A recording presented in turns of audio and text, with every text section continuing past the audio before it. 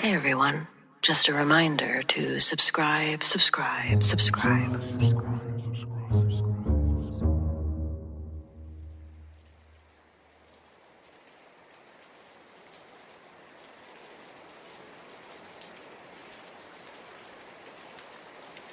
A few years ago, something happened to me that I still think about sometimes, especially when people talk about whether the dead can visit you. I'm not someone who usually believes in that kind of thing, but this moment was strange enough that I've never been able to explain it away. Not completely. When I was younger, in my early 20s, I had a close friend named Ellis. We grew up in the same neighborhood and stayed friends well into our 20s. Even after life started pulling us in different directions, we stayed in contact. Ellis had this particular habit. It always stuck with me.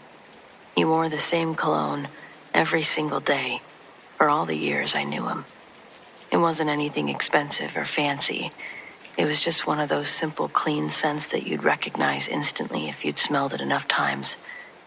Wherever we'd meet up somewhere, I'd know that he'd walked in before I'd even seen him because the scent would drift across the room.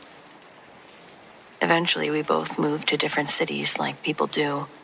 We kept in touch here and there, but the older you get, the more those friendships shift into occasional texts and catching up once or twice a year, maybe.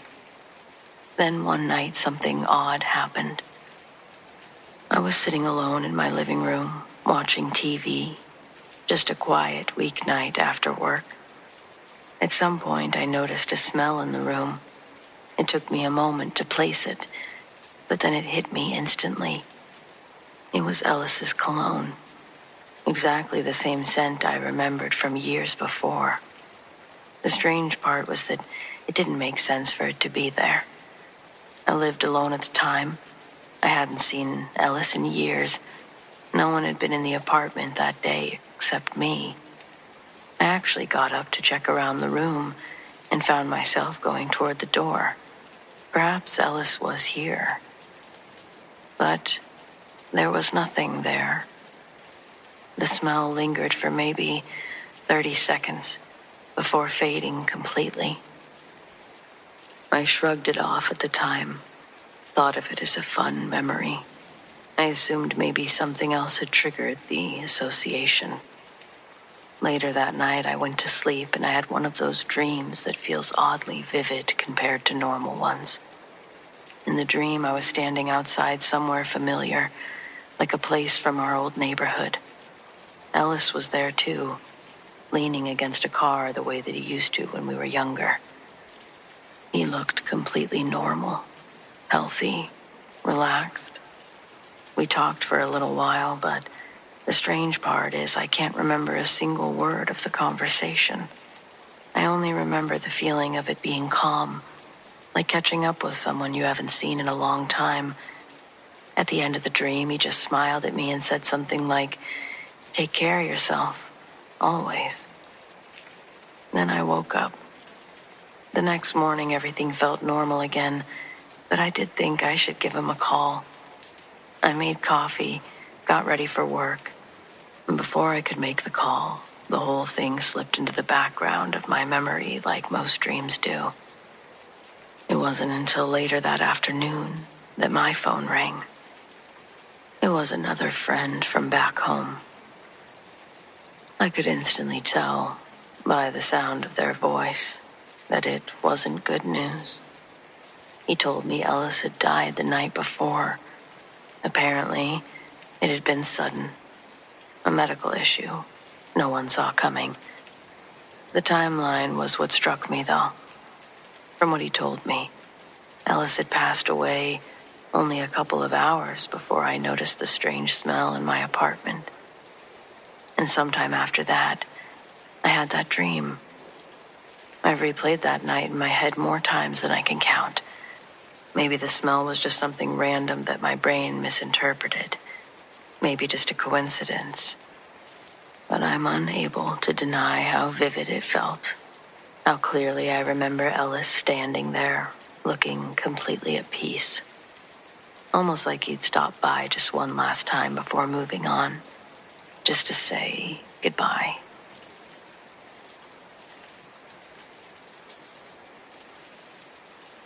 This might not be the creepiest thing that's ever happened to me, but it's one of the only moments from my childhood that I can still remember perfectly. One of those memories that feels frozen in time. I was probably 8 or 9 years old when it happened. My parents and I were driving across the country to visit relatives for a holiday, and at some point late in the evening, we decided to stop somewhere for the night to break up the journey. Instead of a hotel, we ended up staying in a small bed and breakfast in a rural town. I remember it being an older house. It was one of those places that had clearly been converted from a large family home years earlier. Everything inside felt slightly old-fashioned. The carpets were thick, the furniture was heavy and wooden, and the hallways had that quiet creaking sound that old houses make when people walk through them. My grandma's was like that. Since it was just the three of us traveling, we shared a room. My parents took the main bed, and I slept in a smaller bed pushed up against a far wall of the room. I remember being pretty tired from the long drive.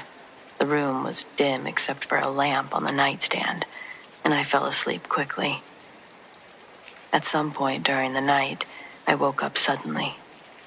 I don't remember hearing anything first. What woke me up was the feeling of pressure, like someone had pushed hard against my back. My bed was right up against the wall, and I'd been sleeping facing the room, but the pressure came from the other side, between me and the wall. It wasn't a light touch, a strong push.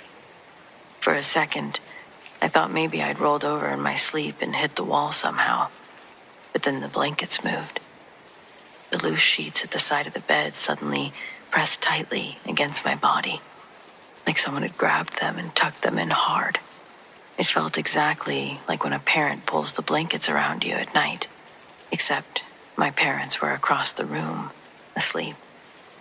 I turned my head and looked over my shoulder. The blankets were pushed tightly against me there, too. And right there, on the mattress beside me, was the clear impression of a hand pressing down through the sheets. You could see the shape of the fingers, 5 of them, spread out slightly, like someone had just finished pushing the bedding into place. I stared at it for a few seconds, trying to understand what I was looking at. The room was completely quiet and mostly dark. My parents were still asleep, and the handprint slowly faded as the mattress rose back into place. I didn't say anything that night. I just pulled the blankets over my head and tried to go back to sleep. The next morning, I did tell my parents about it over breakfast. Of course, they assumed I must have dreamed it. And honestly, for years, I thought maybe they were right. At least I told myself that they were right. I couldn't afford to lose sleep. But it still sticks in my mind that what woke me up was that feeling, that push, strong enough to wake me up instantly. I wasn't in some sort of vague half-sleep state.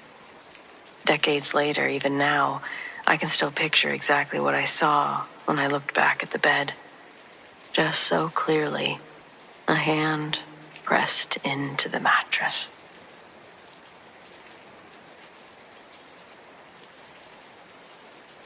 The house I grew up in had a strange layout downstairs.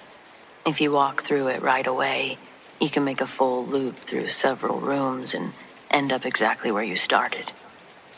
There was a kitchen, a small hallway, the living room, then another doorway that led back toward the dining area and around again. For kids, it was perfect. My brother and I used to spend hours running circles through those rooms like it was our own indoor racetrack.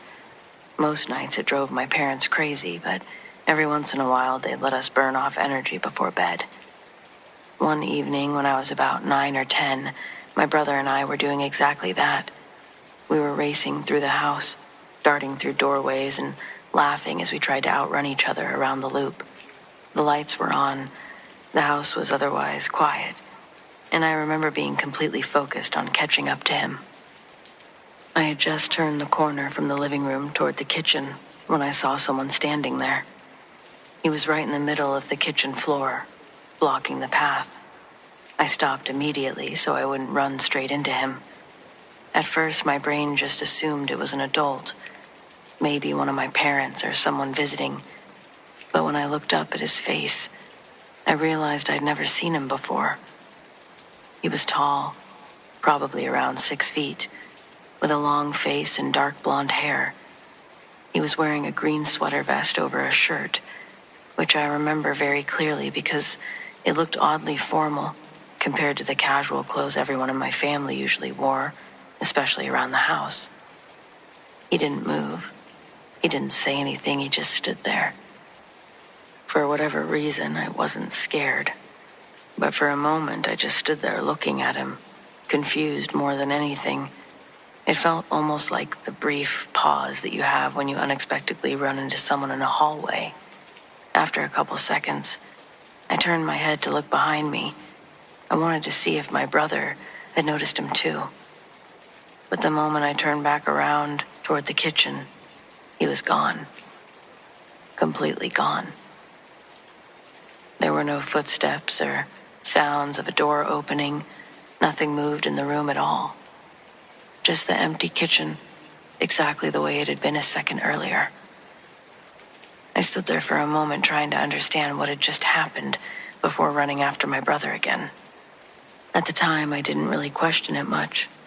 Kids are strange that way. Something weird happens and you just move on with whatever you were doing. But looking back, there's something about the timing that always stuck with me. Around the same time period, a family we knew had gone through something terrible. My mom had a close friend whose husband had died suddenly in an accident.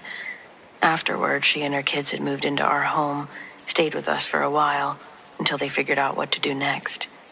Our house was pretty full during that time, and every once in a while, I think back to that man standing in our kitchen, the one that I'd never seen before and never saw again. And I can't help but wonder if maybe it wasn't a stranger at all. Maybe it was just someone stopping by to check on his kids.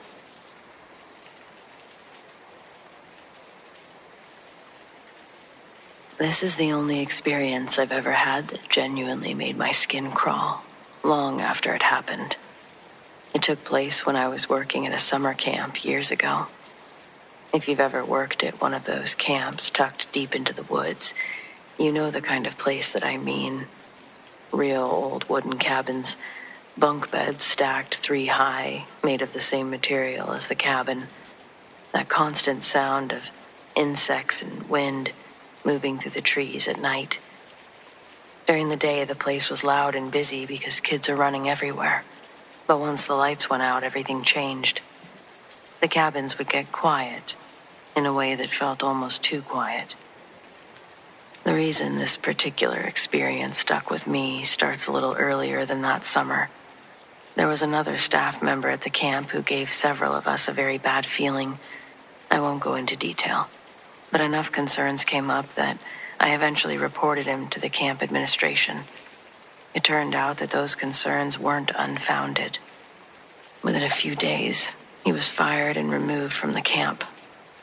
Not long after that, we heard that he had taken his own life. No one talked about it much after that, but let's just say no one really felt sorry for the guy.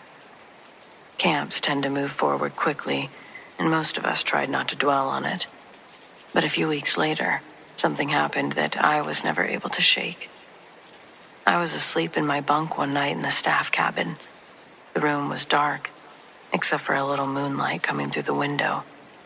At some point in the middle of the night, I woke up suddenly. Before I could even process why, I felt something grab my shoulder. Not a light touch, a firm grip. And then it pulled, hard enough that my upper body shifted across the mattress. For a split second, I thought one of the other counselors must be messing with me, and it wasn't funny. But when I opened my eyes, there was no one there. The cabin was still. Everyone else was asleep. I sat up immediately and looked around the room. Nothing had moved. I stayed awake for the rest of that night, just listening to the quiet of the cabin and the sound of people breathing in their bunks. I didn't tell many people about it at the time because it sounded ridiculous even to me. But I was forced to think about it again and deeper the following summer. Someone else who returned to work at the camp told me that they had seen a man standing near the edge of the property late one night. They described him clearly enough that there wasn't really any doubt who they thought it was. They said he looked exactly like the former staff member, just standing there between the trees, watching the cabins. Then he was gone. I don't know what happened that night in my bunk. I can't say for certain who grabbed my shoulder, but I know one thing. It felt exactly like someone who didn't belong there trying to get my attention.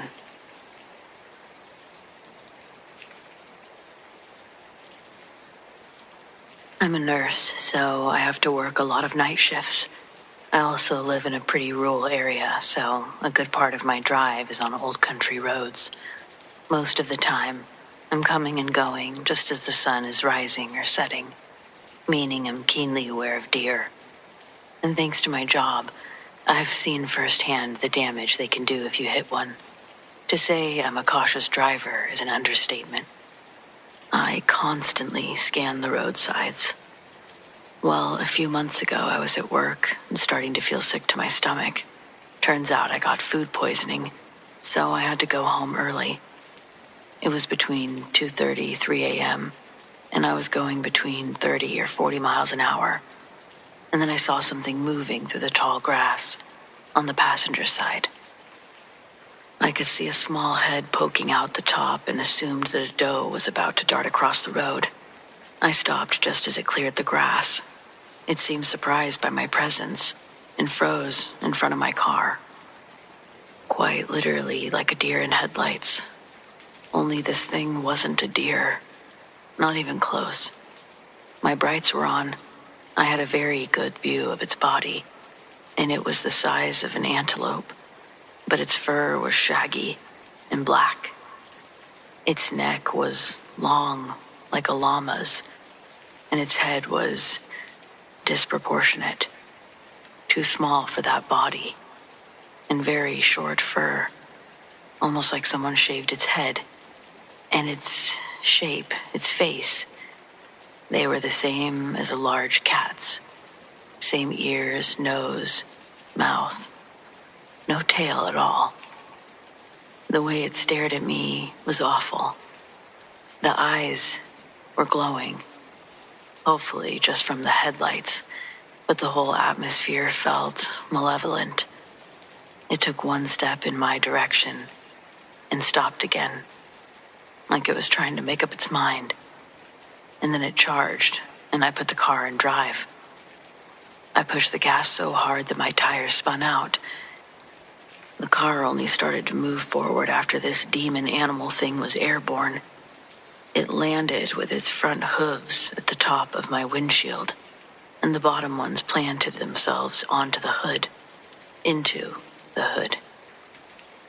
My windshield cracked, and for a second, I thought its legs would come all of the way through. I even had time to imagine everyone blaming a deer for the accident. How they would say, but she was always so careful. And then the windshield held as this thing leapt one more time and landed several feet behind me. I saw it in the rearview mirror. It darted back into the woods. And I spent the rest of my drive home terrified that it was following me, that it would wait for me to get out of the car and rush out before I could reach my door. But obviously that didn't happen. I made it home safe but shaken. I had to tell my insurance company that I hit a deer before I could get the hood and windshield repaired. So yeah, I had to hear all of the, "Really? You hit a deer?" jokes anyway. My family will never let me get over it. No one believes me when I say it attacked me, and I can't tell them what I really saw. I would love to block this out and forget that it ever happened, but I still have to drive that route every day. I've done pretty good with only driving while it's at least a little bit sunlit. But eventually, I'm gonna have to drive at night again. Maybe I can convince my family to move. I really don't want to see that thing again.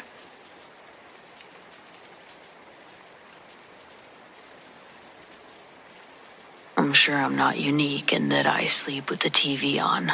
I always have, just low enough for background noise. I live alone and silence makes me spiral. So the soft flicker of light and sound, it's always helped me sleep. I've got an old flat screen in my bedroom, still works fine, though it's not smart or anything. Just runs off a cable box and some preloaded channels I never use. About a month ago, I woke up in the middle of the night and the TV was on static. Full screen, gray and fuzzy. It's the sort of thing that hasn't really been a thing since analog went out. I figured the cable box reset and there was an outage or something. I turned it off, rolled over, and didn't think much of it. But it happened again the next night, and again, always the same time, around 3:30, never earlier or later.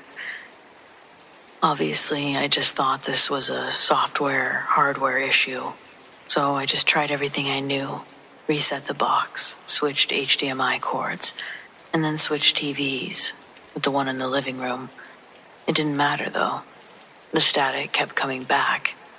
And then about a week in, I noticed something, I guess, in the static. It wasn't clear at first, just a faint shift in the snow. Like some of the fuzz was moving differently than the rest. I stared at it for too long enough to feel ridiculous, like I was tricking myself. But then something moved.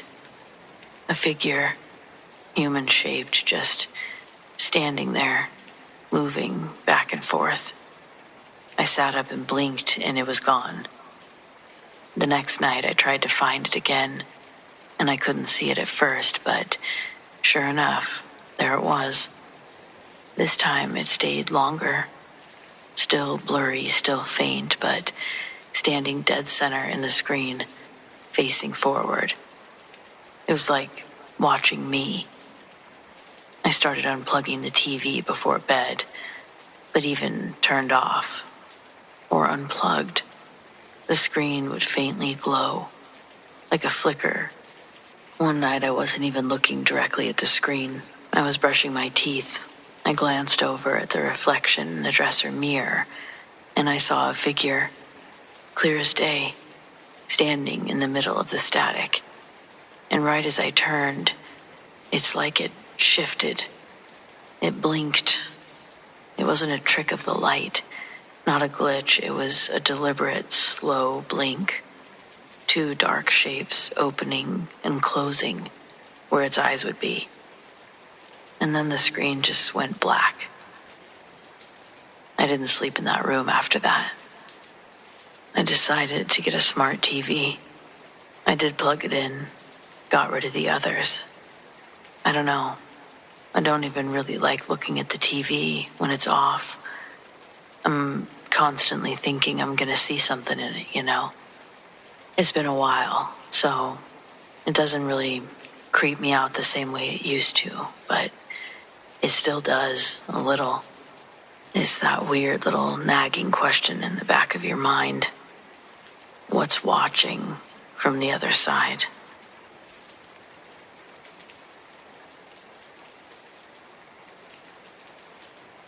Have you ever had to watch someone mentally break? Allow me to start from the top. My Aunt Dora married a guy named Riley. She met him working tables at the casinos.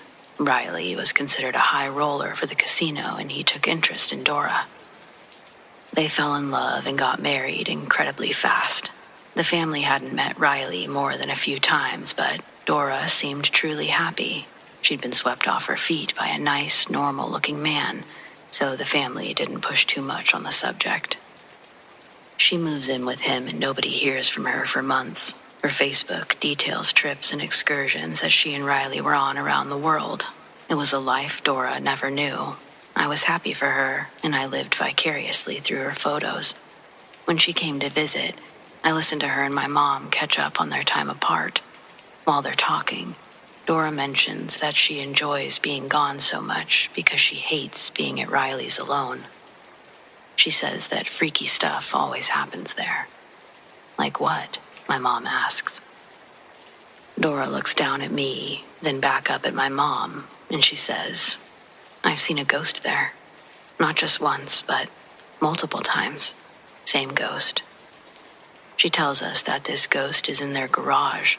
Riley has 3 cars parked in there, and she can see a woman walking behind them. When the lights get turned on, or a flashlight gets pointed in her direction, she ducks down and crawls out of sight. Dora stopped giving chase because she could never find the woman the previous times that she tried. And this is how she determined ghost. Hearing her say that all really scared me. My mom told me the ghosts weren't real, but Auntie Dora's seen one. When she left our house that night, I asked my mom about it, and the reply she gave me was unexpected, and it wasn't what she said, it was how she said it that made me take note. Her voice was hesitant. She chose the words she was going to say to me very carefully. Dora's under a lot of stress. I waited for more, but my mom's face told me that she herself was trying to make sense of it, puzzled and sad. From what I know, their relationship was not the ideal sister-sister friendship, and Riley felt like the wedge that might finally divide them. I didn't, but my mom knew Riley was abusive. Dora would lie about anything not to put him in a bad light. As a kid, though, I did notice that Dora's visits became more frequent. I really liked having her over, and I know deep down my mom enjoyed having her little sister around more, even though she would never admit it. She would swing by our house at least once a week, sometimes more, and along with her visits, she'd often have another story about the girl in the garage. In the span of maybe 2 months, Dora's opinion of the ghost woman had changed. She was no longer creeped out by her. She started believing the ghost needed something from her. Dora would try communicating with the figure, entering the garage with the lights off. Windows in the garage make it not completely dark inside. Dora told us that she sat in the dark and asked it questions. A few responses could have been associated with some bumps and tinks, but she didn't hear a vocal confirmation or see it manifest. If we are to consider those bumps to be answers, Dora said the spirit in the garage is a female who was murdered, and help. How can I help? Isn't a yes or no question, but the bumps stopped when Riley's car started rolling up the driveway. Dora didn't want Riley to know that she was trying to talk to ghosts in his garage, so she ran back into the house before the automatic garage doors started rolling up. Dora's story takes a segue that I was asked to leave the room for. When Riley came home that night, he expected Dora to be asleep. She didn't even realize how late it was until she ran back into the kitchen and saw that it was almost midnight. Riley leaves work, 8 o'clock at the latest, but recently he'd been coming home late. He'd given Dora a million excuses, including a sick cousin that had been visiting. That night he was supposed to be coming home from the children's hospital, but when Dora greets his entrance with a hug, he's surprised to say the least, and Dora can't help but notice Riley smells like liquor and another woman's perfume. He has scratches on his shoulders and chest, and his clothes are disheveled, belt unbuckled, shirt untucked. She called him out, and of course he denied it with another elaborate excuse that she was willing to believe. I think it was something like his nephew had a seizure in the hospital and started thrashing around. He was the only one strong enough to hold him down, and so he took most of the damage. The excuse was a landmine that Dora chose to avoid. A week passes, and when Dora visits us again, the stories are back to her ghost relationship, so I'm allowed to stay in the room. She's continued to try to talk to the ghost without anything discernible coming back. Then, behind the glow of dusk, a silhouette formed in the shape of a woman. More than a silhouette, though, because Dora could describe what this woman looked like. Red hair, thin face, wearing a blue blouse. She appeared standing on top of one of the cars furthest in the back. She looked at Dora, and Dora could see the shape of her iris outlined by the white in her eyes. Then she stepped off the car and disappeared into the darkness of the garage. Dora said it felt like the room froze over, and she had to go back inside the house. Dora's usually telling me these stories at the table, while my mom walks around pretending to tidy things up to not show interest, and in her words, enable Dora's distractions from the real turmoil going on in her house. In Mom's metaphor, Dora's fallen on more of Riley's landmines than she's avoided. I didn't know any of this was happening at the time. I was a child, so there wouldn't have been much I could have done regardless, but I believed Dora when she told us she fell off the couch and hit her arm on the coffee table. I did that last week playing with my Barbies. I understood where Dora was coming from. Though my bruise didn't resemble a handprint, I bought it, hook, line, and sinker. Thankfully, my mom was smarter and constantly begging Dora to leave Riley, to live with us, but she couldn't do it. As an adult, I'm remembering Dora had a lot of confidence issues, daddy issues. I know my mom and Dora's father, Huey, I think. Huey wasn't in their lives, besides stopping in to borrow money from my grandma and to kiss his daughters. Dora's next visit is in the middle of the night. I'm supposed to be asleep, but I listen through the bedroom door as she tells my mom about how she found out Riley was cheating on her. Real evidence, like a girl's underwear in his car and handcuffs. They were lying on the passenger seat of his car. She didn't even need to search. Right when he pulled into the garage that night, she got into the passenger seat of his car and asked him to drive her to the store. He wasn't able to stash it away. Dora loses it. She gets out of the car and starts crying and yelling at Riley, who's still in the car. He tries to lighten the blow by telling Dora that they're only hookers. He doesn't love them like he loves her. She spits on him through the passenger's open door, then slams it. He put the car in reverse and peeled out of the garage. Dora then grabbed her car keys and drove to our house. Dora stays the night that night, but leaves in the morning before I wake up. It felt like a dream, but I knew it wasn't. She also shows up again, trying her best to smile and have a sister night with my mom.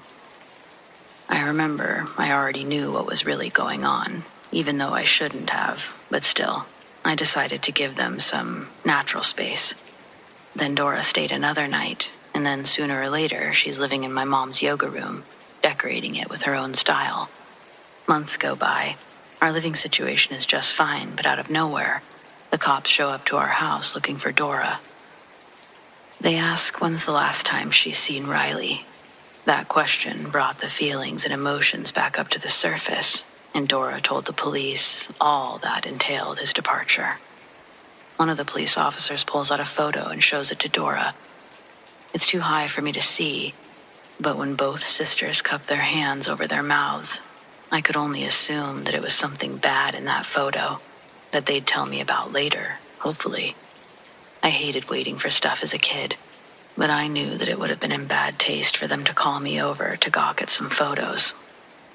What the police showed Dora and my mom were a crime scene photo, one that they'd taken at the motel in the next county over. Riley's interactions with females of the night went further than just he was killing them. They had evidence of 3 that they could link to him. But this photo isn't of Riley's last victim. It's of Riley. He's deceased, naked, in a crouching position between the bed and the wall. He was shot to death. The woman Riley picked up that night hadn't lived in the area that long. It's a dangerous occupation. She didn't have a group. She didn't have a pimp. But she did have a gun hidden in her purse. She almost set that purse down when she walked in, but something about Riley's energy made her hold on to it a bit longer, long enough for him to try and strangle her. Smart girl. Didn't reach for his hands. She reached for her purse. It was 7 a.m. We were all standing there listening to this cop talk. This is when I saw my Aunt Dora mentally break. My mother's mouth was wide open when the cop started talking. The last emotional jolt I saw Dora display was her reaction to the picture.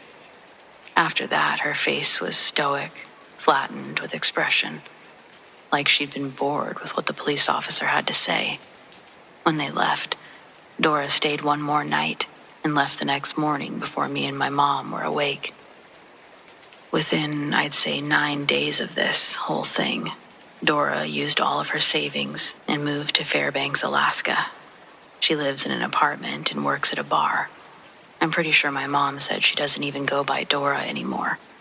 My aunt did the Great American Escape.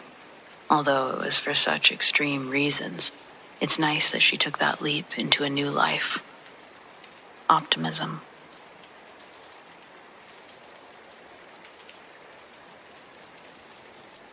A friend of mine had a creator account on one of those fans-only websites. She already had a job, but she started getting a much larger payday every month. I said to myself, I've got way bigger assets than she does. I could easily make what she's making, and I did. I took all the pics I needed, didn't care who saw my promotions, and threw a few promo pics up on my socials.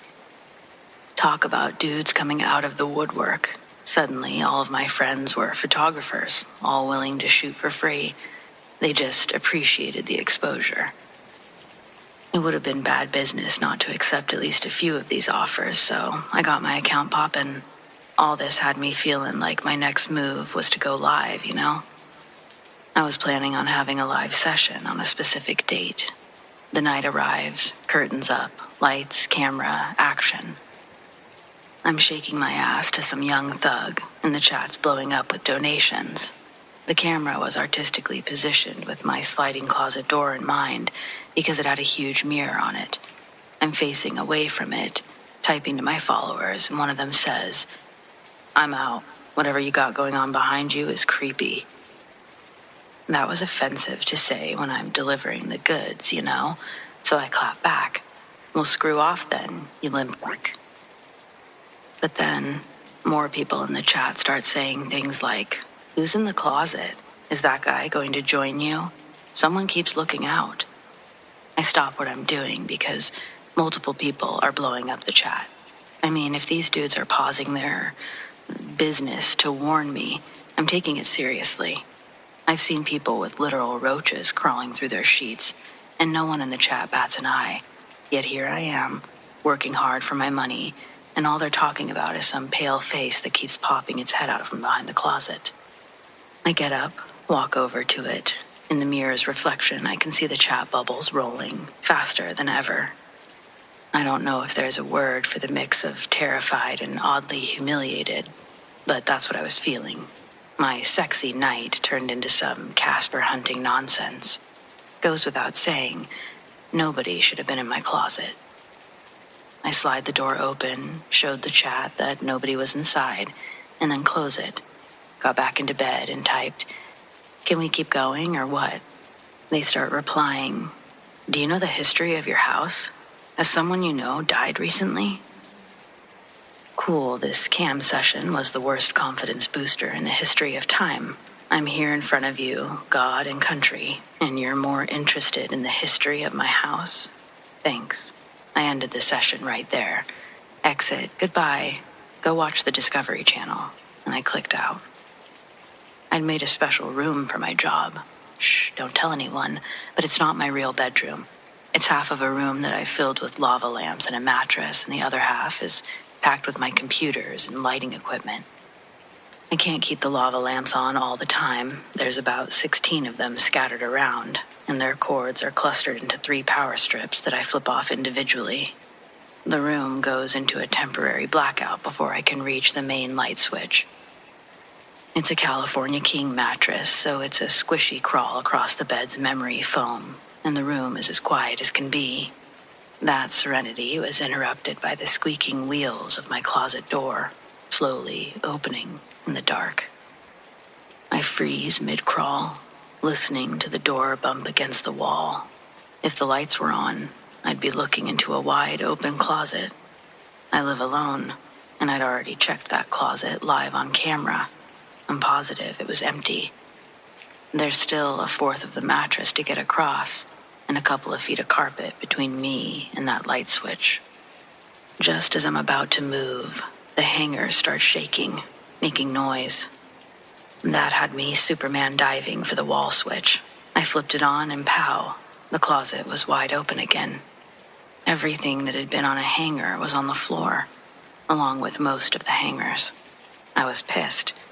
Living or ghost, there's no reason to be doing that kind of shit. Later that night, I tried to replay the footage from my live premiere, and all of it was completely pixelated. Way worse than a low-quality 720p. It hadn't looked like that during the stream, and nobody in the chat had mentioned any quality issues. They'd all seen whatever creepy stuff was going on behind me. After a bunch of Google searches, I couldn't find any way to fix it. Screw it. I kept updating my content regularly, but I haven't gone live since. I'm scared this will affect my numbers, but I'm more scared of more things happening in front of a live audience. As much as I'd like to pretend it's not real, I've seen the tiny chandelier swinging in circles, its glass crystals clinking and clanking against each other, hard enough to chip. I'm praying that my landlord doesn't notice that. I'm sick of feeling scared like this, though. My niece hates this place. She's only 3. The first time my sister brought her over, she started crying, following something with her eyes, like she was watching invisible birds dive bomb her or something, muttering, "I don't like pointy teeth, man." I was like, "Christine, could you take care of your kid instead of encouraging her imaginary fears? There's nothing up here." Christine was like, "Well, Anne-Marie sees something." She sure did. The kid looked absolutely paralyzed with fear. I felt so bad. Earlier that day, Christine and Anne-Marie had gone to the library and checked out a few books. One of the books was left at my house, but when I read the title to Christine later, she didn't remember ever checking it out. The receipt on her library card had no record of the book either, and all of her other books were still accounted for.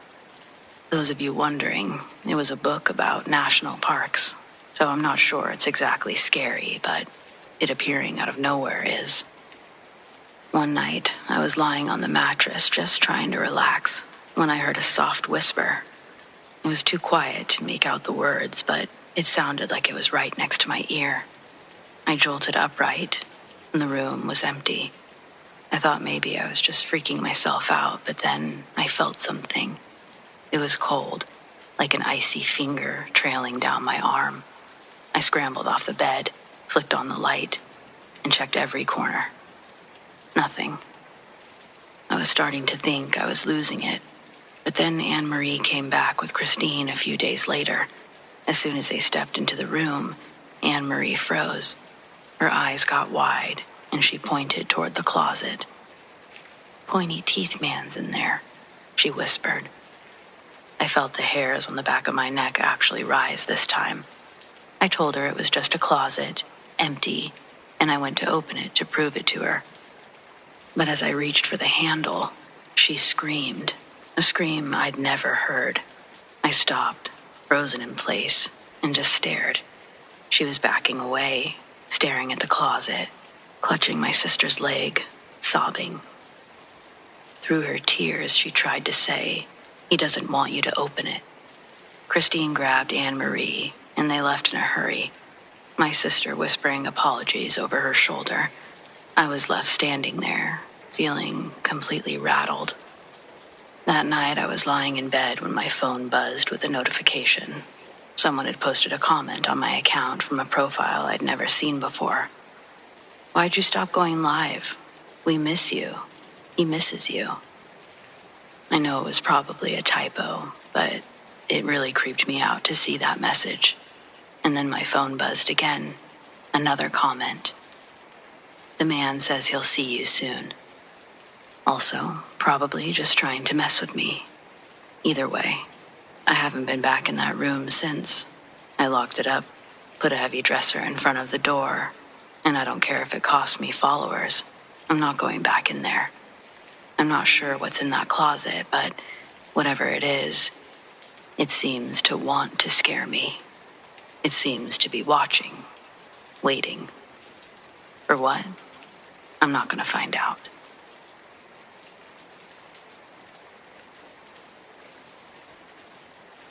My aunt recently passed away, and our family is pretty small, so I helped my cousin pack up her belongings.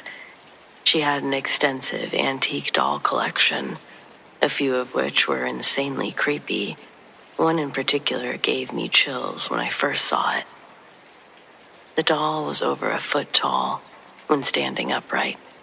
Its face paint was so faded that it looked like war paint, and you could see the staples protruding from under its thinning red hair. It was like a 50s version of Chucky. As a lifelong horror fan, it seemed blasphemous not to keep it. I put it on my bedroom dresser and mostly forgot about it until it started moving.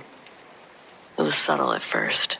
Its arms or legs would be sitting differently, but I assumed I was bumping it when I used the dresser. Eventually, I came home to find it on the floor. It had been sitting against the wall at the back of the dresser, and there were other things sitting between it and the edge, but nothing else was disturbed. I put it back in place only to find it on the floor again a few days later. Not long after that, I saw its head move in my peripheral vision. But then I thought I was just making myself paranoid, so I put it in my closet for the time being. After another few nights, I woke up to find it lying on the floor between the closet and the bed. I don't have any pets, and I live alone. How the hell did it get out? I didn't care about the doll anymore, about keeping it. I just wanted it out of my house. When I tried to pick it up, it felt alive. I really don't know how else to describe it. There's a difference between picking up a toy or something like a kitten, even if it doesn't move around while you're holding it. I got so freaked out that I dropped it back on the floor. It landed on its back, looking up at me, and its eyes gleamed.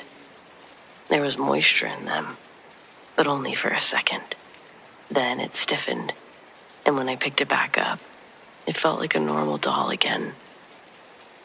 Just throwing it away wasn't good enough anymore. I wanted to put it in a box and throw it into a river, but I had to get to work.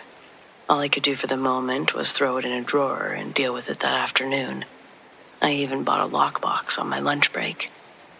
At home, I could hear the smoke alarms as I pulled into the driveway. I was hit by a cloud of smoke the moment I opened the door. The dresser was on fire, and the wall was catching as I rushed in with the extinguisher. All of my clothes were ruined, and the dresser was destroyed.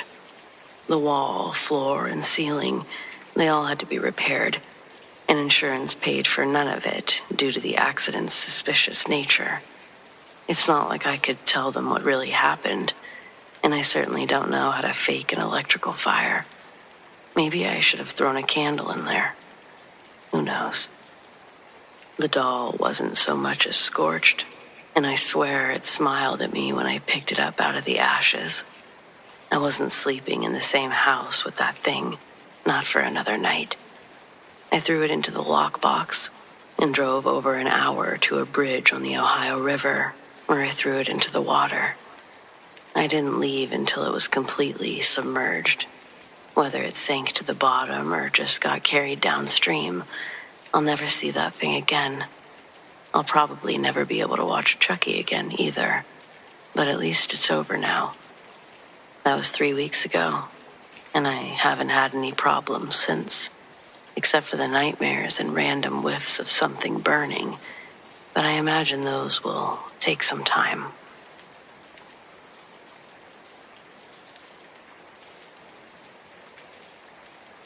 I don't usually take the bus. Where I live, if you have a car, you usually drive. But mine was in the shop after I hit a pothole big enough to swallow the rim, so I found myself waiting at a stop that I'd never actually used before. It was late, just after 9, but the streets were already empty. The bus came slow, brakes squealing like a scream before it actually stopped. Inside was half empty. I chose a seat toward the back by the windows. There were probably 6 or 7 other riders, an old man nodding off with grocery bags at his feet, 2 girls in scrubs comparing notes about their shifts, a kid scrolling on his phone. Normal people, normal night. until this woman got on. The first thing I noticed was her hair. It looked wet, but not from the rain. Wet like she'd come out of a pool, dripping onto her collar. She wore a long wool coat, even though it wasn't coat weather. She covered her face with a scarf and glasses. When she walked past, I swear, I got chilly.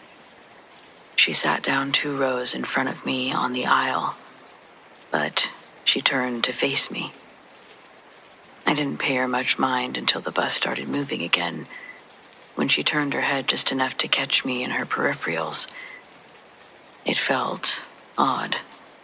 She wasn't full-on staring, but angled so that I could feel the weight of it.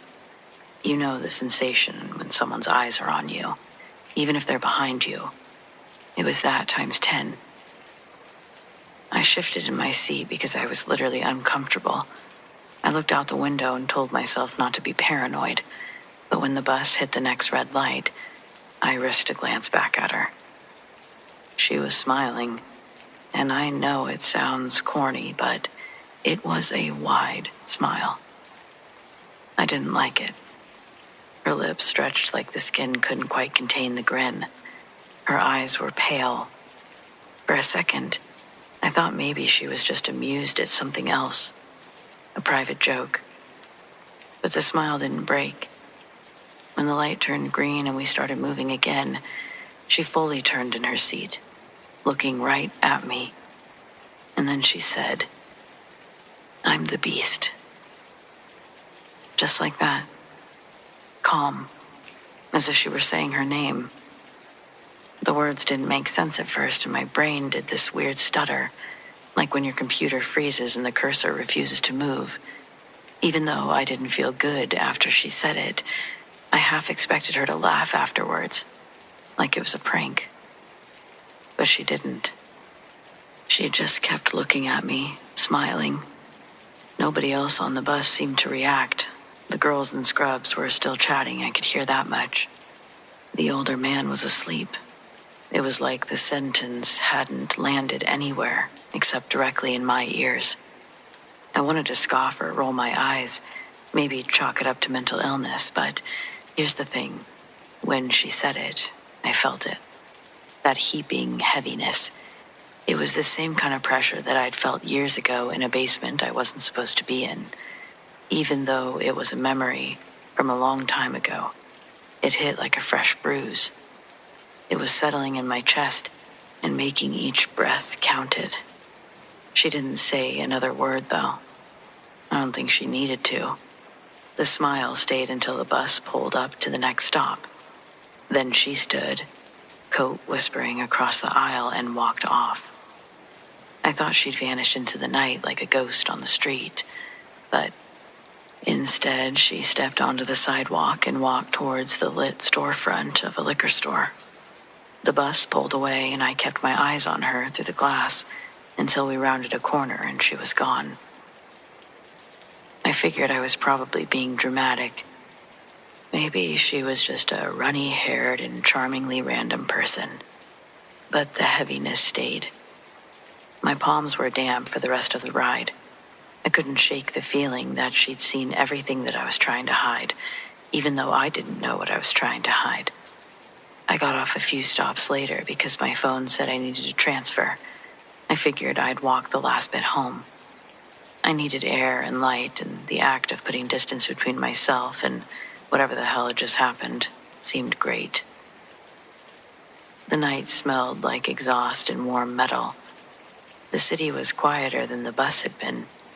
Someone had dimmed the soundtrack out here, or again, maybe I was paranoid. I cut through the main drag, past a 24-hour deli, past a laundromat with the lights on full blast, and past a church whose doors were closed. It should have taken me 20 minutes to walk up to where I needed to be. I glanced at my watch. 9:40. I kept a steady pace, not looking back because that's when you get yourself into trouble. About 15 minutes into the walk, near a small square on the other side of town, an area with a bakery and a public bench, nowhere near the liquor store that the woman had walked towards, I saw her again, standing under a lamppost, hands shoved into her coat, hair still damp. She was watching the street with the same slow, patient smile. For a second, I thought I'd misread the map. The bus route and the time didn't add up. There's no way that she could have walked from that liquor store to that square in that amount of time, basically beating me there. Not possible. The bus route didn't stop near the square either. I checked my phone, covertly, like a person about to be proven wrong. Time matched up. No bus shortcuts and no reason that she should be there. My body was basically liquid, and I felt every hair prickle up. The memory of the basement, everything I'd felt on the bus, it felt attached to this living person. She looked up as I passed, and that same smile was there, but I didn't look. I could feel that she really wanted me to, but I didn't stop. I couldn't stop. I walked by without a glance, keeping my eyes on the ground until the bakery's bell chimed and I forced myself to breathe. When I finally risked looking over my shoulder, she was gone. That's the part that doesn't let me really rest. I guess it wasn't the words, "I'm the beast," but that impossible second sighting. She stepped off a bus and then, in less time than it should have taken, she was across town. You can call that a trick of the light or a coincidence or whatever, but I don't know what to call it. All I know is what I felt. Something bad. Evil. But I never saw her again, and I still take the bus when I have to. So yeah, of course, naturally, every time I do take the bus, I look for her.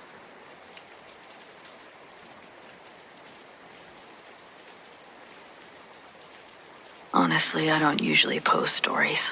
I'm more of a lurker, read, upvote, move on. I've lived in this house for years and never once felt the need to question what I heard or saw here. Not until 2020. For context, my partner and I chose this place because it was isolated. No neighbors, no town, no casual drive-bys or distant music drifting through the trees. The nearest gas station is over 40 minutes away. Cell service is spotty on a good day, non-existent on a bad one. You don't end up here accidentally. Sure, we have internet, but that's our closest contact to the outside world. We've spent several New Year's Eves in this house, quiet ones, before and since. No parties, no guests, no expectations. That's kind of the point. Especially that year, 2020. Everything had already been so weird. We just wanted a calm ending to a long, exhausting year. That night was supposed to be exactly that. We ate dinner early, opened a bottle of wine, and put on one of those New Year's countdown specials. Not because we were excited, but because it felt strange not to acknowledge the year ending at all. Outside, it was pitch black. No porch lights, no distant traffic glow. Just trees and open land swallowing whatever light the house gave off. Around 10:30, the power flickered. It wasn't totally unusual. We're on a rural line. Winter storms can mess with it. The lights dimmed, came back, dimmed again. We joked about it being very on brand for the ending of 2020. Then the TV shut off completely. The house didn't go dark, just the TV. Lamps stayed on. The kitchen light stayed on. Internet dropped. But that happens all the time. We figured the TV needed to reboot and left it alone. That's when we heard a sound. At first it was faint and distant, almost like a muffled cheer. I remember looking at my husband and laughing a little, asking if the TV had turned itself back on. It hadn't. The screen was still black. The sound came again. It wasn't loud. It wasn't clear, just layered. Like multiple voices overlapping, rising and falling together, cheering. The room, or devices, were muted. We stood there listening. No speakers were on, No phones, no radios, and again, no neighbors. The nearest house is so far away that you couldn't hear shouting even if someone tried. The cheering stopped. Then, faintly, we heard a countdown. I wish I could say it sounded like it was coming from outside or from the TV or anywhere specific, but it didn't. It sounded like it was inside the house, but not in a room. More like it was pressing in from the walls themselves, directly outside of them. Not loud enough to make out individual words, but rhythmic enough that we both knew exactly what it was. 10, 9, 8. We weren't speaking, just standing there frozen, listening. At 5, my husband grabbed my arm, not hard, just enough to ground me. I could feel my heartbeat in my throat by then. At 3, the house was completely silent. It seemed to skip 2. And then, at 1, the power snapped back fully. The TV turned on by itself. Fireworks exploded on the screen, confetti, music. A host shouting Happy New Year, like nothing had happened. The clock on the TV read 12 a.m. Neither of us celebrated. We just stood there staring at the screen, trying to convince ourselves that what we'd heard was somehow delayed audio, or interference, or our brains filling in the gaps because 2020 had already fried everyone's nerves. Then the TV shut off again. I looked at my phone in my hand. 11:52 p.m. I checked it twice. Signal or not, the timestamp didn't change. I refreshed it, nothing. My husband checked his. Same time. We waited. The TV eventually turned itself back on. It was just before midnight. We watched the same thing. The countdown. Replay itself. Host laughing, crowd cheering, fireworks going off. This time, it finally matched the phone. But we had undoubtedly seen it before. Within a few seconds of watching it for the last time, my phone suddenly adjusted itself again. 12:03 a.m. Nothing else happened. Nothing strange. Just the sense that something had already come and gone multiple times, leaving us behind to catch up somehow. I don't know that either of us slept well that night. Lots of tossing and turning. The next morning, though, everything felt normal. Breaker box untouched, doors locked. All the clocks seemed to match our phones. But neither of us could explain it. We didn't talk about it much after that. Not because we agreed on an explanation, but mainly because we didn't. We've spent New Year's Eve here since then, and it's never happened again. All I know for sure is that on New Year's Eve 2020, we experienced something multiple times. Time messed with us. I don't know how, but it did. And I can't tell you how lucky I feel that my husband was with me, because I don't want to be the only one who remembers it.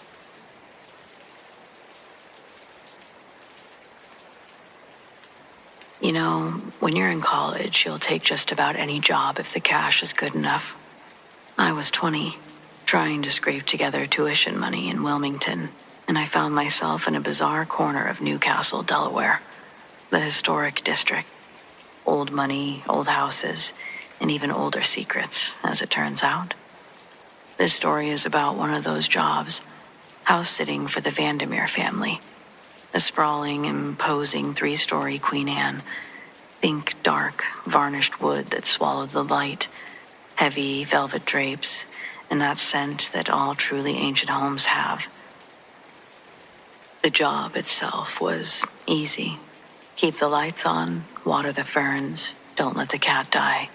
Mrs. Vandermeer, a woman who wore more pearls than necessary, had one other very specific rule. "The cellar," she said, nodding toward a discreet unmarked door tucked away in the back of the service hall. "It's sealed. The door is locked, bolted from the outside. You're never to go down there, Veronica. Ever." I shrugged it off. Basements in these colonial homes are usually just spiders and damp concrete. They said it was unstable, too old, which seemed plausible enough. I accepted the hefty check, waved goodbye to the owners, and settled in to read for my history final. The house was definitely quiet. It wasn't a silence that came with a peaceful home. It was the silence of a tomb. I started getting headaches about a week into my stay there. Not typical tension headaches, mind you. These were deep, throbbing pressure headaches, like my skull was being slowly squeezed in a vice. They were accompanied by a low-level persistent nausea that Tums couldn't touch. I figured it was the stress of exams, or maybe the stale air in this old place. But then I started to notice a pattern. The minute I moved away from the main kitchen area, the nausea would cease. When I was in the sunlit parlor, I felt almost normal. But whenever I walked into the back service hall, the one with the sealed cellar door, it hit me like a physical wave. The pressure would instantly intensify, making me feel dizzy, like standing too close to a massive subwoofer. I remember thinking at the time that maybe there was some kind of gas leak, or maybe I was just highly sensitive to the low-frequency hum of the antiquated furnace. I even looked it up later, the concept of infrasound, frequencies below human hearing that can supposedly induce anxiety, nausea, even visual distortions. I clung to that as my explanation because the alternative felt too ridiculous for a college girl in the 90s. The visual distortions were next. It started almost subtly. Glancing down the hall, I'd catch a flicker near the bottom of the basement door, where the wood didn't quite meet the floor. A quick, dark shape, like a heavy shadow, racing across the baseboards. When I looked directly, it would be gone. Nothing but dust motes dancing in the faint light, but dancing nonetheless. These moments grew bolder. I'd be scrubbing a pot, lost in thought, and I'd suddenly sense a presence behind me, something tall, cold.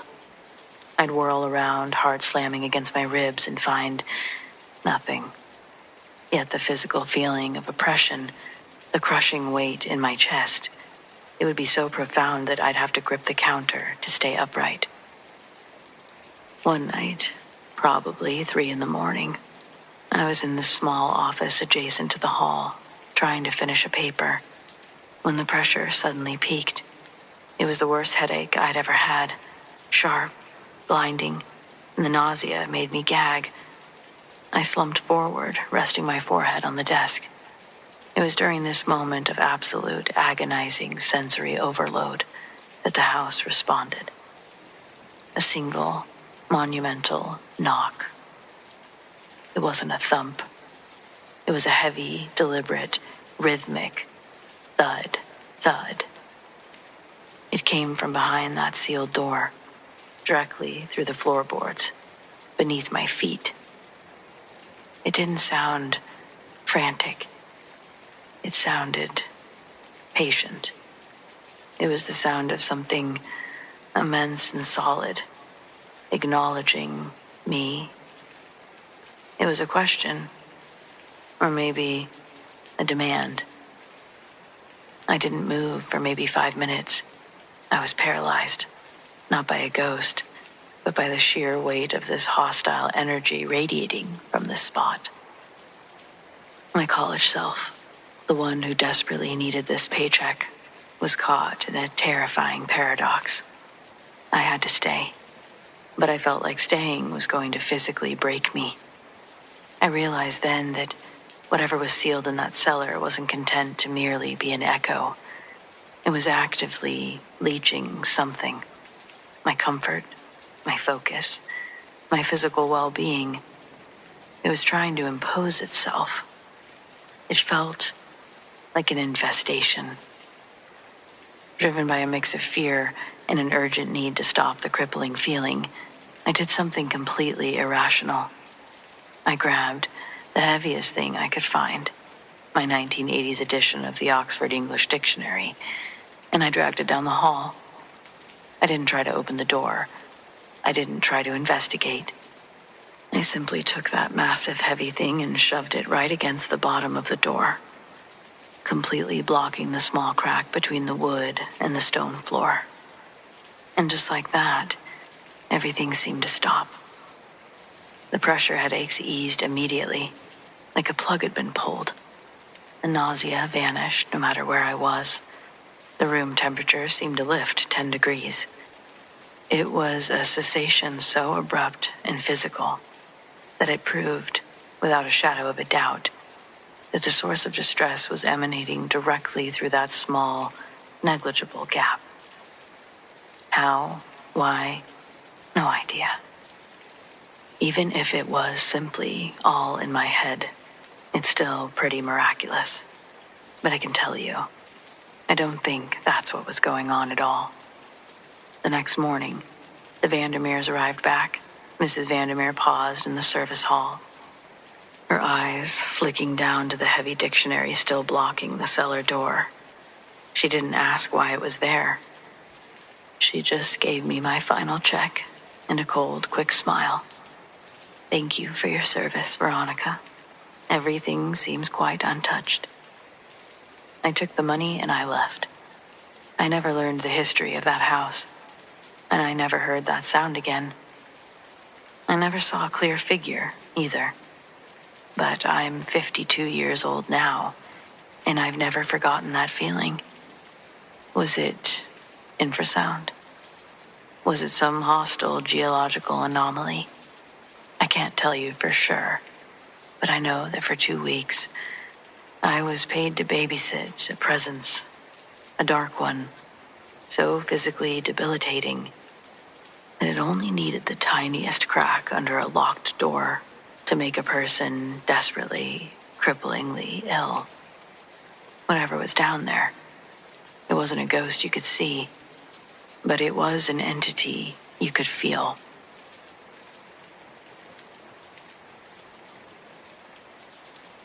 I was about 9 when this happened, and though the memory hasn't dulled in the way that most childhood things do, I don't remember everything. But at that age, I was living with my dad in a tall, narrow terrace house, 5 floors of groaning stairs, walls that were so old they seemed to make their own noises. The house was full of strange stuff, mainly sounds, footsteps on empty floors, voices that carried from nowhere. But those were curiosities. What happened that night was something else entirely. It was late, just my dad and me at home. My sister was staying with our mom. I remember going to bed with my door shut, because I hated the thought of that long hallway yawning open into the dark. But when I woke up in the middle of the night, the first thing I noticed was the door was wide open. I shifted under the covers uneasy, and that's when I saw something. It was standing at the foot of my bed. A shadow, not cast, but a solid presence. It was tall, impossibly tall, its head nearly brushing the ceiling. I couldn't see a face or details, just a figure carved out of darkness. And the moment I saw it, something heavy dropped over me. A pressure in the air, in my chest, in my bones. A pure sense of dread. It was sharp and suffocating, as if the air itself had curdled. There was nothing holy about it, nothing protective. Whatever it wasn't meant for me. It was against me. Dark, heavy, and wrong. I froze and my lungs burned. My heart was thrashing in my chest, and I didn't scream even though I thought I could. I didn't even move. I stared, locked in place under that weight. And then, as if it knew I could see it, the shadow gave way. Its form sagged and unraveled, melting down into the floorboards until nothing remained. The air shifted noticeably, but before I could even breathe again, the door slammed shut, hard. The sound exploded through the room like a gunshot. I bolted upright, terror spilling through every part of me. I didn't dare go near the door.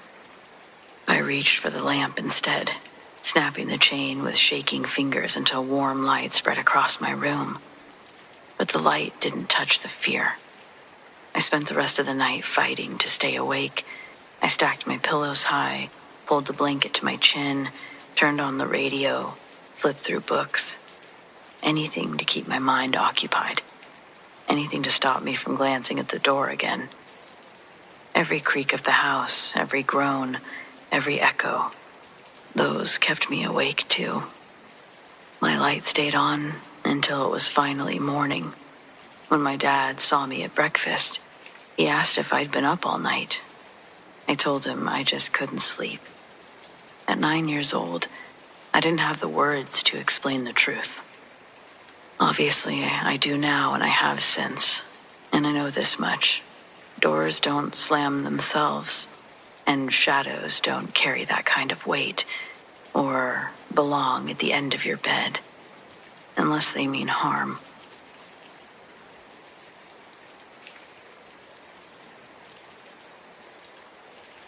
My father was a quiet man, a mechanic by trade who never wasted words.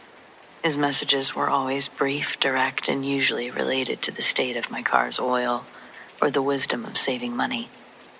When he died suddenly in 2018, the world didn't get quieter for me. It got deafeningly loud with things left unsaid. That's probably why what happened 2 years after his funeral felt so visceral, so entirely him. It was late, maybe 1 a.m., and I was driving home from visiting my sister in a small town about an hour north of my apartment. I was exhausted, cruising down a desolate stretch of highway. It was the type of road where the only lights are the stars and your own headlights. To keep myself awake, I had the radio blasting, cycling through stations that faded in and out of patches of static. I was somewhere between the local country station and a religious talk show when my car seemed to hit a sudden dense pocket of interference. The music didn't just fade out. It was instantly smothered by a violent, aggressive hiss. White noise so thick, it felt like I was driving through a cloud of television snow.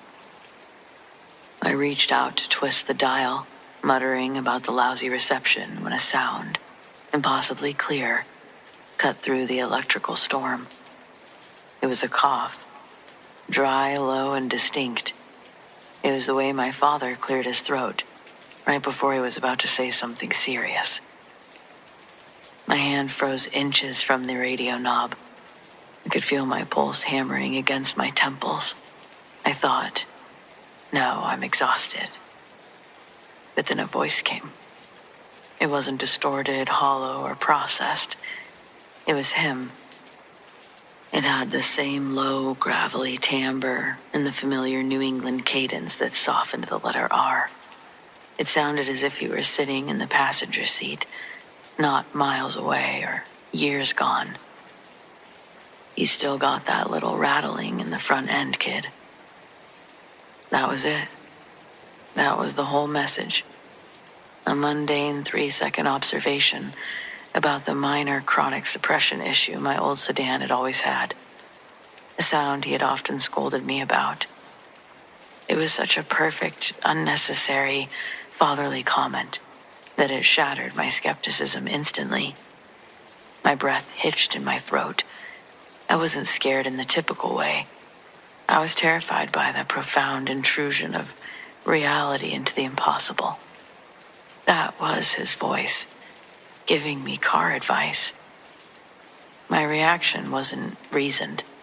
It was pure adrenalized panic. My immediate involuntary thought was that whatever had accessed his voice was in the car with me, using the only language it knew I would recognize, mechanics and worry. I didn't try to answer. I didn't try to turn the volume up. I screamed a short, sharp sound that felt trapped in my chest, and I violently yanked the entire radio assembly, an old aftermarket unit, out of the dashboard. The wires ripped, the antenna cable snapped, and the relentless static instantly died, leaving only the sound of my own ragged breath and the wind rushing past the windows. I drove the rest of the way home in silence, the dead, dark radio dangling by the frayed wires. I was shaking, less from the fact of a ghost, and more from the terror of the immediate, personal connection. Honestly, I was just out of sorts. But the moment I parked in my driveway, the adrenaline faded, replaced by a cold, stomach-dropping wave of crushing regret. What had I done? He had spoken, he'd reached out, and my response, the last thing that I would ever send him, was violence. He hadn't sent a dire warning or a cry for help. He'd sent a mundane, worried piece of advice. He'd been concerned about the rattling in my front end. More importantly, he'd been connected. I scrambled into the floor well, my fingers trembling, trying to find the broken connection. I found the main power harness and frantically jammed the wires back together. The dashboard display flickered. Success. I powered the radio back on. The speaker roared to life with the same thick, angry static. My hands were shaking too hard to try and tune it precisely. I fumbled for the dial, turning it millimeter by millimeter, listening to the white noise, begging for a crack, a signal, a cough, anything. "Dad," I whispered, leaning in close to the speaker. "Dad, it's me. I'm sorry. I hear you. What about the front end? Was it the tie rod? Please, just tell me what to look for." I sat there for almost an hour, hunched in the dark car, talking to the static, to the dead air, pleading for another 3 seconds of communication. I heard interference, crackling, and the faint whisper of actual broadcast stations trying to push through. But I never heard the distinct dry cough again. I never heard the familiar gravel of his voice. The connection was broken, ripped out by my own panic, and lost forever in the endless sea of radio frequencies. I learned 2 terrible things that night. 1, the dead speak sometimes. And 2, when they do, you might be too scared to listen.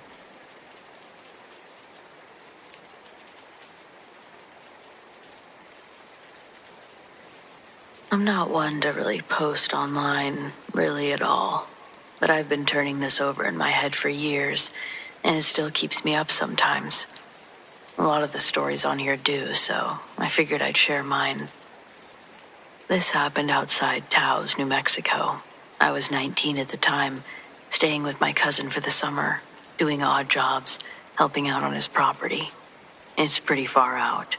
Desert scrub, nothing about it but barbed wire, lots of silence. Well, one night we're sitting out back, drinking Tecates and listening to the coyotes howling somewhere off past the hills.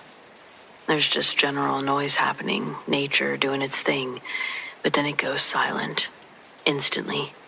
1 second howling, next it's like someone just says stop on the stereo of nature.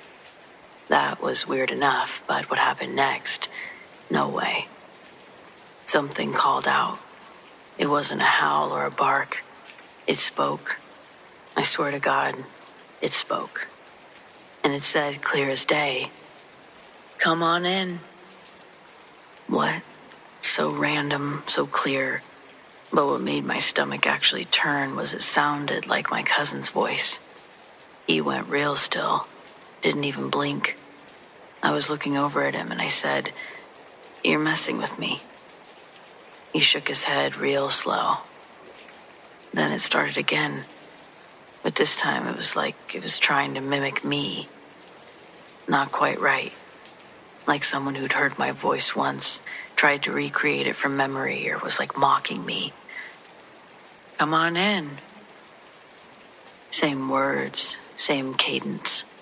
We both stood up. He told me to get inside and lock the door, and I didn't argue. From the window, I saw something walking along the edge of the yard, low to the ground. Wrong legs, backwards maybe. Hard to see, but it had this patchy skin or fur. I don't know. It was fast. Faster than anything should have been. On all fours, crawling like that. Next morning, we found the chicken coop torn up. Not broken into, torn. We're talking bent metal, shredded, blood everywhere. No feathers, no tracks, no chickens. Just clear evidence that something had completely obliterated the place. My cousin wouldn't even talk about it. He just said, don't speak to anything like that, ever. If it calls out, don't speak back. I assured him we hadn't. We didn't do anything but run away. How could we have possibly avoided this? What was he thinking called out to us? He wouldn't say. He was very serious about me forgetting about it, leaving it alone. Honestly, I never had a reason not to trust him, to trust my gut. So I hadn't really spoken about it, not outside of recounting it to my dad several years after it happened.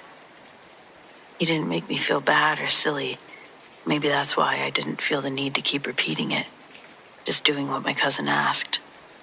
Though, I can't do exactly what he asked. I can't forget about it. I still think about that voice, how it used my cousin's, tried to use mine, so effortlessly. I don't care what you call it, but it wasn't a coyote.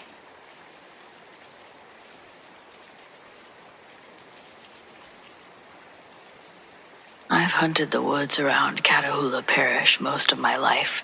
My granddad taught me everything I know.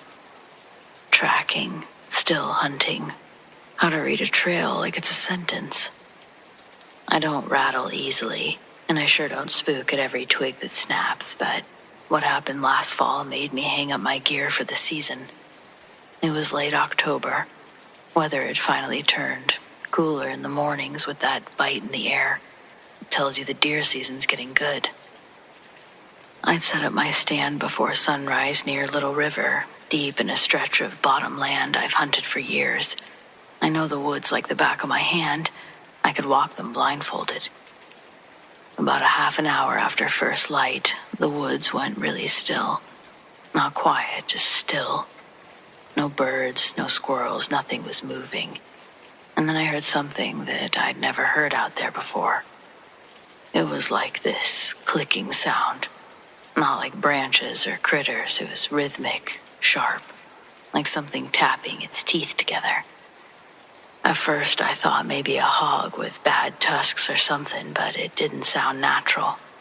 And then there was the smell. Rot. Like wet fur and spoiled meat that had been sitting in the sun too long. I've got enough deer to know the scent of decay, but this was something different. I stayed frozen in that stand, trying not to breathe too loud. And that's when I saw it, through the trees, maybe 60 yards out. Too big to be a man, but shaped like one. All limbs, thin and lanky, but it'd been stretched out. It moved like it was gliding just above the ground, and I swear to God, it was sniffing the air. That clicking noise was coming from it. I watched it move between the trees without a sound, like it belonged to the woods more than I ever had. At one point it stopped and tilted its head straight towards me. I couldn't see its eyes, and I couldn't tell if it could see me. Just the outline of its long, narrow face. It didn't come any closer. It just stared for a minute before slinking off toward the river. Admittedly, I didn't move for a long time. I just sat there with my rifle across my knees, feeling more helpless than I'd ever really felt out there, ever. When I finally did climb down, I left everything but the gun and walked the long way back to my truck. That night I told my dad about it. He just shook his head and said that some things out here ain't ours to understand. I haven't been back to the woods since. Maybe I will next season. Maybe I won't. But if I do, I won't be going alone.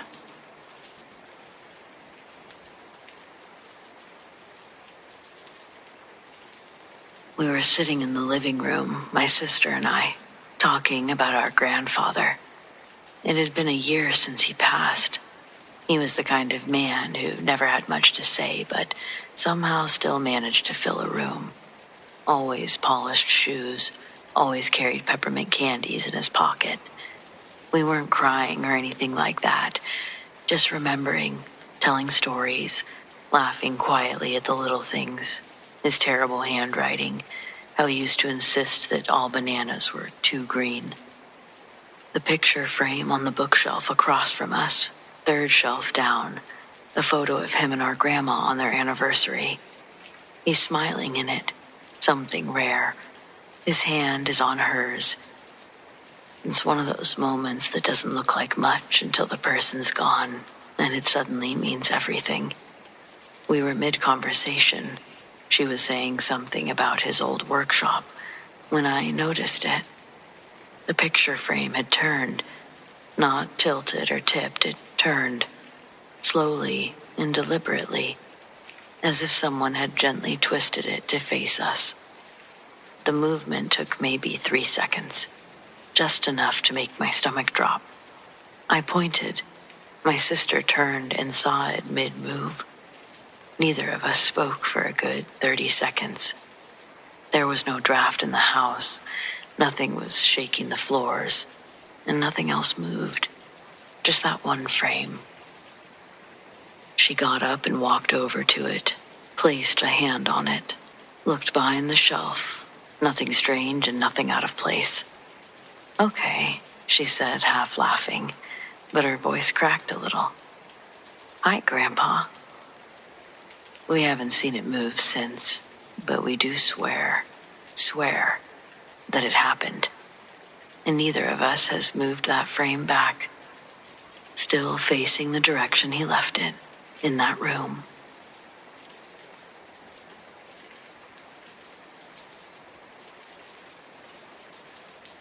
Premonition, intuition, I don't know, but something was watching out for me this night. I was living in West Hollywood and was on my way home late at night. It was about 2:30 a.m., and the streets were almost completely vacant. I came to a stop at a stoplight and was in the left-hand turn lane. The radio wasn't on, and I was completely sober as I'd been babysitting my niece.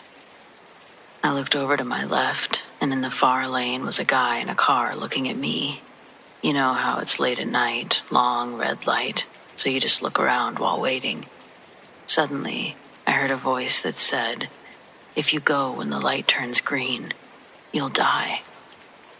Talk about freaking out. It terrified me. I started shaking, and I'm telling you, you couldn't have pried my foot off the brake. Well, the light turned green, and I just sat there. The guy in the other car was still looking at me, so I don't know if he also heard a voice or was just looking at me, so he didn't notice the light or what. At least 5 seconds later, a car blew through the intersection, running the red, and about 3 police cars were following at high speeds.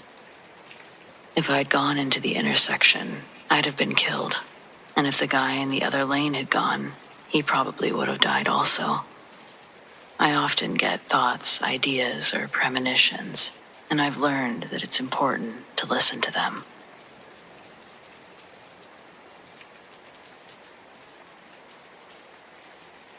The autumn of '74 was wet and miserable in upstate New York. Alex and I were renting a basement apartment off campus, cheap, damp, smelling like stale beer and old carpet. We were poor students, So when we saw an antique Victrola and a box of old 78 RPM records at a farm estate sale for $15, we bought it instantly. A piece of history, we figured. Most of the records were old jazz and opera, dusty but playable. But tucked at the very bottom of the box was an oddity, a heavy shellac disc, completely blank. No label, no grooves, just a smooth, dark surface. Maybe it's a test pressing, Alex suggested, pulling out his magnifying glass. Or maybe it's just a blank disc someone meant to record on, I countered. We tried to play it on the Victrola anyway. It was noisy, as expected, with plenty of static and crackle, but after about 30 seconds of white noise, a sound started to emerge.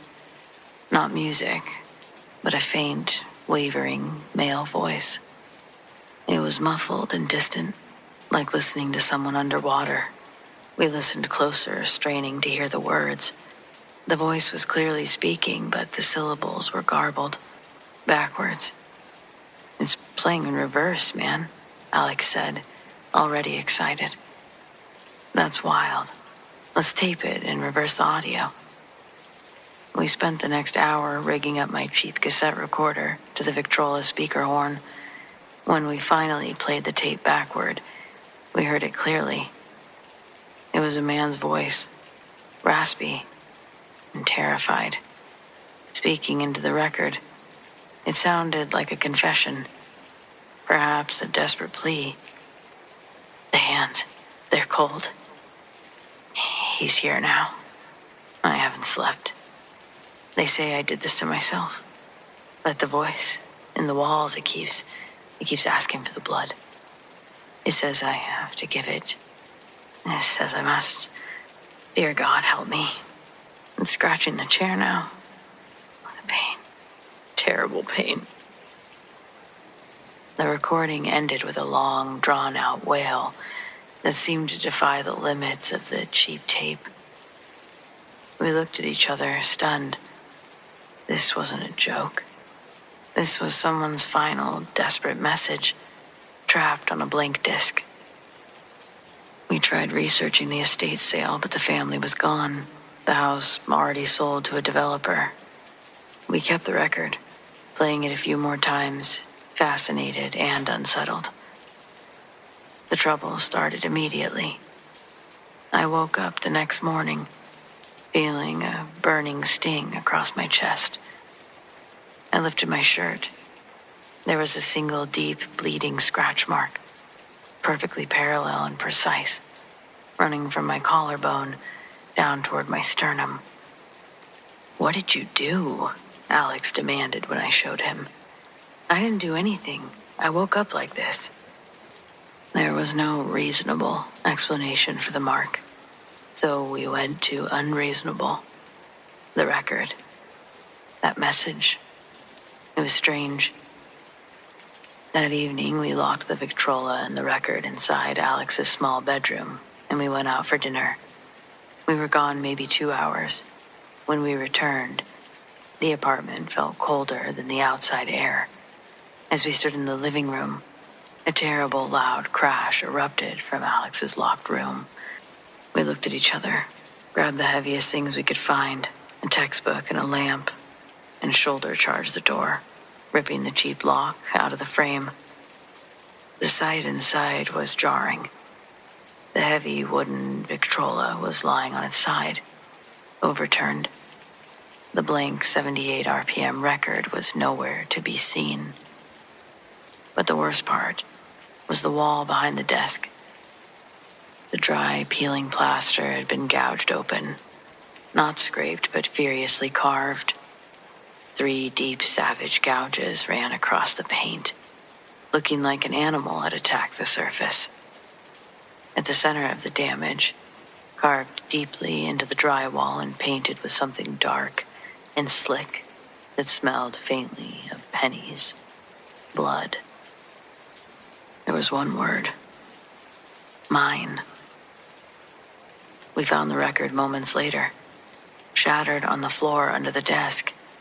But before it was broken, Something had taken the time to etch 3 new circular gouges into the dark surface, perfectly mirroring the scratches that I had woken up with. We cleaned up the blood and plaster that night, packed the Victrola, and dumped it in the campus dumpster.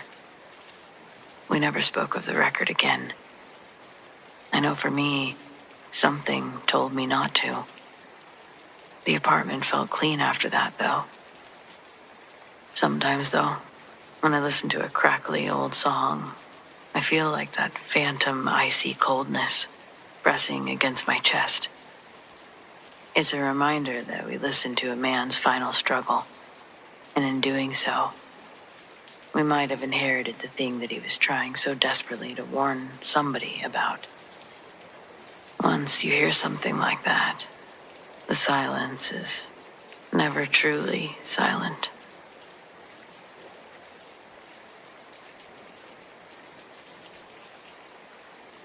My name's Emma. If I told you that I once worked at a brothel, but I didn't work at a brothel, would you believe me? Well, believe it or not, it takes a lot to keep a legal brothel up to code. I did this for 3 years. Coming from a senior management position in another line of work, along with my skills in Excel, the bookkeeping was easy to do, and it paid a whole lot more than the company I was previously working for. If it wasn't for the money, I'd probably have overlooked the opportunity. Saying I worked at a brothel came with a stigma the paycheck just barely made me forget about. The fear about the stigma, though, was just my ego, because they ran that place with elegance and class. It was clean, and their clients were mostly high-end businessmen, musicians, and athletes. In my 3 years there, we only had one incident where Big Jim had to intervene. When I was there, we had a Big Jim and a Big Brandon and a Big Sam who rotated security. These large men were amazing at protecting our girls while they were there. But when they left our property, most of them lived much different lives. I'm speaking from personal experience that most of the women that worked there came from hard backgrounds. Sure, you'd get the occasional princess chasing a quick paycheck, but it wasn't as common. I'd met a girl when I first started working there. Her name was Greta, and it was her first week there. I think maybe her 3rd day. Greta had also been from Arizona, and we figured out after our first conversation that she and I used to live in the same school district. Neither of us competed in sports, but our schools used to play each other. She and I, being so far away from home, bonded us together like sisters, and we were inseparable after our first day together. Greta was 23, and she had long strawberry hair that she styled big for the times. While we worked there, our rooms were all on the property, like a second little motel. We were free to come and go as we pleased. Greta was in a pretty toxic on and off again relationship that remained that way the full 3 years I'd known her. He picked her up a couple of times from the brothel, but never got out of the car. I'd, of course, have to hear the stories of him breaking her heart, time after time, and I'd give advice like she'd take it seriously, and the cycle would repeat again. To maintain room and board, the girls had to sign a contract outlining their schedule. They could sign on for a week up to 6 months, but were expected to stay the whole time that they signed up for. Some girls would sign up for bi-weekly residences too. Again, we were very flexible, and we had a waiting list for potential workers. When Greta no-showed on a week that she'd signed up for, I wasn't concerned about the business. I was concerned because Greta was never flaky, and in those 3 years of me scheduling her, she'd always shown up. It was very out of character, and so I tried giving her a call, and it went straight to voicemail. I'd randomly punch in her number and try it multiple times throughout the week, hoping to hear it ring, hoping to hear her voice. I would have gladly taken any excuse she gave me, just to know that she was all right.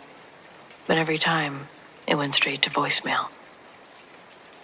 This wasn't one of those jobs where we'd follow up or call the cops about a wellness check, because a mailing address wasn't something that we required to apply because we gave them cash. I suspected her boyfriend had gone off the deep end, but with only his first name and a vague secondhand description of him, it felt silly to call the police. Later that week, though, her boyfriend would pull into the parking lot, and this time I'd get to see what he looked like in person. And though I now had a clear description of him, my suspicions of his involvement dissolved when I gathered that he was looking for Greta too. His name was Rashid. He walked through the front door and asked if I knew who Greta was, if anybody had heard from her recently. I told him I knew her, but nobody's received any sort of contact from her.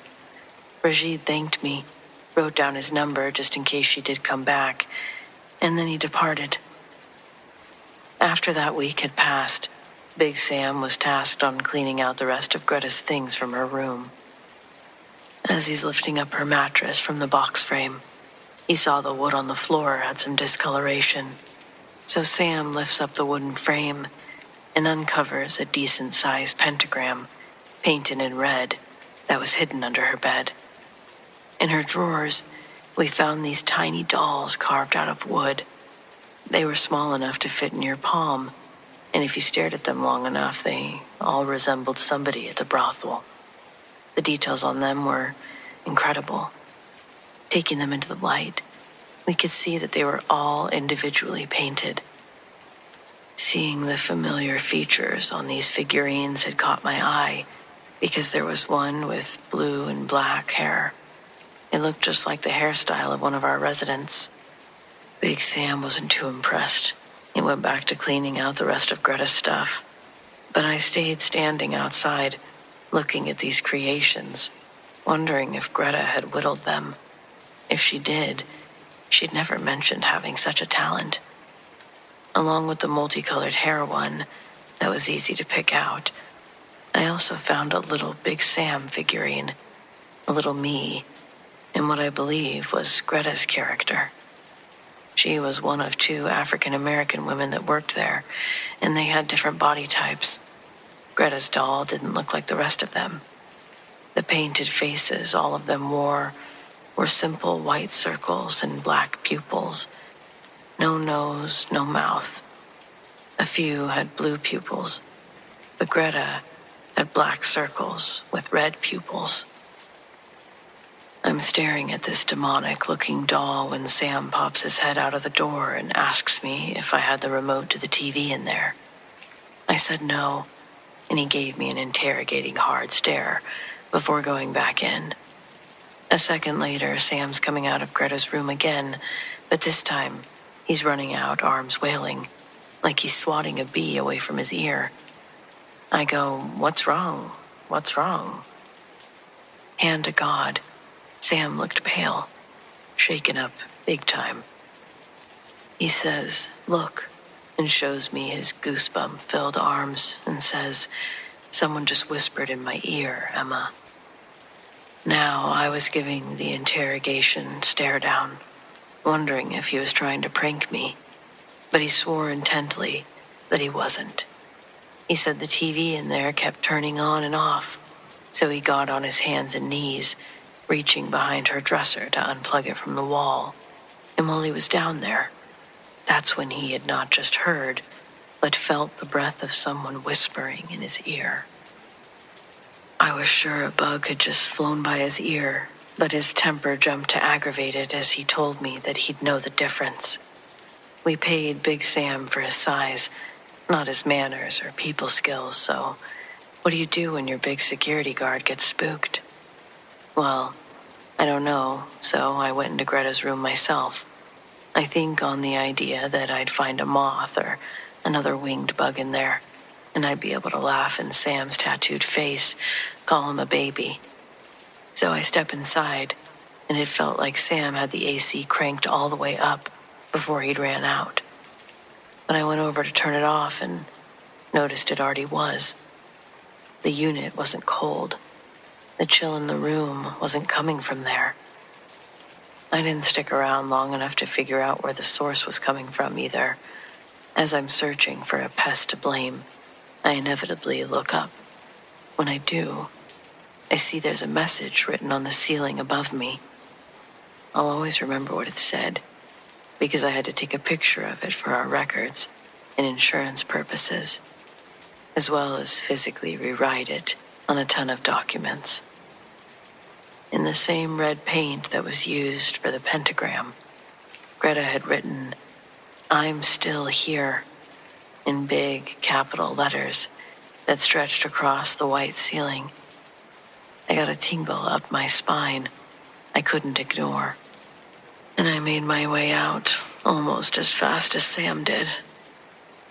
It would cost a couple $1,000s to get that room renovated enough for someone to live in it again, but even after, the girls that would stay in there would complain about weird things happening in that room, ranging from strange sounds to more than one claim of a full-on figure standing behind them when they're looking into the bathroom mirror. They'll usually ask to change rooms. A few times we didn't have extra rooms available, and the girls actually gave up their residency, packing their belongings and driving away that night. I couldn't make sense of it. The year Greta went missing was the same year I quit. I started to dread showing up to work. There was something about that place. It felt like it was attracting negative energy. The girls started changing, and I no longer thought of us as a band of rebels looking out for each other. A job's a job, though. And to say the camaraderie wasn't my end-all reason. I really hated how creeped out everyone got about Greta's old room. Nobody treated her disappearance as something to mourn over.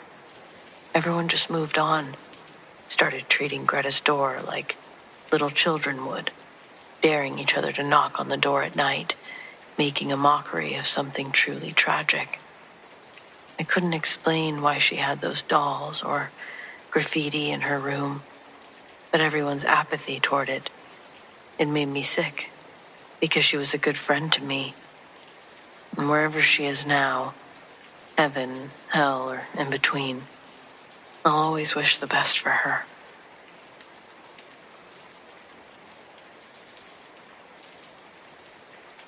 It's been 6 years, but I still jump when Mark calls my name from another room. I still listen twice. We don't live in that cabin anymore and haven't for a long time, but the sound, the perfect, horrifying imitation of the person you love, that sound still lives in my head. We bought the cabin on Lake Crescent because we wanted quiet, and we got it. Too much of it. The first unsettling thing was the silence itself. When we fought, our words just died. There was no reverberation, no echo off the cedar walls. It felt like the house was sucking the sound right out of the air. The calling started with Mark. He'd be in the basement or outside, and I'd hear his voice, loud and clear, asking, "Sarah, are you upstairs?" I'd shout back, "Yeah, I'm right here." And I'd wait for him to come up, but he wouldn't. When I'd go find him, he'd be miles away from where the voice came from, completely focused on whatever he was doing. He'd look at me like I was crazy when I'd ask why he called my name. I didn't believe him at first. I thought he was distracted or forgetful. Then came the evening I heard my own voice. Mark was out splitting wood for the fireplace. I was reading a book, cozy by the window, and that's when I heard it. A blood-curdling shriek. It was Mark's voice. Not just loud, but frantic, screaming. "Sarah, get out. Get out now." I threw the book aside. My heart seized up, convinced that he was hurt, or that a bear had gotten him. I ran to the front door and yanked it open, braced myself for whatever horror I'd find. As I did, I heard my own voice. "Don't go. Don't." The door opened now. I saw Mark was 10 feet away, calmly stacking logs. He wasn't even breathing hard. He dropped the axe and stared at my face. What happened? You look like you saw a ghost. I heard you scream, I whispered, barely able to breathe. Right inside the living room. Sounded like you were being attacked. And I heard me. He walked towards me. His face was a mask of confusion. Sarah, I haven't made a sound. I've been here the whole time. I was genuinely freaked out. This wasn't what I ever had in mind when I thought about paranormal activity. It wasn't a spirit that we had to see. It was a thing that could perfectly copy the one person we trusted most in the world. It was a mimic. A thing that had no voice of its own, but was slowly building a dictionary out of ours. It felt like the sounds got smarter. That's when it became true horror. One afternoon I was alone. Mark was at his part-time job down the road, and I was fixing lunch when I heard it from our bedroom. Mark's voice, low and tender, whispering, "I love you. You know that, right?" I froze and my knees went weak. It was that exact phrase, delivered in that exact vulnerable tone that he'd used on a specific night after I'd confided a deep, private fear to him. It was a secret sound, one meant only for me. My first thought was that he'd come home early to surprise me. I started to walk towards the hall, a happy smile forming. Then my eyes darted to the coat rack. Mark was wearing his heavy blue rain jacket that morning. The voice that I'd just heard had a tiny, faint accompanying sound, the creak of the old leather jacket that he'd wore on weekends. I didn't open the door. I didn't even breathe, I feel like. I just stood there, listening to the silence, knowing that Mark wasn't there. The thing that wasn't him was there, perfectly reciting the most intimate, sacred moments of our lives. It was basically learning to be him. I backed away, grabbed my keys, and sat trembling in the car until the real Mark came home. That was the night we decided to leave. We packed the next morning, moving with a desperate, frantic urgency. As Mark was strapping a box to the roof rack, I was about to close the trunk when I heard the final, terrible echo. It was Mark's voice, coming from inside the cabin, from the empty darkness of the main room. It was cold and flat. It was perfectly possessive. "Go back. You can't leave me." That was all we needed. He heard it. We didn't finish loading. We just got in the car and drove, leaving behind half of our things, and the thing that was slowly wearing our marriage like a costume. I know now it wasn't a traditional haunting. It was a creature of sound, like an acoustic parasite. It didn't want to hurt us physically. It wanted to override us, replacing our genuine voices with its terrifying echoes. Every time Mark calls my name now, even in our perfectly ordinary city apartment, a part of me has to listen twice, terrified that it's not my husband speaking, but the thing that remembers the sound of our love.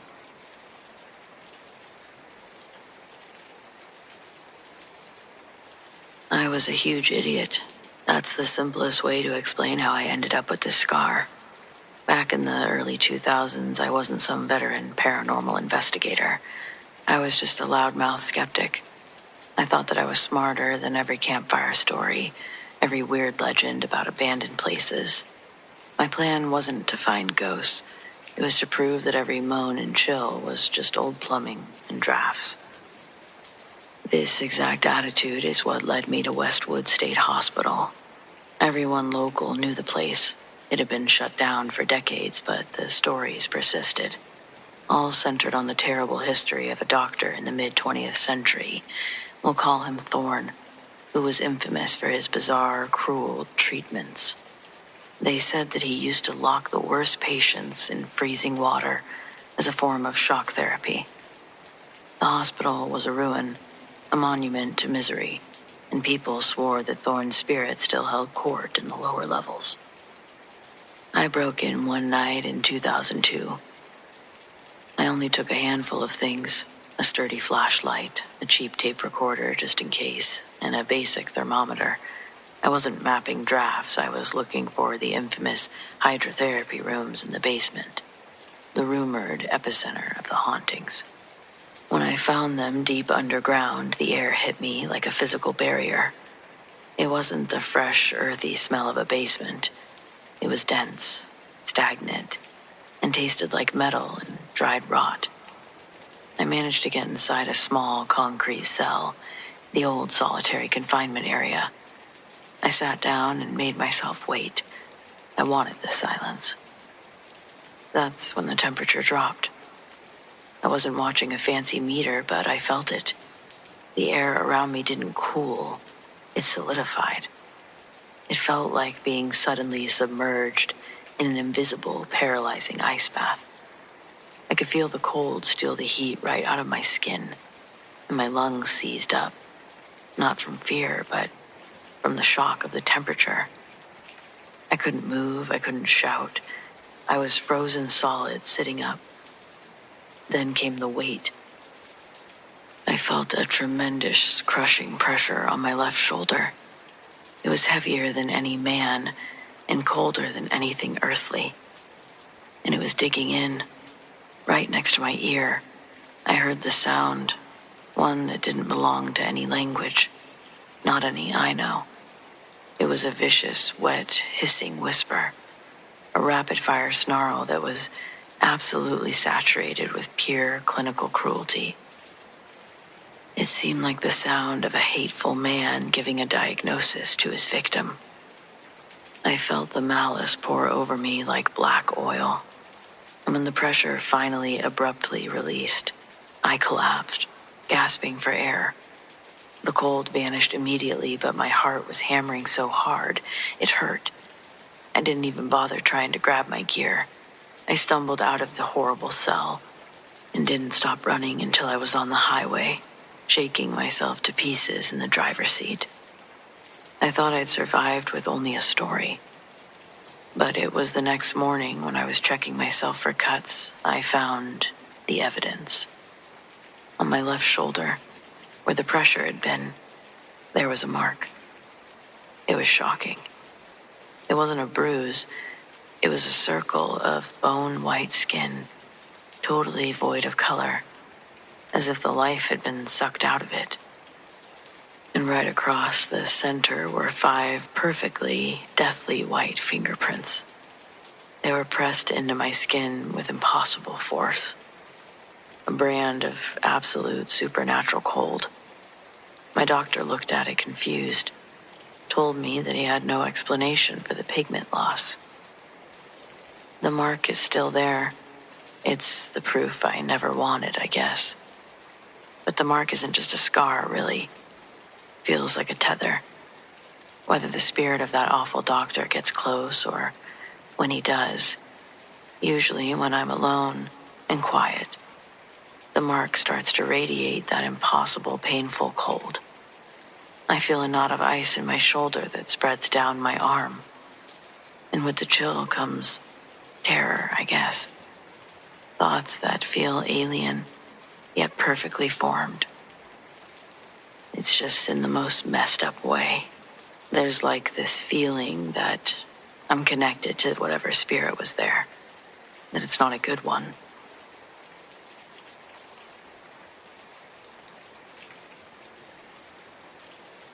Just to be clear, I'm not someone who goes around looking for paranormal. I don't mess with occult stuff, and I don't collect haunted objects or believe that every old thing has a spirit attached to it. If anything, I'm the person who tries to rationalize too much. That's probably why this took me so long to accept it for what it was. This happened about 12 years ago, not long after my grandmother died. We were close, closer than I realized until she was gone. She raised me for a few years when my parents were struggling, and a lot of my memories of childhood are tied to her house. When we cleaned it out after her death, most of the furniture was sold or donated. I didn't really want much, just a few keepsakes. But there was one thing that I kept coming back to, a chair that sat in the corner of her living room. It was old, solid wood, dark finish, high back with worn armrests, polished smooth by decades of use. That chair was hers. She sat in it every evening without fail, reading, watching TV, just sitting quietly with her hands folded. I don't remember ever seeing anyone else sit in it. Something about leaving it behind felt wrong, so I brought it home. And at first, it was just a nice chair to remind me of her. I put it in my bedroom near the window. I told myself that it made sense and that it was comforting, familiar, a connection to her. I'd sit in it sometimes before bed, scrolling on my phone or reading, thinking about nothing in particular. And the first strange thing, it didn't feel strange at all. I woke up one morning sitting in the chair. I remember blinking in confusion, my neck stiff, my legs numb, trying to figure out how long I'd been there. I assumed I'd gotten up in the night and sat down without remembering. I was under a lot of emotional stress at the time, grieving, not sleeping well. It happened again a few nights later, and then again, and again. Always the same way, waking up upright, hands resting in my lap, feet flat on the floor, not slumped, not uncomfortable, almost arranged.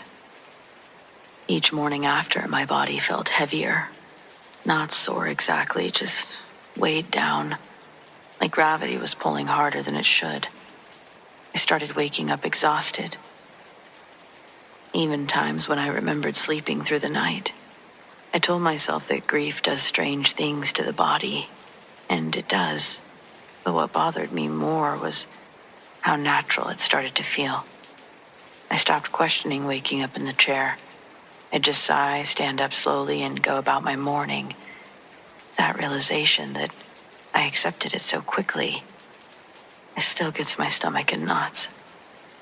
The dreams started around that time, the acceptance.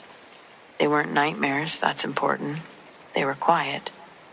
I dreamed that I was sitting somewhere dark and familiar, listening to someone speak just behind me, not loudly or threatening, more like instructing, reminding. I never remembered the words when I woke up, just the feeling that I'd agreed to something. I began to feel protective of the chair, and that's another thing that I didn't notice right away. Friends would come over and comment on it, how old it looked, how uncomfortable it probably was. Once, someone jokingly asked if they could sit in it. The reaction that rose up in me was instant and visceral. I said no, too quickly, too sharply. They laughed it off, but I remember my heart racing and my hands sweating. I told myself I just didn't want it damaged, that it was sentimental. But why did I react that way? But deep down, it felt more like a requirement than a preference. The chair was not for them. The mornings, they kept getting worse. My limbs felt sluggish. My chest was truly tight, like I'd spent the night bracing myself without realizing it.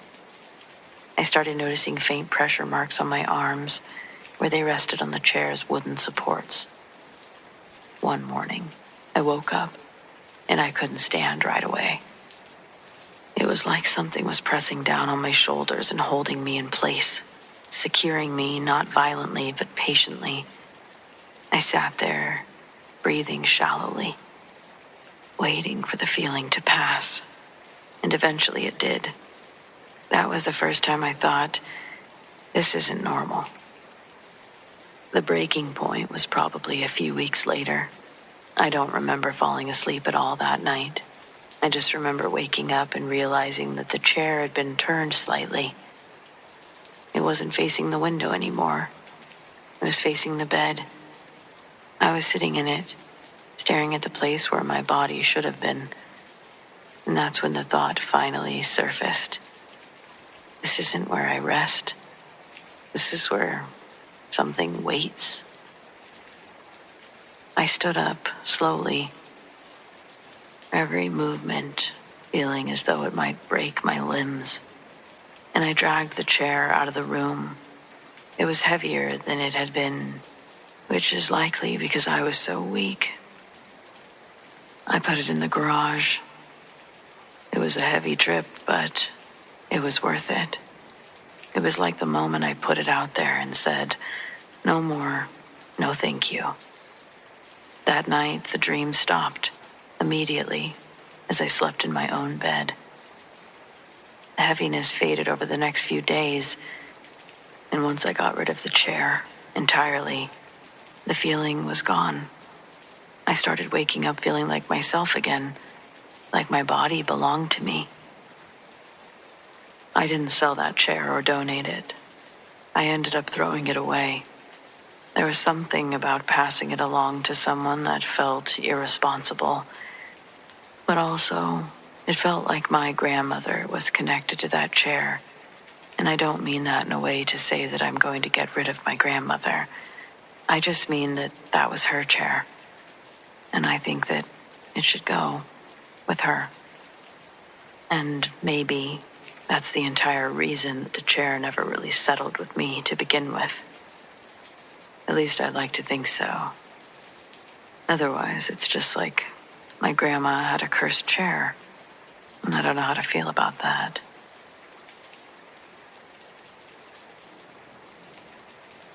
This happened in 2017 when my wife and I were forced out of our house while it was being renovated after a leak. Our insurance found us a tiny one-bedroom apartment. It was small, but we anticipated not having to be there very long. Our first night was fine. Second night, we both woke up at exactly 3 a.m. from basically the same nightmare. Something heavy and featureless, sitting or pressing down on my chest. My wife felt like it was choking the air out of her. We laughed about it the next morning because what else do you do? Then it happened again the next night. Same nightmare, same feeling. We sat up, both gasping, and that's when we both heard a voice. It wasn't a voice like someone's on the phone. It was deep and garbled, like a busted speaker playing a voice through water. It came from the corner near the sliding door, and it felt off. Directed at us, slow and deliberate. Then it cut out. My wife grabbed my arm and whispered, "Did you hear that?" We both heard it. We didn't know what it said, but we heard it. We weren't imagining the sound. After that, we started to smell that smell. It was rotten eggs, sulfur. It would come out of nowhere at night, strong enough to make us gag, then be gone 10 minutes later, like it never happened. There were no obvious signs, no headaches or dizziness, just that awful smell and this feeling like something was in the room with us. I know what people think right away, carbon monoxide or some gas leak. We thought that too because we're logical. We didn't want to sound crazy, but we weren't going to risk it. So, we investigated. The apartment had no gas hookup. It was an electric-only unit, oven, stove, everything electric. No gas meter in the building, and the landlord confirmed the whole complex runs on electricity. There was a working carbon monoxide detector in the hallway, though, the kind with a little red light. It never alarmed. We checked the battery the morning after the first night that it had happened. The indicator light was fine the whole time. We even called the insurance company and told them about the smell. We obviously didn't tell them about the voices or demons. They sent maintenance, and then a professional inspector the same day. The inspector did a full sweep. HVAC checked, ductwork inspected, electrical system scanned. There were no gas leaks or combustion issues. No elevated CO2 readings. He even used a handheld CO2 meter in our apartment that read 0. For peace of mind, we called the utility company. They sent someone out who confirmed there were no leaks on their lines, not in the building or nearby. And we also checked with neighbors. No one else reported any weird smells or symptoms. The building was old, but nothing pointed to a building-wide health hazard. So while CO2 or smell of gas is what we first suspected and what we told the insurers to get moved, every professional check came back clean. The sulfur smell baffled even the inspector. He said it wasn't from anything that he could measure or find. The week went on with the same pattern. We'd wake up at 3 a.m., choking, sometimes hearing that twisted voice in the corner, sometimes not. The smell of sulfur would creep in at random, and we tried sleeping with the lights on or sleeping in different positions, leaving windows open. Nothing changed. Finally, we stopped pretending. We told the insurance company the smell was unbearable and insisted on a different place. They obliged and moved us out within a day. Leaving felt like pulling off a Band-Aid. The last night that we were there, we sat on the couch with all of the lights on until dawn, neither of us sleeping. We were relieved to go. After we moved back home, we sold a bunch of stuff that we'd bought in the apartment because we didn't want any reminders. Neither of us will say it out loud much, but we both remember the weight of the air in that place and how the voice sounded like it was someone trying to speak through a busted mic. People can have perfectly sensible explanations for weird stuff. Wiring, stress, CO2, whatever. Those are the things I checked first because I'm not reckless. We ruled them out. I'm not looking for believers. I just don't like getting gaslit into thinking that there's a neat scientific answer when there wasn't for us. Whatever it was in that apartment, it wasn't friendly. It felt like pure fear.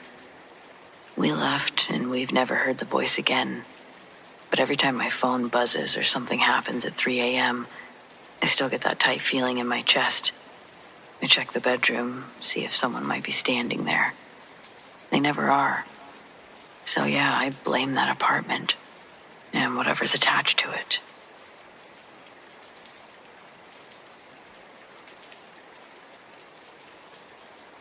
Last winter, I took a solo job hauling feed up near the Canadian border, cutting through some backcountry roads in northern Montana.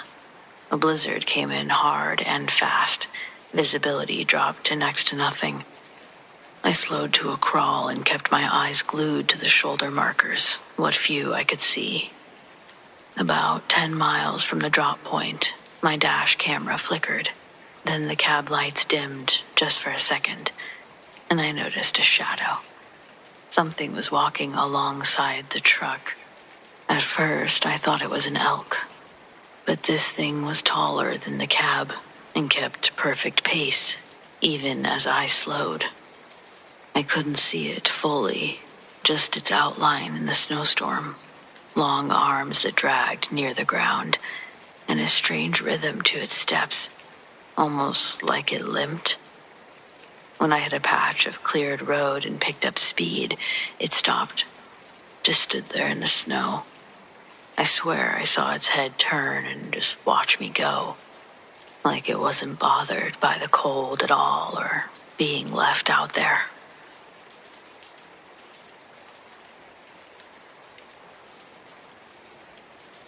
I was young when this happened, maybe 7 or 8.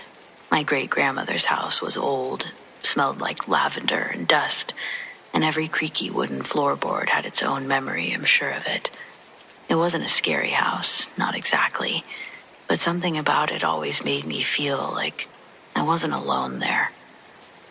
One evening, I was walking through the hallway toward the den, the dim glow of a single lamp stretching my shadow along the floor. The adults were talking in the kitchen, their voices drifting faintly through the house. I wasn't paying much attention to anything but my shadow, just wandering the way kids do when they're bored. And that's when I noticed something in the darkened sitting room. It was a shape. It was crouched behind the love seat, just visible past the armrest. At first I thought maybe it was a shadow of something else, a trick of the light, my eyes adjusting to the dimness of the room. But the longer I looked at it, the more certain I was that it was someone. Except it wasn't. It had the shape of a person, but not the substance. The figure was glowing, white, with hints of gold shimmering along its outline, like candlelight flickering against glass. It had no features, no face, no clothes, just a smooth, radiant silhouette that pulsed slightly, as if it were breathing. And it was moving, not standing, not walking, but beckoning. It didn't have hands, not really, but I knew it was calling me. A slow, deliberate motion, like someone coaxing a child forward with an outstretched palm. I could have run, but I didn't. I stood frozen in the doorway. It didn't feel evil exactly, but it wasn't comforting either. It was just there, watching. The air around me did feel heavy, like the room itself was closing in. The faint voices from the kitchen seemed impossibly far away. The golden glow of the figure was the only thing that felt real. Then the floor creaked behind me. I spun around, expecting to see my mom or one of my relatives, but no one was there.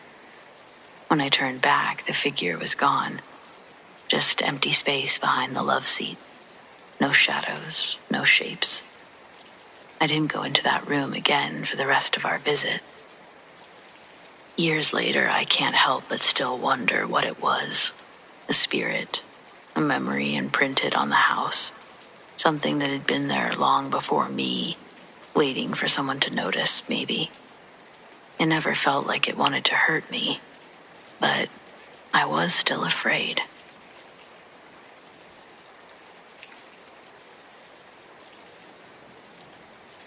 I worked overnight at a subway inside of a 24-hour truck stop. One night around 3 a.m., a guy came in. Wasn't sure if he was drunk or intellectually disabled, but he seemed a bit off. He asked if I had a sandwich for him, and I thought that he meant he called in an order. I asked his name, and he took a few steps forward, and I saw that he was covered in blood.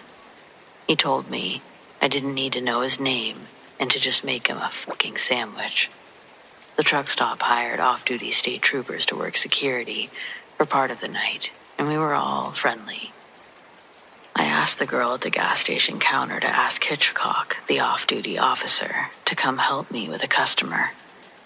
The officer was alerted to a problem without the guy realizing, and the officer came out and saw a trail of blood leading up to the guy, and when he walked up, the guy tried to run. They arrested him and found out that he'd been stabbed, but that he'd also stabbed another man to death and was gassing up the car, getting food to go on the run. He was in shock, didn't realize he was covered in blood.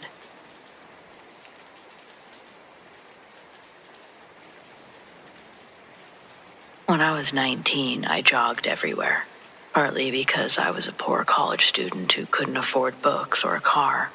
I also enjoyed being in shape enough to do that. But isn't that just the poor girl masking? I didn't want a car. I liked walking places. Anyway, I'm on a jog. My destination is the store, and my trip is without constraints, free of any roads or traffic lights to direct me where to go. My trip takes 20 minutes longer than driving, and it's cold, but again, no traffic lights beaming their fascist red, yellow, green nonsense. I'll take the interurban bike trail on foot any day. The sun was shining that morning. Walking through the trail, I looked up into the trees and spotted a dove with the whitest feathers I'd ever seen. It was perched on a branch, staring down and watching me as I passed underneath it. As the trail twisted and turned, it wound through residential parks, lakes, and a golf course. My walk to the store didn't take me all the way to the golf course, but it did take me through a few residential parks. To separate the trail from everything else, there was a tree line along the path. On the other side of a few of these large pine trees, there was a grassy clearing that looked like it could have been out of a movie. The sun reflected off the morning dew on the grass. I'd walked past this park almost daily, but for some reason that day, its picturesque beauty was noteworthy. I hadn't planned on leaving the trail, but Then I saw another white dove. This one was in the clearing, bouncing around in the grass. Then, a rabbit ran past the dove. Its fur also had a vivid white shine. It almost collided with the dove as it skittered past. If I wanted to see further into the clearing, I had to leave the bike path and walk through a row of trees and unkept brush. And I was so entranced by seeing all these animals together like this, I had to see if there were more of these albino animals hanging out in the clearing. When I fully crossed over, I saw a man standing next to a large wooden trunk in the middle of the clearing. He hadn't seen me yet. As I was approaching from behind, he stood next to his trunk. He would occasionally lean into it, his feet almost leaving the ground as he reached to the bottom. He wasn't a tall man, but the trunk he was reaching into was exceptionally large. Every time he did this, he would pull out another all-white rabbit or dove, and then release it into the grass or toss it into the sky to fly away. I followed one of the dove's flight paths with my eyes, and that's where I saw that all of the trees around had doves on their branches. At least a dozen or more scattered across them. Scattered around the clearing were more empty black cages, with their doors propped open, their inhabitants long gone. When he finished, he closed the lid of the trunk and sat on it, with his hands clasped in his lap. The animals he'd let go of were beautiful, but what concerned me was the idea of these foreign species messing up the ecosystem of the park. The rabbits in particular, they would multiply, and less than a year later their offspring had indeed become a fixture in this park. I walked right up to him. He was facing away from me, and he jumped when I said, "Excuse me." Before the man turned around, he snapped back in a gruff tone, saying he'd already apologized to my dad for the incident, and he couldn't give refunds. The comment made no sense to me, and I lost my train of thought regarding the animals. "What?" I asked. That's when he turned to look over his shoulder at me. "You from the party?" he asked. "No, I'm from over there," I said, pointing to the bike path about 20 meters away. Then I remembered why I was talking to him. "I saw you releasing those animals from the bike path, and I wanted to know what you were doing." The abrasive tone he'd initially started with softened as he introduced himself. His name was Abbott, and he was a self-proclaimed, world-renowned illusionist who had once shared the stage with the greats like David Copperfield, Penn and Teller, and a few Italian-sounding names I didn't know. While Abbott sat atop his magician's trunk, going on about his accolades, he gestured for me to come sit next to him without skipping a beat. He was an older man who I thought, in that moment, just needed someone to talk to. He wore a fitted, theatrical black tux with a white undershirt, a large red bow tie. It looked intentionally too big for his small stature. It was easy to imagine Abbott using his height as an advantage during his routine. Before I approached him, it was almost comically inviting to watch him lean so far into the trunk, trying to pull the cages out. There was an open stepladder I used to climb up and sit on the trunk. I scooted close enough to hear him, but I wasn't invading his personal space. Abbott hadn't stopped talking about the golden age of magic when I noticed a few of the rabbits still hopping around a few meters from us. The doves hadn't left the trees either. It was like they didn't know what to do with themselves out of captivity. When Abbott finally paused to take a breath, I asked him why he was releasing all of his animals. "Today was my last performance," Abbott said. "I'm retiring, and it's only fair that they be freed from the shackles of this industry as well." I asked why a world-renowned illusionist would be booked to perform in a podunk town like this. With a spiteful groan, he told me that it was for some rich, ungrateful brat's birthday. The dad had written him a check that would cover his rent expenses for the next 5 to 6 months, enough time for him to figure something else out. I asked if the birthday was really that bad enough for him to quit a job he loved. Abbott was quick to correct me. It was a job he used to love, but the job didn't love him back. Time after time, he thought, this is the performance that will get me noticed. But Copperfield's agents had stopped returning his calls after their contract ended. Abbott still drew crowds on his own in smaller venues, but for a fraction of what other magic acts earned. He blamed his downfall on the rise of live street magic, particularly David Blaine. His theatrical stage style had fallen out of favor. If you weren't already a household name, you were forgotten. We sat side by side, staring into the field, watching as white rabbits and doves wander around. Out of the corner of my eye, I saw him pull something from his coat pocket. When I looked over, Abbott was holding a black pistol and put it into his mouth. My heart stopped as he pulled the trigger over and over, but the gun didn't fire. He glanced at me, then took the gun out of his mouth. "Oh, I'm so sorry," he said. "It's a water pistol. I've topped with Jameson." He offered me a pull, but I respectfully declined, suppressing the terror shakes. I thought I was going to watch him blow his brains out. The whole situation felt like it was leading to that. The releasing of the animals, the angry day drinking, the life story confession. When I saw the gun, I was more like, dang, you're not going to wait until I leave? But Abbott didn't. He stayed alive, at least for the moment. Though his behavior was still unsettling, I learned a lot about Abbott in our short time together. I find out he's a proper drunk, that he's been drinking since before the kid's birthday. Abbott had a drinking problem through his whole career, but he also used to huff ether. Out of respect, I'll also mention that he got clean from the ether, but stayed strong with his alcohol consumption.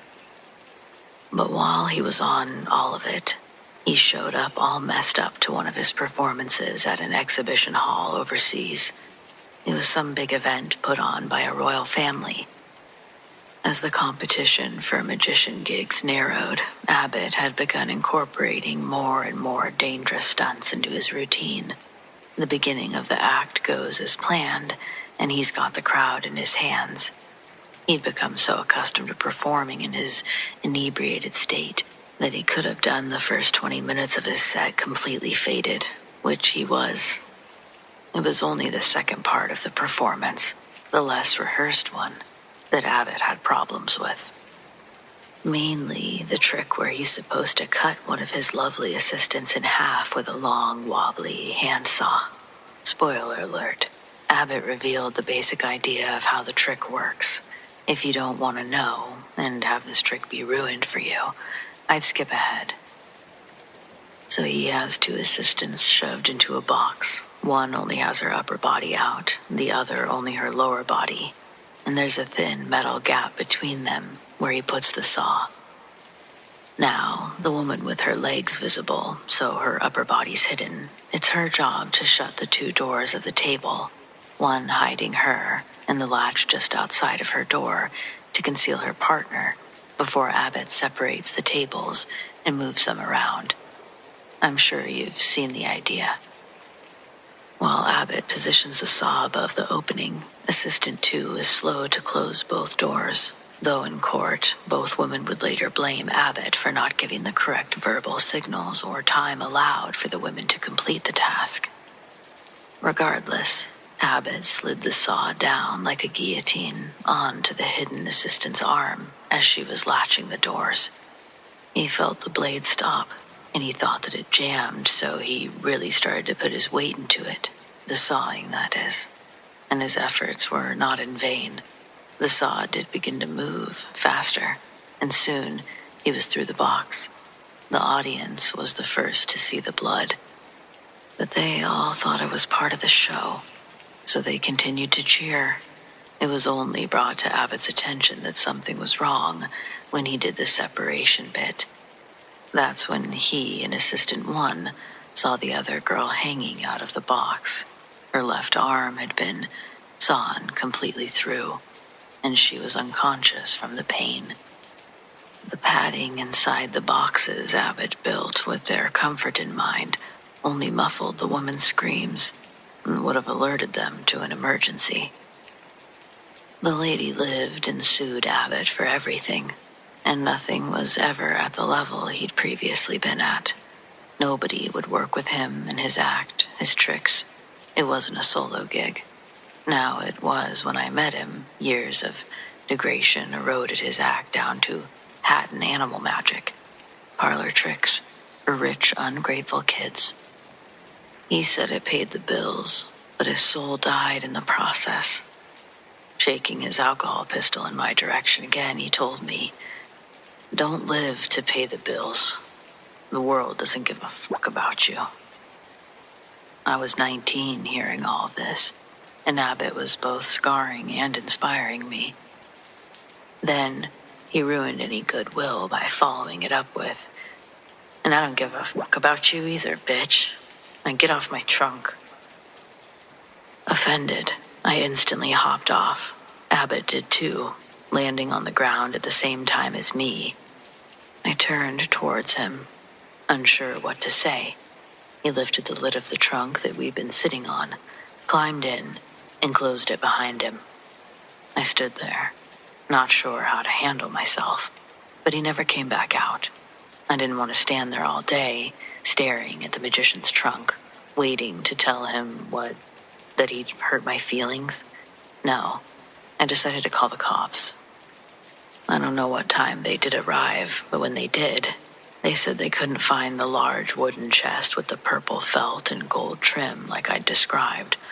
All they found were the white doves still perched in the trees.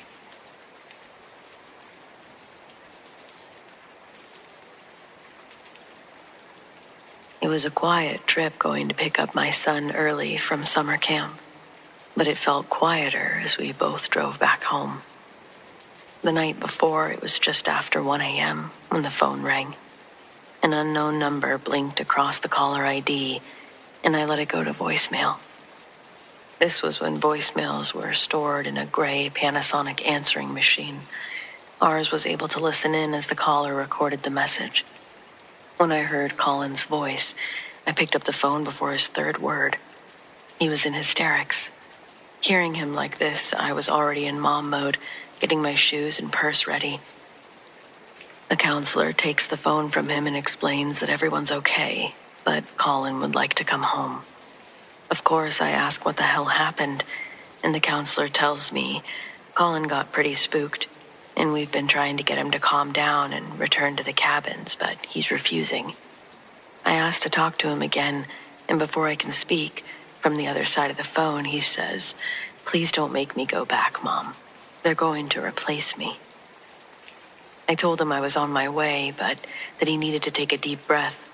I could hear him hyperventilating before the same counselor grabbed the phone back and politely asked if I'd be leaving soon. I told him I'm on my way, hung up, and dashed out to the car. I had a GPS called TomTom at the time, and I remember typing the name of the camp into the point of interest tab and being so thankful it popped up because it would have taken longer to go back inside and print out MapQuest directions. I probably drove a good 30 miles over each speed limit sign and turned what TomTom predicted to be a 4-hour trip into, I think, 3 hours and 40 minutes. I rushed into the campground so fast my tires kicked up gravel on the way in. When I got there, it was almost 6 in the morning. The campers were just starting to get up and wander over to the breakfast that I could smell when I opened my car door. In a lodge near the front of the campsite, 2 young counselors pick up and resume their routines around an older man wearing a green logoed camp t-shirt. He's sitting in a swivel chair at the front desk, asleep, with his head balanced in his hands. Behind the desk, I see Colin bundled up under some blankets, fast asleep as well.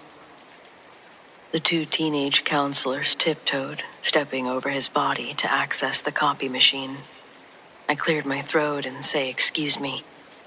The eyes of the older man at the front desk pop open, like he too was surprised to catch himself sleeping. He was the counselor that I'd spoken to on the phone, and before we woke Colin up to go home, he asked me to go outside with him to explain a little bit more of his perspective of events. The man's name was Tim. He was one of the leads there, and the primary counselor trying to calm Colin down last night, though he'd admit that he didn't really know what provoked everything. A state patrol jeep rolled in and parked behind my car.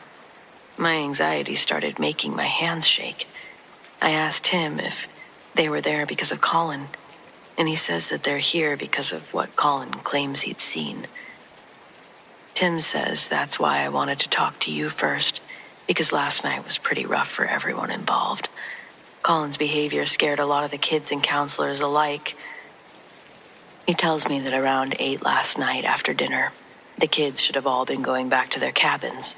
But while he's finishing up some paperwork in the main lodge, Colin comes running in, screaming and crying. He first told Tim that he'd seen 2 kids fighting, but the story escalated in a weird way, and Colin was undeniably convinced in what he'd seen. He says Colin explained the story like he was recalling details, like stacking blocks. Colin first says he saw 2 kids fighting. Then he said the 2 kids were the same kid, but not one kid. It was the same kid, but 2 of them. I tell Tim that he saw twins, right? Like move on in the story, but Tim says that's what he thought too. The camp does have a few sets of twins, and Tim showed Colin their pictures, but none of them were who he'd seen. This happened over by a soccer field they had in between the mess hall and the cabins. Colin was grabbing a water bottle that he'd forgotten before going back to his cabin. And that's when he said one of these boys came sprinting from the tree line. Not coming from the mess hall area, though. The boy came from an almost parallel direction to him, how he explained it, 10 feet in front of him.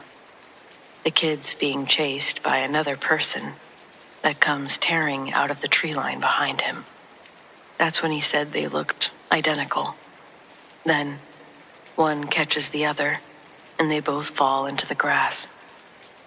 Tim used both arms in a strangling gesture, as he explained what Colin said one of the kids did to the other. He says he darted right past Colin to the soccer field, thinking, no matter what, Tim could at least deduce that Colin's saying 2 kids were fighting on the soccer field was true or not. But by the time he got there, he says there was 1 kid that he passed that could have possibly been coming from the soccer field. Tim first checked to make sure that there was no actual bodies on the soccer field before chasing that kid down and asking if he'd seen or engaged in a fight. The kid looked confused. Tim said that he had no idea why he was being asked that. They were close enough to the lodge for Tim to be able to shout out Colin in order to get him to come out and identify if that was the kid that he'd seen. But when he came out to the screen door and looked at them, he became inconsolable, saying, "That's him.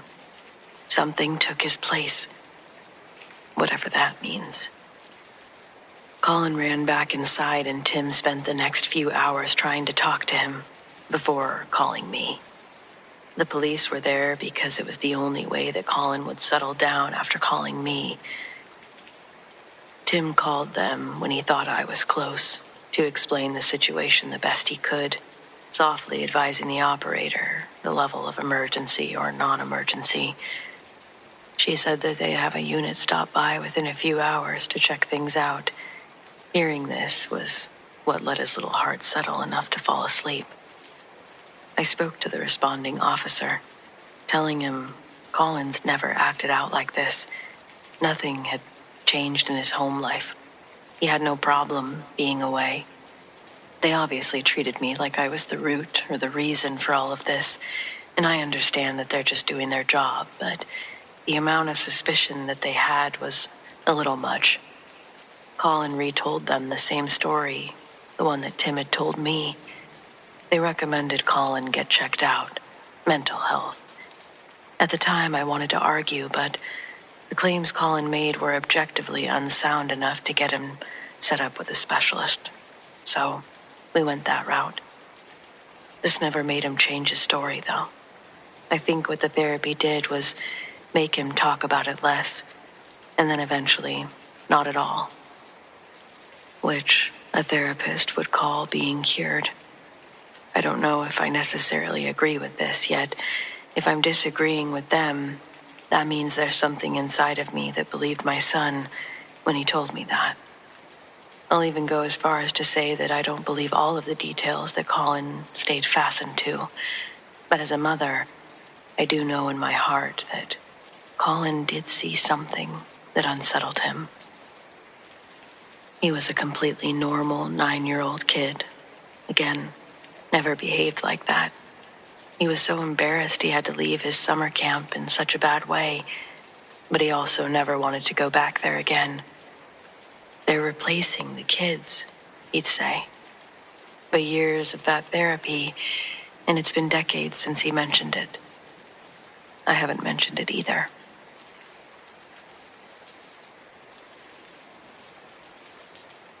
This was outside Columbus on I-70.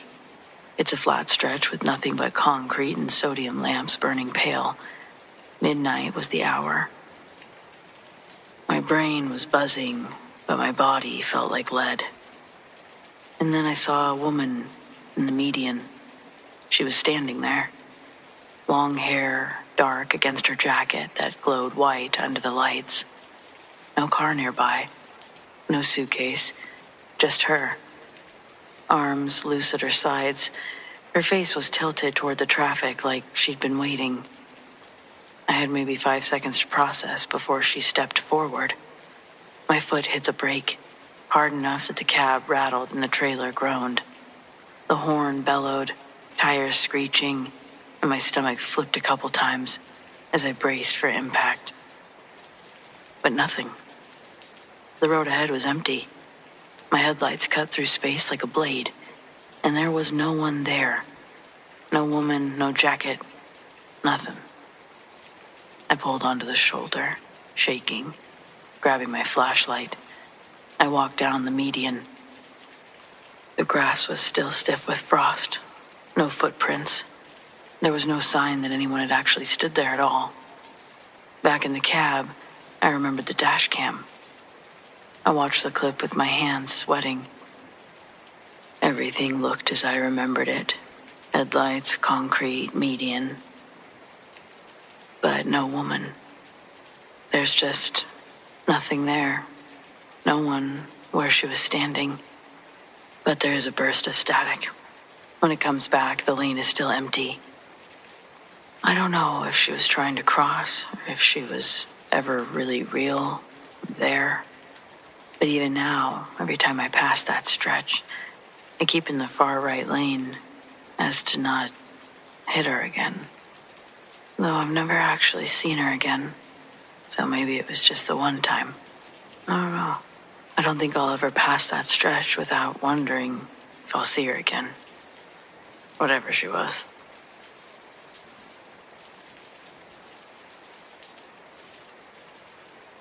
You never truly forget your childhood fear. For me, it was centered around a single heavy wooden door tucked away in the back of the kitchen pantry. It didn't lead to a secret garden or a forbidden attic. It led down to our basement.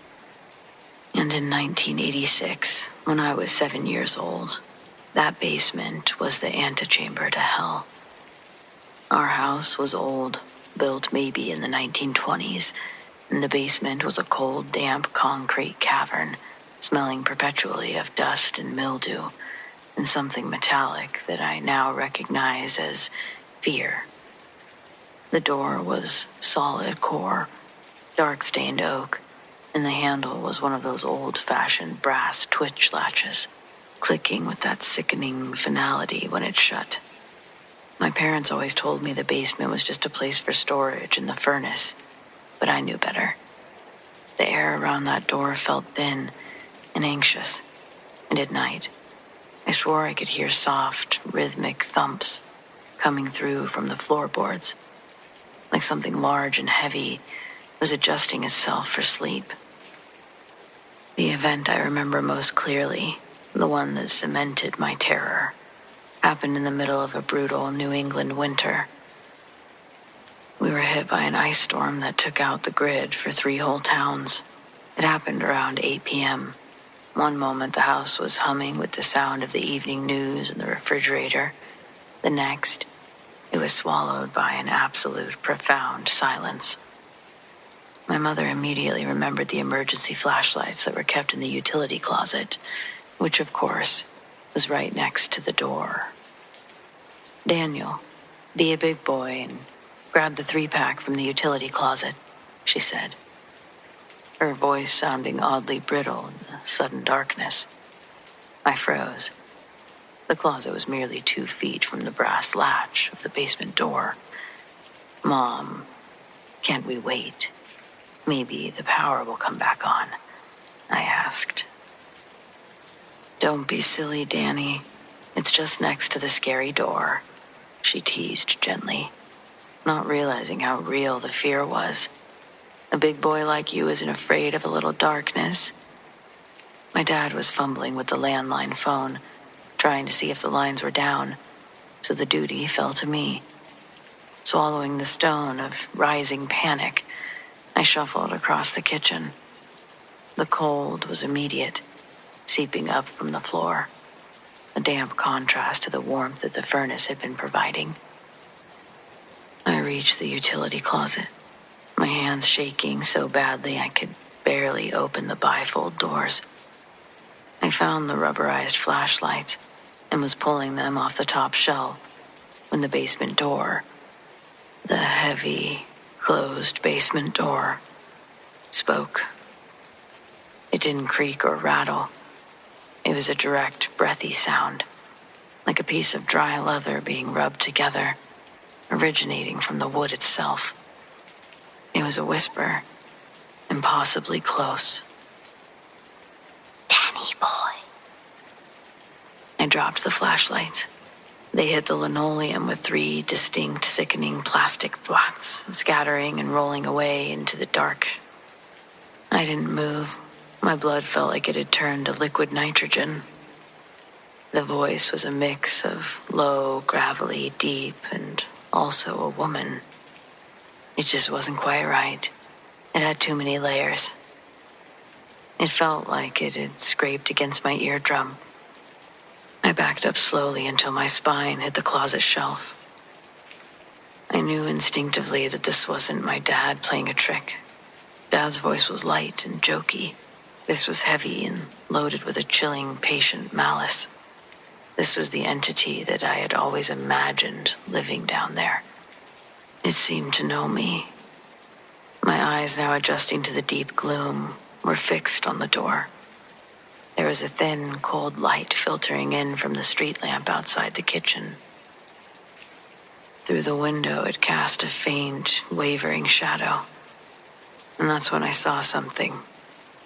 At the very top of the door, where the old-fashioned handle was, a shadow began to materialize. It wasn't the shadow of the door latch or the trim. It was a massive, angular projection against the wood, seeming to cast itself from inside the room. The air in the pantry became ice cold, and it was so sharp it burned my lungs. I remember thinking, will somebody come over here and help me? But then, slowly, the shadow began to form into something more sinister. It was hulking and unnatural. It started to feel like it was in the room with me. I watched as it slid down the door's surface, past the brass handle, past the midline, until it reached the crack at the bottom. And then it stopped moving. But it spoke, even softer, a sound that seemed to resonate directly in the hollows of my chest. "Little Daniel."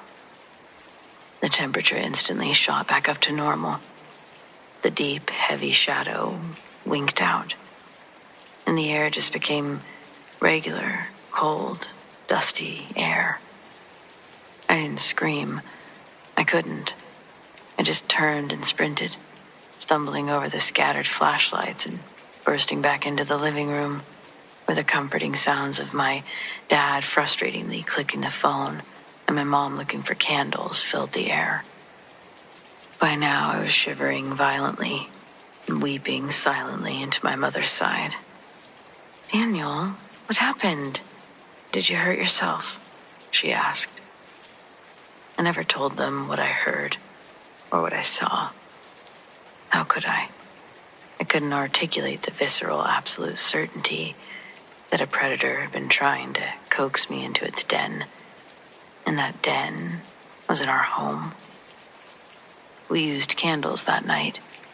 The power was out for 3 days.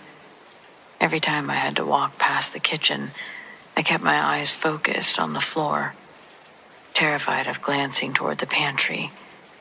Years later, when I was in college, I went back home for Christmas. I walked into the old pantry to grab something, and I stopped cold. The house had been updated, the ugly linoleum replaced with tile, but the door was the same, dark oak, heavy, with the brass latch. I noticed something I hadn't when I was 7 or any other time. Even now, decades later, the door was slightly, almost ajar. Not latched, just resting on the frame, perhaps a 1/4 inch open. I pushed it closed and waited for the familiar click of the latch. It clicked. Satisfied, I turned to leave. As I was walking out of the kitchen, I heard the faint but unmistakable sound of the latch turning back. The click I had just heard was undone. I didn't look back. I realized that the thing down there had simply gotten patient. It was waiting for me to forget.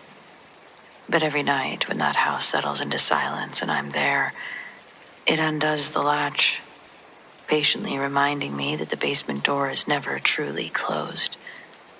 It's just waiting for the next time that someone's afraid of it, I guess. Needless to say, I'll visit my parents, but I don't love it there.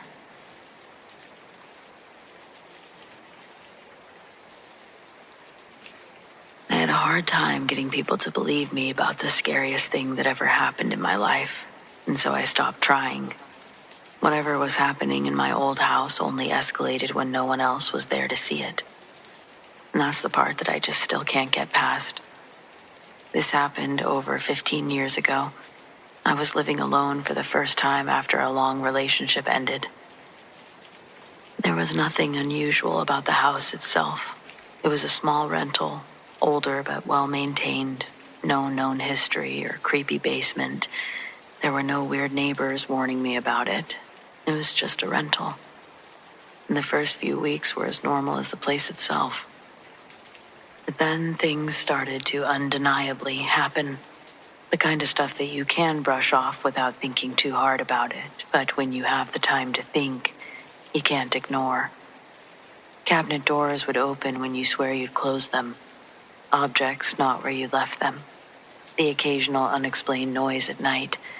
I chalked all of that up to the house settling or me being anxious after the breakup. The reality, not likely at all. I don't leave cabinet doors open. I'm not absent-minded in that way. I've lived with my sister, and we're not the same. But I was under a lot of stress at the time, and I guess that matters. The first time something violent happened, I was completely alone. I was in the kitchen making dinner when a plate flew off the counter and shattered against the wall behind me. It didn't slide, it was thrown. I froze, staring at the shards on the floor. I remember actually laughing out loud because my brain refused to process it as anything else. I told myself that I must have bumped the counter. That wasn't even possible, but it was like I needed to believe it. When friends came over later that week, nothing happened. The house felt relatively quiet, almost pleasant. And that pattern, it continued. It was like any time that someone else was there, friends, family, even repair workers. The house behaved, and the air literally felt lighter. The noises stopped, and, well, it was almost embarrassing. I worried that people would think that I was imagining things, but when I was alone, that's when it started pushing. It wasn't constant, it was timed. A door slamming hard enough to rattle the walls while I showered. A bookshelf tipping forward when I walked past. I'd find bruises on my arms and legs and have no memory of hitting anything. Still, I didn't think entity. I thought anxiety, trauma, stress. The realization came slowly, through repetition. One night I had 2 friends over watching movies. At one point, one of them joked that the house felt too quiet, like it was listening. I laughed it off because what a weird thing to say, but I remember feeling almost defensive, like the house had been insulted. I didn't want to feel that way against my friend, but I did. The second they left, something slammed upstairs. It was a hard slam. I stood at the bottom of the staircase staring up, and I said out loud that it wasn't funny. The next slam came immediately after, and louder. I slept at a friend's house that night. When I came back the next day, the house felt normal again, but only for a little bit. The worst incidents always happened late at night, when I was exhausted and vulnerable. It felt like whatever it was had waited until I was already on edge, and then escalated just enough to scare me, but not enough to leave obvious evidence. I really felt like its purpose was to make me feel like I was going crazy. Even if I called someone while something was happening, it would stop. Mid-sentence, mid-noise, mid-incident. Once a lamp fell over so violently that the bulb shattered. I grabbed my phone and called my sister, shaking. While I was still explaining what had happened, the house went completely silent. No more shaking or movement. I mean, talk about feeling like you were being watched. It's like it knew everything that was going on, anytime I was alone and when I wasn't. Things really did escalate after that bulb incident. I'd wake up at night feeling pressure on my chest, like someone was leaning into me, holding me down just long enough to make breathing hard. The moment I managed to sit up or reach for my phone, it would stop. I stopped inviting people over because nothing ever happened when they were there, and I didn't want to feel crazy explaining it anymore. But it was all I could think about, talk about. But that isolation made everything worse. The next and final time was on a night that I didn't think I was going to survive emotionally. I was alone, no calls planned, and no one expecting to hear from me. I was lying in bed when something yanked the covers off of me so hard they hit the wall. Before I could react, the bedroom door slammed shut on its own. Then the closet door opened, slowly. Somehow I couldn't find my voice. I screamed, not out loud, but inside my head. I couldn't make sound. My chest felt locked, like my body didn't belong to me. I remember thinking very clearly, it knows that no one's coming. That thought broke something in me. I reached for my phone and started dialing without looking. The second the call connected, everything stopped. The doors, the pressure, the air. I slept with the lights on until morning. I moved out several weeks after that. I couldn't bring myself to tell the landlord why. I didn't try to cleanse the place or confront it. I just left, and I didn't care about my deposit. Nothing like it has happened since, but I still think about it all the time. Part of me is incredibly relieved that I'm not crazy, but the other part of me is just unsettled, knowing that whatever this is, it exists, and I don't know why.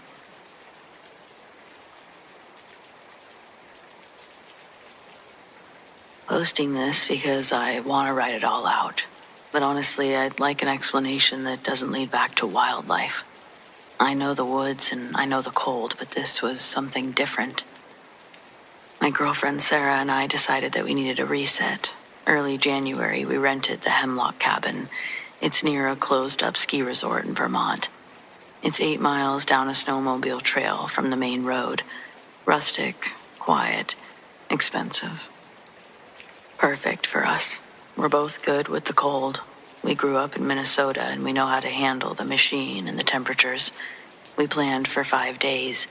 We lasted less than 48 hours. We got there on Saturday afternoon. The cabin was exactly as advertised. Big fireplace, thick logs, completely silent.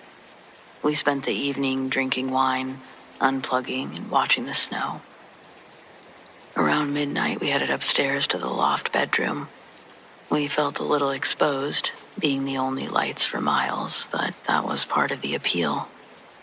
I woke up at 3:17 a.m. I know the time because I checked my phone. I was suddenly awake.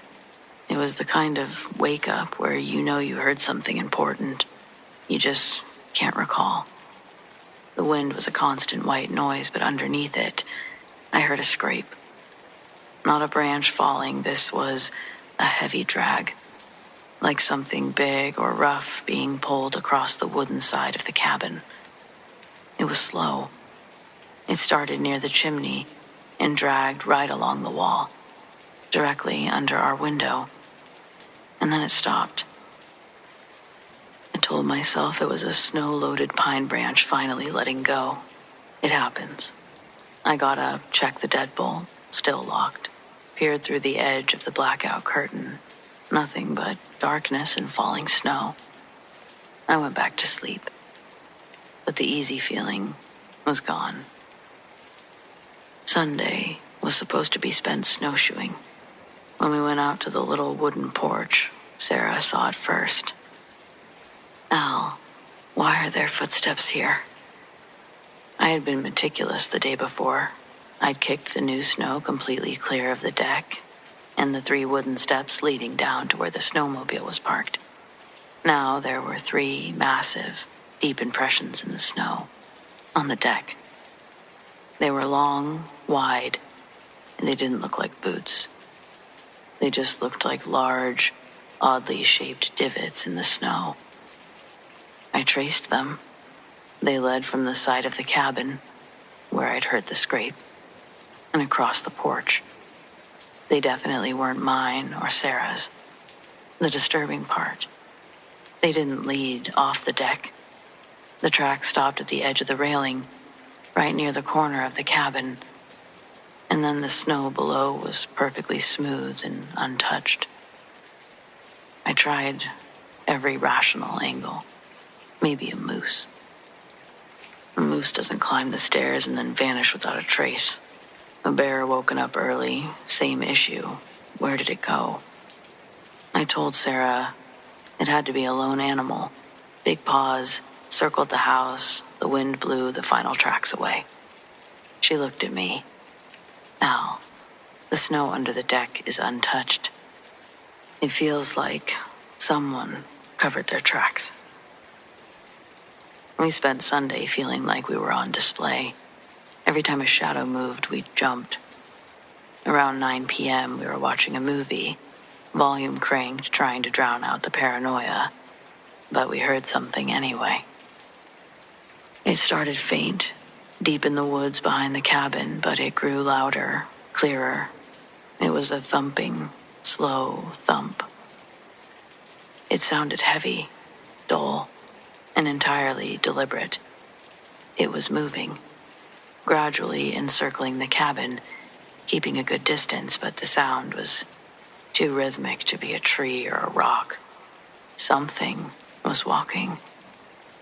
It sounded enormous, walking on the heavy ground. Sarah was silent, staring at the front door. My heart was slamming in my chest, but I didn't admit it. After about a minute of this horror, I felt like I had to break the spell. I grabbed my heavy-duty LED flashlight, and Sarah said, "Don't, Al, don't." But I unlocked the door anyway. I was shining the beam right out into the blackness. The thumping, of course, stopped. The sound was cut off mid-rhythm, like something flicking a switch. Now, ringing silence, save for the wind. I stood there for maybe 15 seconds, beam sweeping the snow, and I saw nothing. I was about to close the door when I looked down at the porch railing. Lined up perfectly on the thick, flat top of the rail were 3 little snowballs. Not chunks of ice, not wind deposits. They were small, packed, perfect spheres of snow, placed there. They weren't there when I opened the door, so I don't know how they got there. For some reason, that was enough for me. I stopped being rational. Whatever it was, it had been close enough to leave a calling card of some kind, and also smart enough to shut up the second that it was challenged. I don't think it was just watching, it felt like it was interacting with us. I slammed the door and didn't bother locking it yet. "We're done," I told Sarah. We grabbed everything. The next 15 minutes were a blur. We threw everything essential into our backpacks. The feeling of being watched was so heavy, it felt like a physical pressure on me. I asked Sarah, "Do you feel that?" She was petrified, but she did. As soon as we were ready, I jumped on the snowmobile with Sarah behind me, and we tore out of there. I didn't look back, but Sarah did. She said for a split second, framed in the large living room window, she saw what looked like a vertical blur of white. Too tall to be a person, too solid to be snow. Before the trees blocked it completely, she'd seen something in that cabin. We drove 8 miles in silence, shaking, got to the main road, checked into the first fluorescent-lit, carpeted, generic motel we could find. We left the cabin keys in the snowmobile ignition at the resort parking lot and drove home. I forfeited the deposit and the rest of the stay. I suppose they didn't believe me when I told them something was stalking that cabin. Otherwise, they might have thought to comp the trip. But it was supposed to be relaxing, romantic. Instead, we walked away with actual nightmares. We still love the snow, handle well in it, but might be a while before we take another remote vacation like that.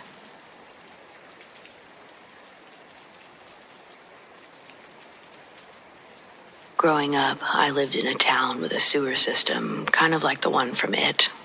Obviously not quite as elaborate or glamorous. The smell is something I'll never forget, but when you're kids looking for privacy, certain allowances are permissible. Me and a few friends would go through one of the bigger tunnels to just hang out and smoke. It led to a large open area, one that was big enough for some folding chairs and a broken table. There were other tunnels leading to other rooms, but we never thought about where they led. It was filthy enough where we were, and trudging through sewer water isn't something on our bucket list. Then my friend Holly brought her boyfriend Steve to our spot. We were 13 or 14 at that point. The next day, he brought a couple of friends, and the boys took over. They wanted to see where the other tunnels went. Smell be damned. One Saturday morning, 5 of us met up with a single flashlight, bags full of snacks like we were going on an extended hike. In reality, several tunnels were too small or flooded to go through, but we found another service tunnel with a little walkway path. We followed that for a bit. Once we got further in, there were tons of directions that we could go and tucked off areas with some kind of service equipment. We were taking a break and eating some snack bars when the flashlight died. We'd been wandering around for close to an hour, and now it was pitch black. There was a brief chaos while blame was being passed around, but eventually we had to actually try to get out. We ended up forming a single file line with Steve in the front and Brady at the end. Everyone held onto the shirt of the person in front of them, while Steve waved his arms and tried not to walk us into a wall. The way we had to move, there was no telling how far we'd gone. or if we were even going in the right direction. Sometimes we'd hit a dead end and have to turn around, so we could have been going in circles and never known it. It felt like we were just going deeper and deeper into the tunnels. We walked through gravel for a while, and most of us were positive we hadn't passed any of that on the way in. But Steve and Holly thought we had. I had no idea how long we'd been walking when Brady yelled. It felt like an hour, but probably less.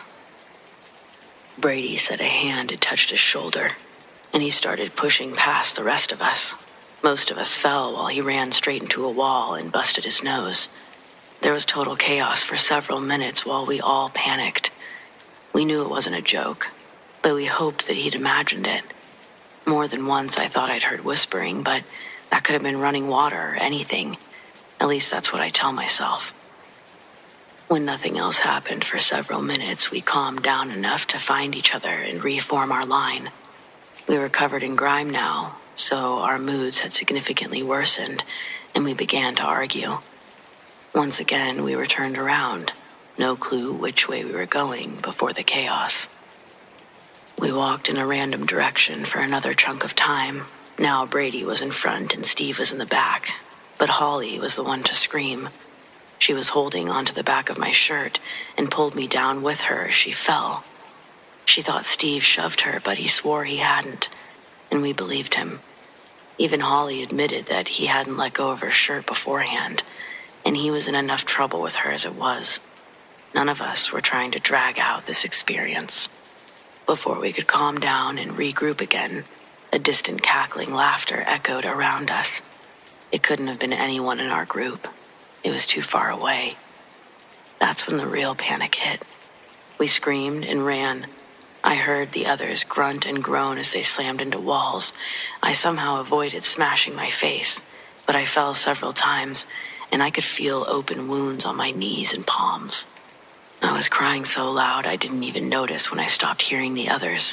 One minute we were all screaming, and the next, I was alone in silence. That was it for me. I sat against a wall and waited to die. I just couldn't move anymore. A long time had passed. I heard more of that cackling laughter, followed by footsteps coming closer and closer. But I was frozen in place. When the footsteps were within a few feet from me, they stopped. I thought someone was standing right in front of me, but everything was just black. I never heard the footsteps leave, but I did hear more whispers. I couldn't make out the words, but there were at least two voices. I think they were female, but I can't be sure. To this day, I've never felt terror like that again. I kept hearing things that way for several hours until there were suddenly louder voices, and these were calling my name, and Brady and Holly's. I was so paranoid by then, I thought it was a trap. What kind of trap, I don't even know. I imagined crazed homeless people, ghosts, demons, every horror movie I'd ever seen, including it. And then I saw a light. It was getting closer, and there were 3 actual live people with real lights. It hurt my eyes a lot, but I didn't care. It was light, and they were regular people. It was a search team. Somehow, Steve and our other friend Jamie had stayed together and made it out. They sent help back for the rest of us. They found Holly first. She was closest to the entrance. They didn't find Brady for another half an hour after I was rescued. He had found his way to a closed tunnel that the first search team couldn't even fit through, so they had to send smaller people. Holly and I were dehydrated and in shock, but we were okay to go home. Brady had deep claw marks on his arms and back. He had to go to the ER and was in psychiatric care for several weeks. Holly didn't experience anything weird, but Brady said something attacked him. The doctor said that he must have stumbled into a bobcat's den, but Brady swears it wasn't a cat. He said it latched onto his back at one point, and he reached back to feel something cold and scaly. We didn't try to tell anyone. They would have just said that we were scared kids that freaked out. You'll probably think that too. But we didn't even believe in that kind of stuff. We were terrified of starving to death in the dark absolutely. But none of us even considered that there was something else down there too. That shit hit out of nowhere. So yeah, believe it or don't, but fuck sewers.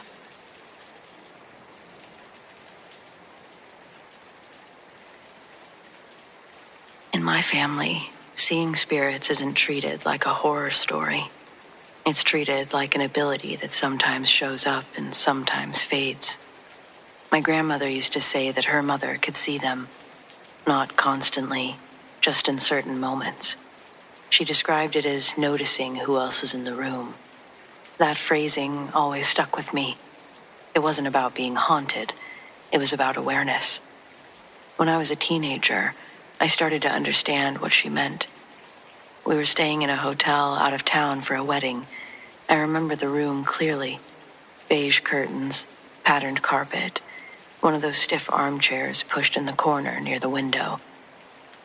I had fallen asleep watching television, the low hum of it still in the background.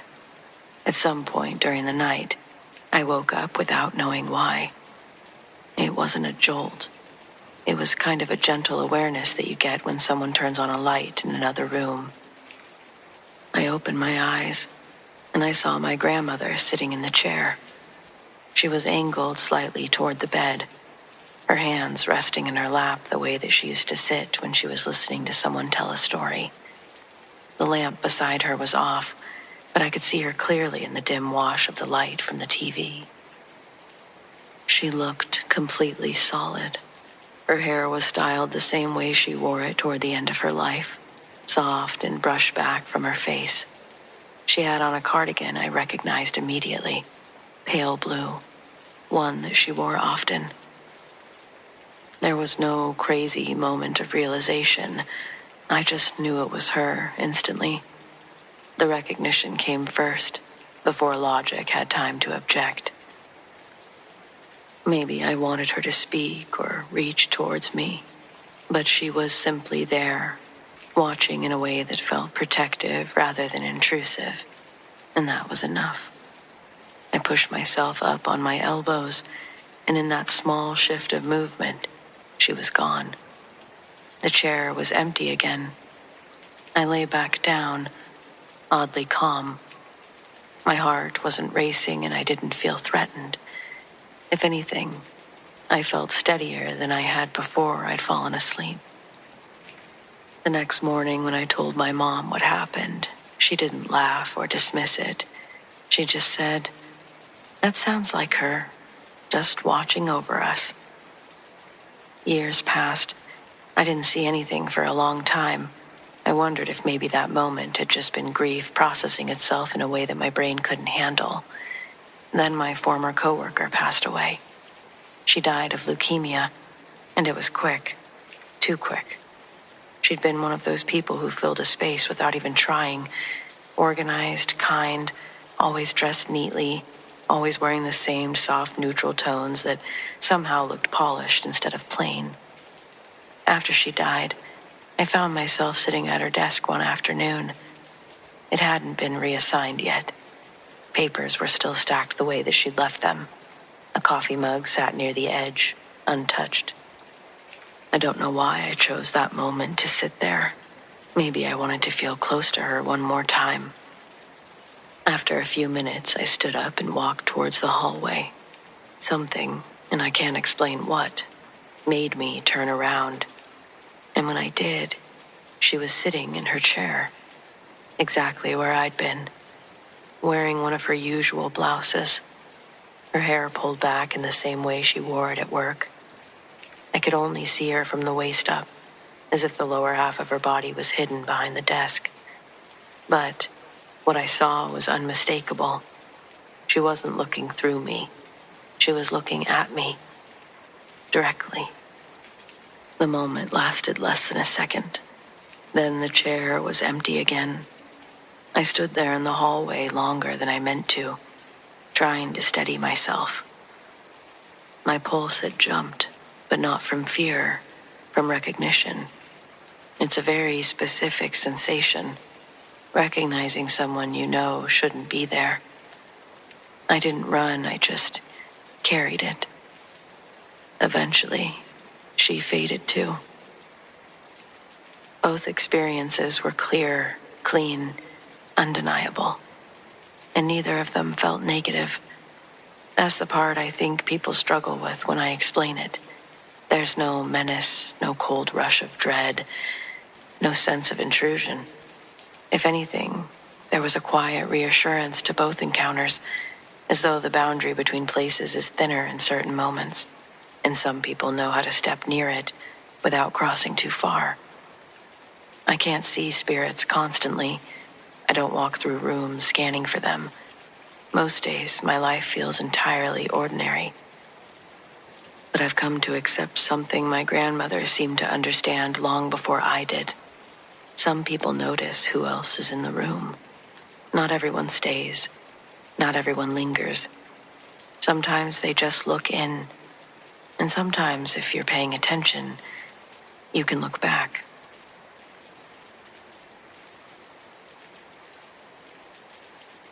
I'm the kind of person who trusts the woods more than I trust people. I've been tracking and trapping since I was a boy, and I know the Cascades like the back of my frostbitten hand.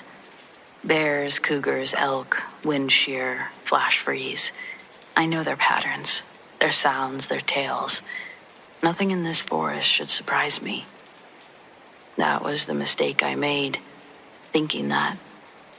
It was late April and I was pushing through the deep pines, a section that the map makers call the Shrouded Valley. I was supposed to be doing a late-season deer count for the state.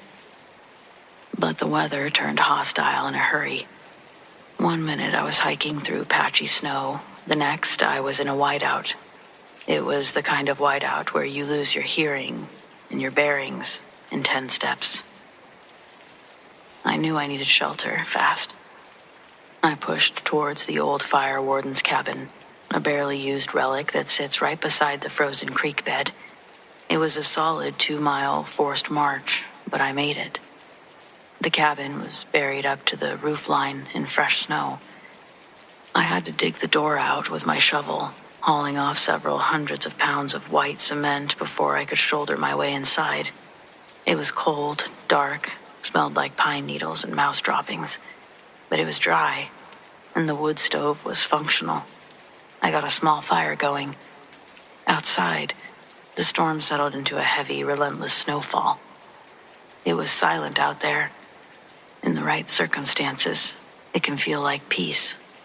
But sometimes it just feels like the air is being pressed down around you. I was heating some canned beans when I heard something. A sound in the snow directly behind the cabin. I froze. Bears, they wouldn't be here. This far up in the mountains, they'd be hibernating. A wolf would be smarter than to waste energy circling a well-secured building. Besides, this sound wasn't the slow thump-thump of a large quadruped. It was a slow, deliberate crunch-crunch that walked on 2 feet, heavy but balanced, moving in a perfect circle around the cabin, just outside the radius of my shovel-cleared patch. I pulled my rifle from its case, chambered around, and held it steady. I waited, listening. The sound stopped right outside the small, dirty window facing the west. Then came the sound that made the hairs on my neck stand, one that I can't explain. Not out there. A whisper. It was so faint, almost lost in the hiss of the snow falling against the glass. But there it was. It wasn't English. It wasn't human. Not exactly. It was a series of wet, clicking, whistling noises. Like an old radio searching for a signal, trying to form language out of static. My heart was pounding against my ribs. I tracked coyotes before. I stared down moose. But this felt different. It felt curious and intelligent and almost human. I waited for 15 minutes, breathing shallowly. The noises didn't stop, but they never got louder. They just continued that unsettling, searching whisper sound. outside the thin glass. Finally, I snapped. I wasn't going to let something hide in the snow and scare me out of my shelter. I threw the door open, rifle raised, ready to face down a mountain lion or a crazy hermit. But there was nothing. The blizzard had resumed its full force. The snow was swirling, erasing any tracks almost instantly. I swept the area with my flashlight, nothing taller than a low bush. I closed the door, slammed the crossbar home, and tried to tell myself it was the wind whistling through the chimney flute. Odd noises in odd spaces. But as I looked around the room, I noticed something that I hadn't seen before. It wasn't there when I first arrived. A small, dark smudge on the floor near the wood box. Just a random smear of dirt, maybe. No, it was a print. A 5-toed impression, much wider than a man's foot, and pressed deeply, as if whatever made it was extraordinarily heavy. It had walked right up to the wood box, stood there, and then apparently vanished. I didn't sleep. I kept the stove hot and that rifle across my lap. The sounds continued intermittently. It was this slow, rhythmic circling. Nothing ever there. Then, just before dawn, when the snow had slowed to gentle flakes, the voice outside the window sounded again. It wasn't clicks or whistles. I could have sworn it was my voice. Hello? It rasped. Hello in there. It was using my own voice to what, lure me out, trick me into opening the door. Logical me said, no, it's just somebody. So I opened the door. Not somebody. Nobody. I threw a log onto the fire and I watched the sun bleed over the eastern peaks, but I didn't move. I didn't speak.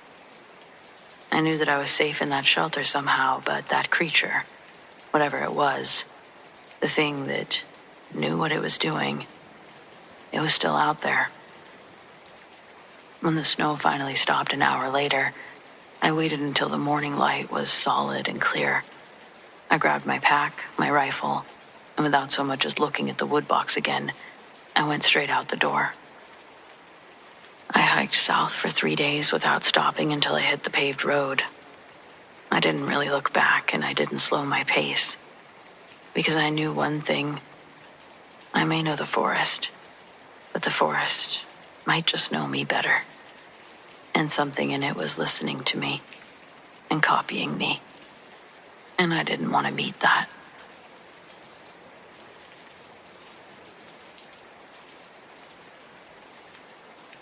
I've always loved the quiet of the off-season. Most people visit Vale in the dead of winter or during the spring slush. But the shoulder season, right after the first serious snow hits, but before the resorts officially open, that's when you can breathe. And that's when my friend Ethan and I, the mountain's 2 most reluctant maintenance techs, earned our hazard pay. We were bunkered down in the main lodge at the top of the glacier's edge lift, the highest point on the mountain. Outside, a blizzard had blown up the valley floor and swallowed the peaks whole. Visibility was maybe 10 feet. If something went wrong up here, you were waiting for morning. No one was coming for you.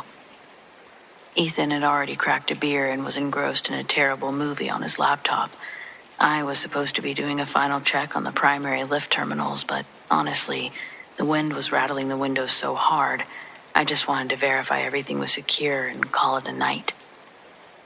I stepped onto the observation deck overlooking the loading area. The wind was roaring like a freight train, and snow was flying horizontally. I flipped on the powerful spotlight that illuminated the first 100 yards of the lift, and that's when I saw a figure sitting on chair 14. I remember rubbing the sleep out of my eyes and asking Ethan if they sent up a test dummy. What? Ethan grunted but didn't look up. No, everything got hauled down last week. Why? There's something on chair 14, I said, pointing. Ethan finally hauled himself over. He squinted into the light, which struggled against the sheer volume of the storm. Huh, you're right. Looks like a person. The figure was slumped forward, motionless, its back to us. It wore bulky old-school gear, a faded blue jacket, and a thick knit hat, the type that you saw in pictures from the 70s. The whole thing was dusted white, crusted over like an ice sculpture. If it's a person, they're not okay. It must be snow. A drift formed. The wind packed it into the chair. Yeah, packed snow, Ethan agreed. But why just chair 14? Why does it have legs? It was a good point. I tried to rationalize it. The wind was swirling strangely. Maybe some debris had landed just right, or maybe it was the storm causing us to see things that weren't there. All right. I better just check. I went inside to grab my travel light. When I turned to go back, there was nothing in chair 14. It was empty. Well, I'll just go check around then. And so I did. There was nothing there. Only my footsteps around. The snow underneath was untouched, and there was nobody in that chair. By the next morning, the blizzard had passed, leaving behind a sky of impossible blue and blinding, pristine snow. The mountain was majestic, silent. My first task was to verify the status of the lift line. I headed back to the deck, flicked the spotlights on, and looked out. Chair 14 was still empty. See? Just stuff. Ethan and I agreed. But then my gaze drifted further down the line past the first tower. Chair 31. Same figure.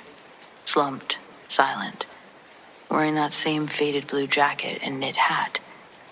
It was exactly the same, only 17 chairs further up the line. Ethan, I yelled. He joined me, swearing under his breath. That's impossible. If it was snow, it couldn't have moved. If it was a person, they'd be dead. I grabbed the heavy maintenance binoculars. The image snapped into focus. The figure was undeniably a human shape. It seemed to be looking down at the empty slopes. I couldn't see its face. It was facing the other way. But I could see the low slouch of its hat and the thick powder clinging to the hood. I tried to tell myself that there were 2 snow formations, or maybe Ethan's crew hadn't cleared the chairs properly, and a mannequin had been left out. But a different chair, same clothes, same posture. That's just strange. We decided to take a look. What else could we do? We couldn't climb the cables in the ice to investigate. We had procedures and we had jobs. So we just checked. And as we got closer to chair 31, it just disappeared. Whatever was there that we could both see, that we were both walking towards, it wasn't there anymore. We never found anyone on that mountain, and we never saw that figure again.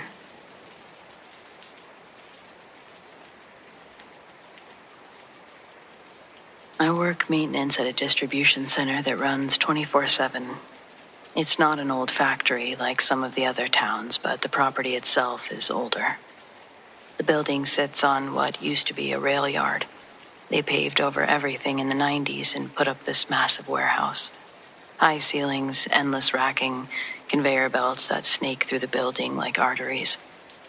On night shifts, I feel like it's a different world. The overhead lights are motion activated in certain zones, so whole sections of the building sit in darkness until you move through them. You'll walk down an aisle, and lights will click on in a chain reaction ahead of you, behind you, They shut off, one by one. It makes the place feel alive in a way that's hard to describe. Part of my job is responding to sensor faults. If a conveyor jams or a door alarm triggers, I have to go check it out. About a year ago, I got an alert to a door vault in Zone 6. That's one of the older sections of the warehouse. Less traffic, mostly overflow inventory. The system showed the emergency exit had been opened, which is strange, because those doors are alarmed and tied to security. If one opens, you know immediately. I grabbed my radio and drove the little electric maintenance cart over there. Zone 6 was dark when I pulled up. As I walked down the aisle, the lights came on overhead in that staggered way that they do. The exit door was at the far end, closed.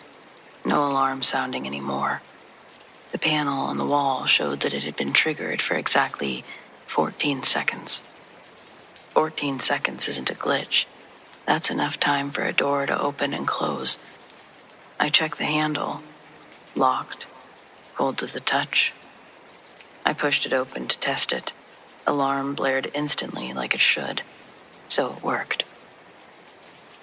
I figured maybe someone from shipping had propped it earlier and it logged late. It happens. As I turned to head back, I saw movement at the end of the adjacent aisle. Just someone walking. I could see the back of them between the racking. High-vis vest, hard hat. Normal. I called out. "Hey, you work in Zone 6? No response.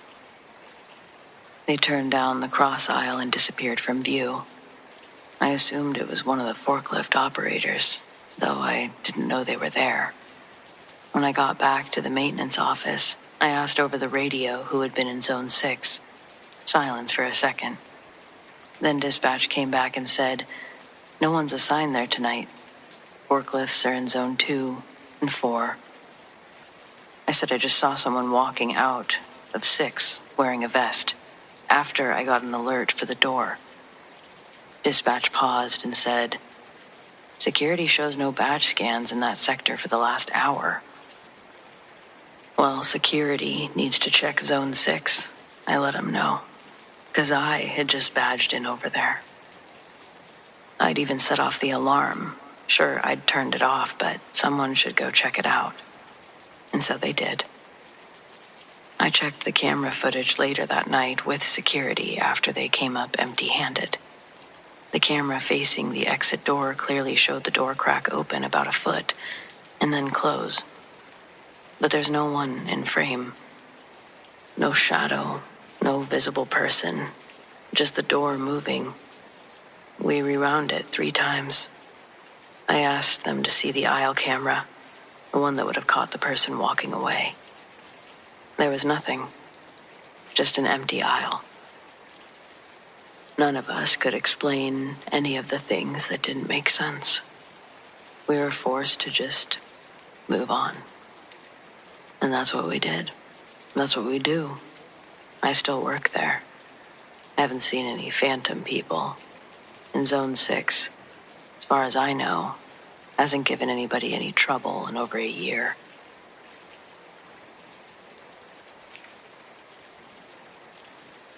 I've heard all the stories about sleep paralysis just being a trick of the mind, the body waking up before the brain, hypnagogic hallucinations, etc. I was always skeptical. Then I moved into my current apartment, a 5th-floor unit in a relatively modern building, and I met the Sentinel.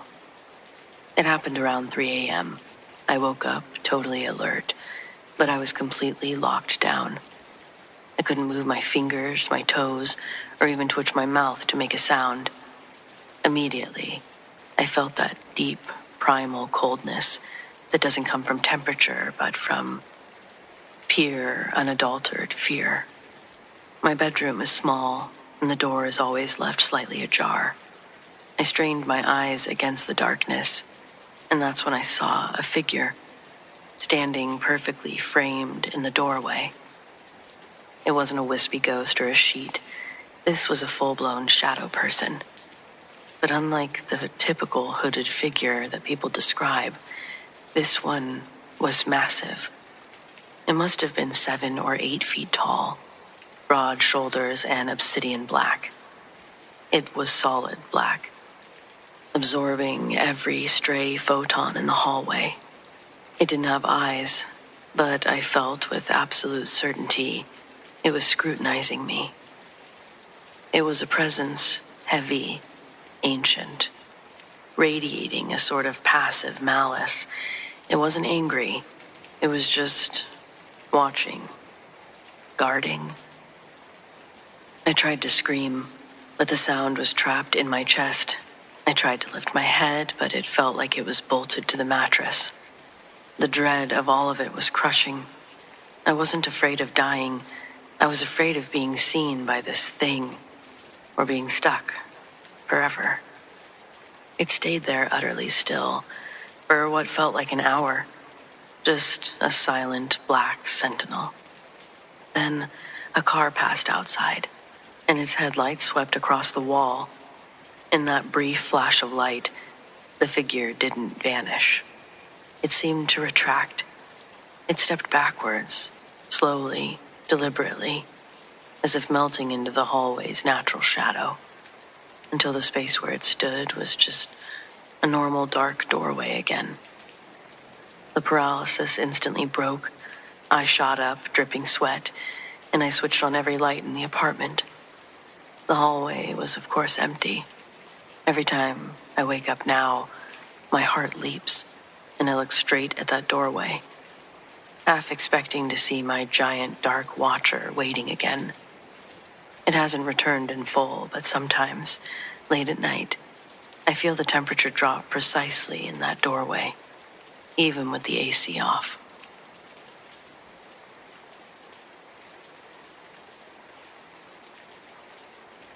I've had a couple of experiences that I can't really explain, but they've never felt threatening, just strange.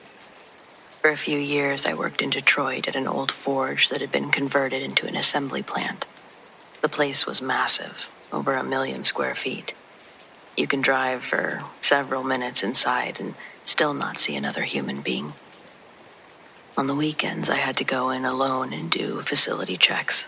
I'd take a golf cart and drive through the entire plant, making sure there were no air leaks, no roof leaks, nothing mechanically failing. Security was technically on site, but they stayed outside or in their office. Inside was just me, in the dark. They didn't keep the lights on over the weekend except for a few safety rows, so it was mostly just my golf cart headlights cutting through this enormous empty industrial space. Concrete floors, steel beams, old brick walls from when it was still a forge. The building still carried that heavy, metallic smell, like heat had soaked into it decades ago and never left. Sound traveled weird in there. Even the electric hum of the cart felt really loud. One weekend I was doing my usual loop and drove past a staircase that led up to a mezzanine. These were the type of steel stairs where you could see through the gaps. As I passed, something caught my eye in the headlights. Just a pair of legs walking up the stairs. That's all I saw. From mid-thigh down, work pants, boots, stepping up like a normal person heading to the mezzanine. My brain didn't even register it as strange at first. I just assumed someone else was there. But I had to reason with myself. I had just checked that no one else was scheduled. I hit the brakes rather hard, enough that my cart jolted. I reversed a few feet and aimed the headlights directly at the stairs. Nothing. No one on the steps. No shadow at the top. There were no footsteps continuing across the mezzanine. Just empty steel stairs. So, where'd they go? I sat there for a minute, genuinely trying to decide if I'd just imagined a pair of pants. Maybe it was the angle of the light, maybe a shadow from the machinery. But sometimes, despite how hard you try, you can't convince yourself that you didn't see what you saw. And what I saw was legs walking up the stairs. I didn't tell anyone that weekend. I figured it sounded ridiculous even to me. That Monday, I ran into a second shift supervisor, a pretty level-headed guy. Half jokingly, I said, "Hey, I saw something strange this weekend. Maybe a ghost." Without missing a beat, he said, "Was it legs walking up the stairs?"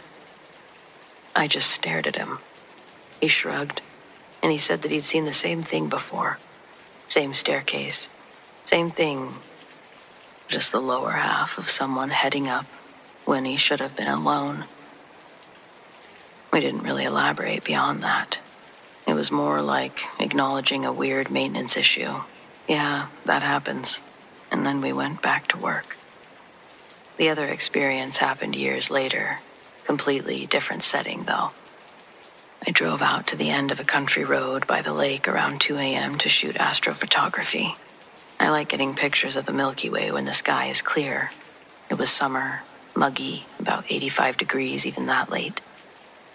Along with being incredibly dark, it's incredibly quiet out there. As I was setting up my tripod, I noticed something across the road, about 40 or 50 yards away. A wisp of mist formed. It wasn't rising from the ground like steam or drifting from anywhere. It just appeared, coiled slightly like breath on a cold day, except it was 85 degrees, and it drifted across the road.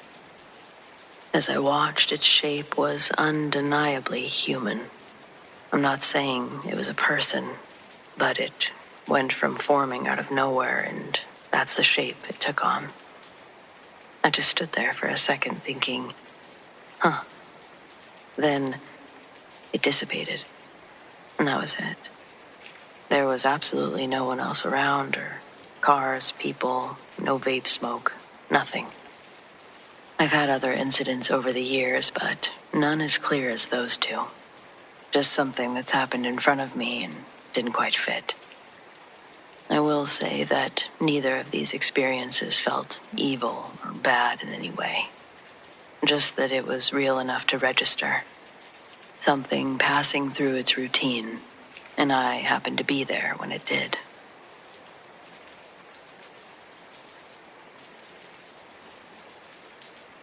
I grew up in an old house in a small town. It wasn't known to be spooky, just old. One night when I was probably 12 or 13, I was up way too late watching TV in the living room. It had to be around 2 a.m., many hours after everyone else had fallen asleep. I was laying on the couch facing the television, and off to the left of the TV you could see straight into the kitchen doorway. I remember thinking that my mom must have gotten up for water or something. I saw someone standing in the kitchen doorway. I glanced over. It wasn't my mom. It was a woman standing completely still in the doorway. She had big, styled hair, like the kind that you see in the old 1950s photos, curled and shaped perfectly. She was wearing a white dress with black polka dots. It looked old-fashioned, fitted at the waist. She wasn't looking at me, just sort of moving from the counter to the cupboards, as if she knew her way around the kitchen. I froze and just stared. She wasn't opening the cupboards or doing anything, not that I could see. My brain was trying to connect what I was seeing. Then she looked right at me, stopped her movement entirely. I remember feeling this wave of fear hit me so hard, it felt like I couldn't breathe. My whole body went cold and stiff. She didn't blink.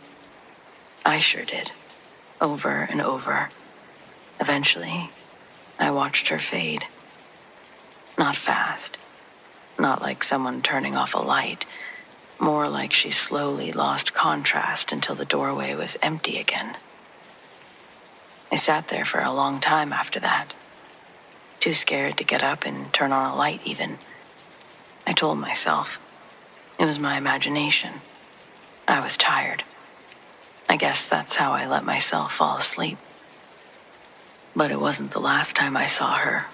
At least I don't think so. Every once in a while, always late at night, always when everyone else was asleep, I'd see her again in the same doorway, only in my peripherals. But the hair shape was unmistakable. Same hair, same posture. I'd argue the same dress. But I never got a good look at her like I did the first time again. We don't live there anymore. My family swears they never saw anything strange while we did. But I for sure know what I saw. And I would wager that she still resides in that house, whoever she was.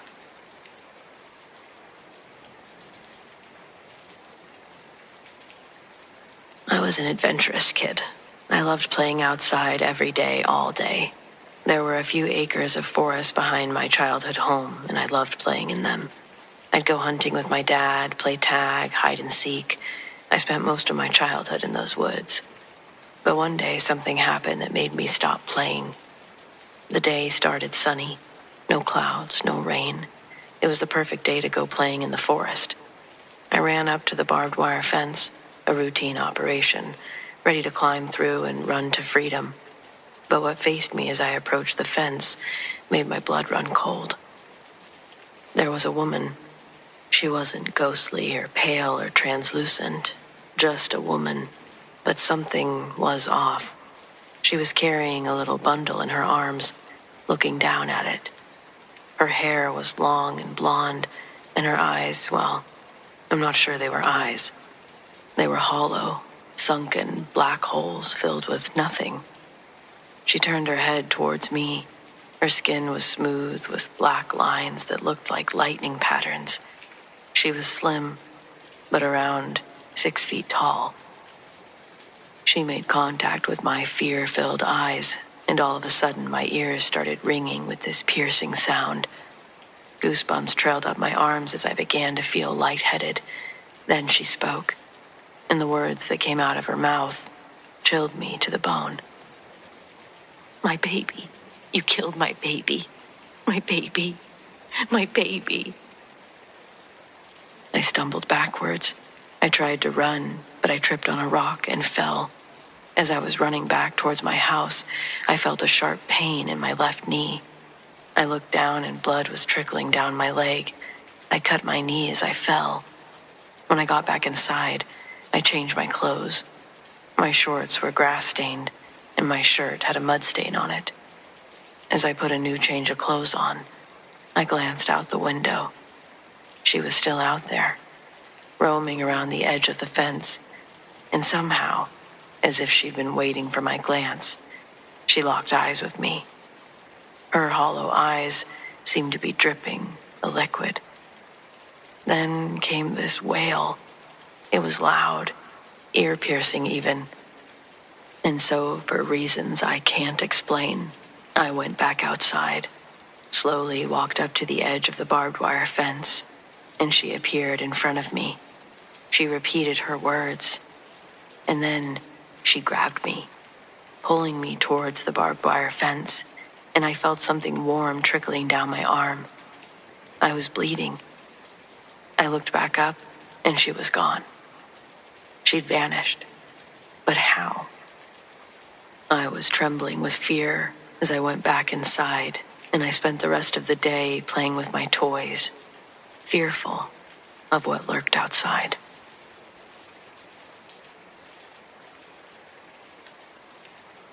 For years, I worked nights in a very old hospital. It had that distinct smell that older buildings usually carry, especially hospitals. Antiseptic layered over something older, something that never really goes away. The walls had been repainted countless times, but the bones of the place were from another era. Narrow hallways, heavy doors, windows that didn't quite seal in the winter. Night shift changes a building. During the day, hospitals are loud and busy. At night, they breathe differently. Monitors beep in empty rooms. Ice machines drop cubes on their own schedule. Elevator doors open to floors where no one's waiting. At first, I jumped at everything that would happen. But when you work somewhere long enough, even the strange becomes routine.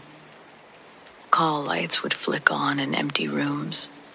You'd hear footsteps behind you in a hallway that you'd just checked to be empty.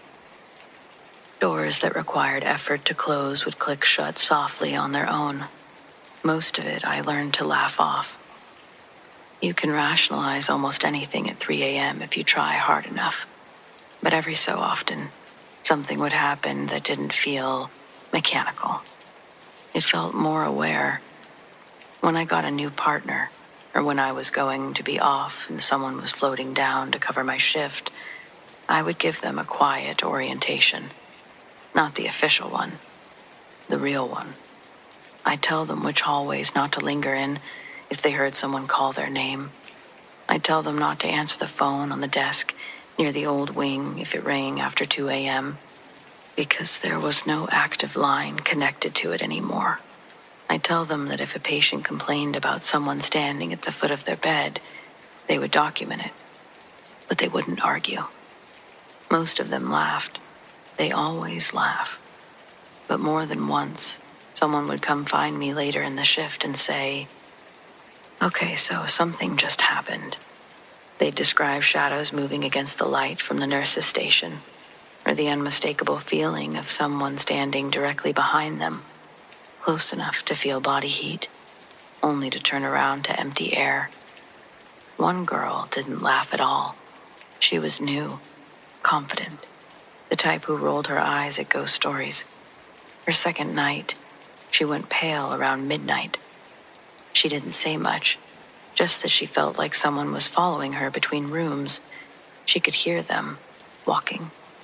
She asked if we had security cameras in the older wing. We didn't. Around 3 a.m., I couldn't find her. I assumed she was helping in a room or taking a break. Instead, I found a note at the desk. Short, apologetic, said that she couldn't finish the shift. She never came back. No further explanation, just gone. That's when even I stopped laughing as much.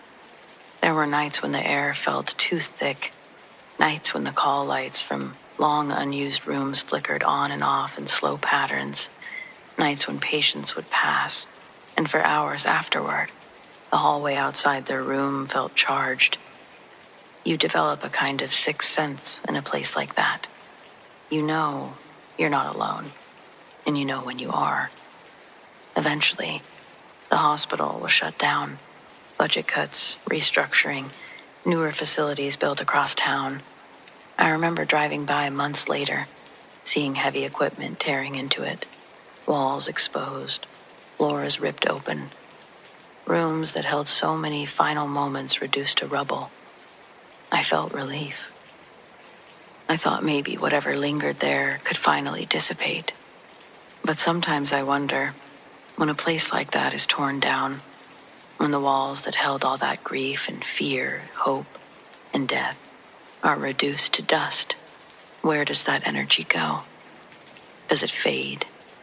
Does it scatter? Or does it simply wait for another building to settle into and to call home?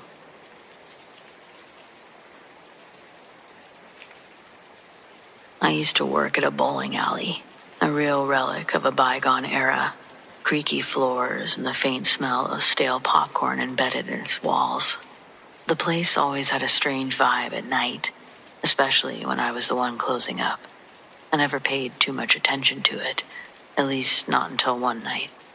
It was late, just past midnight. The last customers had long gone. I hadn't even had a chance to turn my music on yet, so the eerie silence seemed to echo off the polished lanes. I went through my usual routine, locking the doors, shutting off the arcade games, and finally flipping the switch to turn off the overhead lights. The place fell into near darkness, save for the faint glow of the exit signs. I was just about to grab my keys and head out when I heard it. The unmistakable hum of a lane powering on. My stomach tightened. There was no mistaking that sound. The sound was distinct, followed by the mechanical clatter of the pin setter coming to life. I turned around, and sure enough, one of the lanes at the far end was lit up like it was ready for a game. The thing is, the lanes don't turn on by themselves. Each one has a manual switch hidden behind a curtain in the back. I stared at the glowing lane for a moment, half expecting to see someone step out of the shadows. But the place was empty, or so I thought. Swallowing the lump in my throat, I flipped the main lights back on, and I started walking down the aisle towards the back. The air felt heavier every time I took a step, like the silence was kind of pressing down on me. I reached the curtain. I was about to step through it when the lane shut off just as suddenly as it had come on. The silence that followed was suffocating. For a moment, I just stood there, staring at the now dark lane, trying to make sense of what had just happened. A chill ran down my spine, and I couldn't shake the feeling that something else was there. But still, I tried to rationalize it. Maybe a power surge, maybe a malfunction. But deep down, I knew that wasn't it. I considered going behind the lanes to check the switches, but something about the oppressive stillness made me hesitate, and I guess I've always learned to trust my gut. It was like the darkness beyond the curtain was waiting for me, and not in a good way. The next day, I told my boss what had happened. He laughed it off, dismissing it as a figment of my imagination. No cameras, no proof, he said. I could tell that he thought I was just tired, maybe looking for an excuse to leave early, but it didn't stop there. A week later, while closing up again, I heard the faint thud of a ball rolling down a lane. The sound sent a jolt of fear through me, and I spun around to see a single ball sitting in the gutter of the same lane that had turned on before. Only this time, I knew I hadn't left any equipment out. I didn't stick around to investigate. I grabbed my stuff and I left as fast as I could, locking the doors behind me. To this day, I wonder what would have happened if I'd gone behind the curtain. And sometimes, late at night, I would think about the bowling alley, about the strange energy and how it felt, not being alone. I would wonder about the things that went on when no one was around, and I couldn't help but wonder if something or someone was actually trying to get my attention, or worse, trying to lure me into something.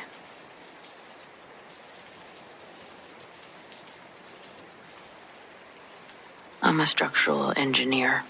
I spend my days looking for flaws in foundations and rot in load-bearing beams. People think that this job is about making things stand still, and it is. But really, it's about understanding how things fall apart. My wife, Sarah, and I learned that lesson the hard way 10 years ago with our first fixer-upper in Savannah, Georgia. It was a classic antebellum on Gaston Street, draped in Spanish moss that looked like lace in the moonlight. We were young. Sarah was 4 months pregnant, and we were convinced that we could peel back a century of grime. The haunting, yes, haunting, it didn't start immediately, but it started innocent enough, with a giggle.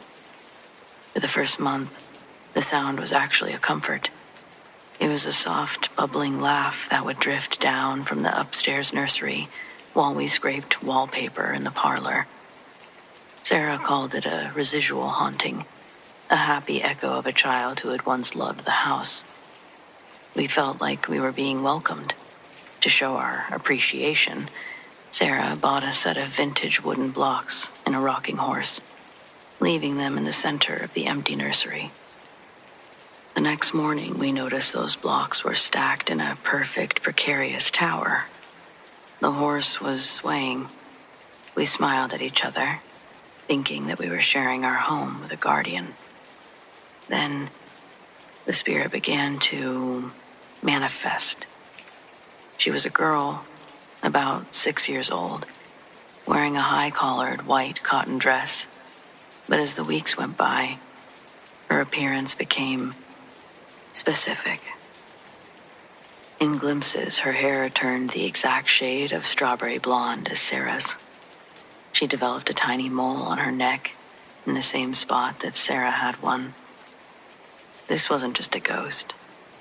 The house was sort of manifesting some sort of mirror image of the daughter we were waiting for. We still found it kind of enduring. But as soon as we acknowledged her existence, she stopped showing herself. And then it was just back to the blocks and the rocking horse. We didn't see her anymore. As soon as our daughter was born, everything stopped. No more blocks, a rocking horse. If she was indeed a guardian, she seemed to have left. But our daughter, she's 9 now, and she has her mother's strawberry blonde hair and the mole on the back of her neck. Sarah and I often wonder if the house was haunted at all, or if it was some sort of glimpse into the future, different timeline, where we got to see our daughter before we saw our daughter. We still live in the house, and I can say we've never experienced anything since before our daughter was born.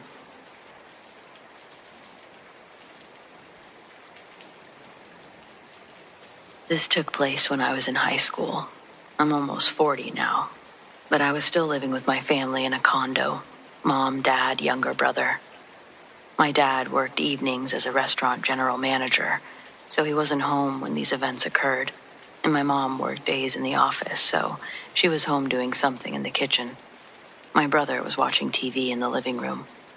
This was back in the late 90s, early 2000s, so we had an old school PC in my parents' room. I loved using it. I was most likely downloading music, chatting on ICQ, 90s behavior. To the left of the computer desk was a foyer which lined the bedroom closets with the door to the room at the end. As I was on the computer, I could see very clearly in the corner of my eye 2 legs walking towards the door, away from me. Zoned out in what I was doing, I just assumed it was my brother. I turned to look, and nobody was there. The door was half shut enough that I knew my brother wasn't that slick to squeeze through that fast. Add to that, I suddenly had an eerie feeling in my gut, and I froze. But I slowly went back to what I was doing. I brushed it off, kept it to myself. Not long after, about a week later, I'm having a conversation with my mom in the living room. We're standing at opposite ends, not a huge room, and where she was standing had a wall with 3 large mirrors. As she's talking, I see a blurry shadow figure run across the mirror. I interrupt her mid-sentence and say, "Mom, don't freak out, but I just saw something in the mirror." She freaks out. Asian moms don't play with that shit. She goes, "Don't play like that." And I proceed to express how serious I am. She wasn't happy. Now, mind you, nothing really prompted my visions or behavior. I hadn't seen any movies or read any books that would fuel my imagination. At this point, I hadn't even told anyone what I saw, other than what had happened with my mom. Some time passes, about another week, and one day my dad comes home. He's a very social butterfly and made buddies with the building manager, whose name was Rick. As he comes in, he goes, "Guys, I just saw Rick. He said they found one of the tenants dead." Apparently, a tenant on another floor who lived alone had quietly passed and been dead for at least 2 weeks, or more, since nobody knew. Needless to say, this kind of shook me. My dad had no idea about my recent experiences. I immediately knew that this poor person's spirit had been wandering the building. I never got a negative feeling about it, so I can only assume that they were lost, trying to let us know. I never found out their name, but rest in peace.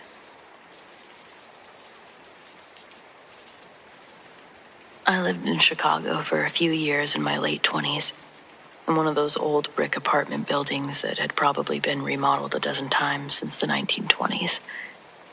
The place wasn't huge, just a narrow 1-bedroom on the 3rd floor with creaky floors and radiators that clanged whenever the heat kicked on. My girlfriend at the time and I had already been having problems for months, Nothing drastic, just the slow kind of unraveling where conversations start getting shorter and you both start realizing you're probably not heading in the same direction anymore. By that point, she already knew something strange seemed to follow me from place to place. I say that carefully because I'm not someone who believes that every little noise in an old building is supernatural. I've lived in plenty of old apartments. Pipes do knock and floors shift. Neighbors make noise. Most things have explanations. But for about 4 months in that apartment, things started happening that were harder to shrug off. A cabinet door in the kitchen would be open, even though neither of us had used it. Something would fall off the counter with no one near it. We would hear movement in the hallway when both of us were sitting on the couch. And then there were the lights. Every so often, the hallway light would flicker twice, very quickly, and stop. The fixture had been replaced before we moved in, so it wasn't some ancient wiring issue. Still, we did try to ignore it. But after a while, everything became more regular enough that I started paying attention to the patterns. Around the time, I'd gotten really into playing The Legend of Zelda, Breath of the Wild, on my Nintendo Switch. Most nights I'd sit on the couch exploring the map while my girlfriend scrolled through her phone or watched something on her laptop with headphones. We also had a small security camera sitting on a shelf across the room. Nothing fancy, just cheap motion tracking camera, something I'd bought online because packages had gone missing in the building before.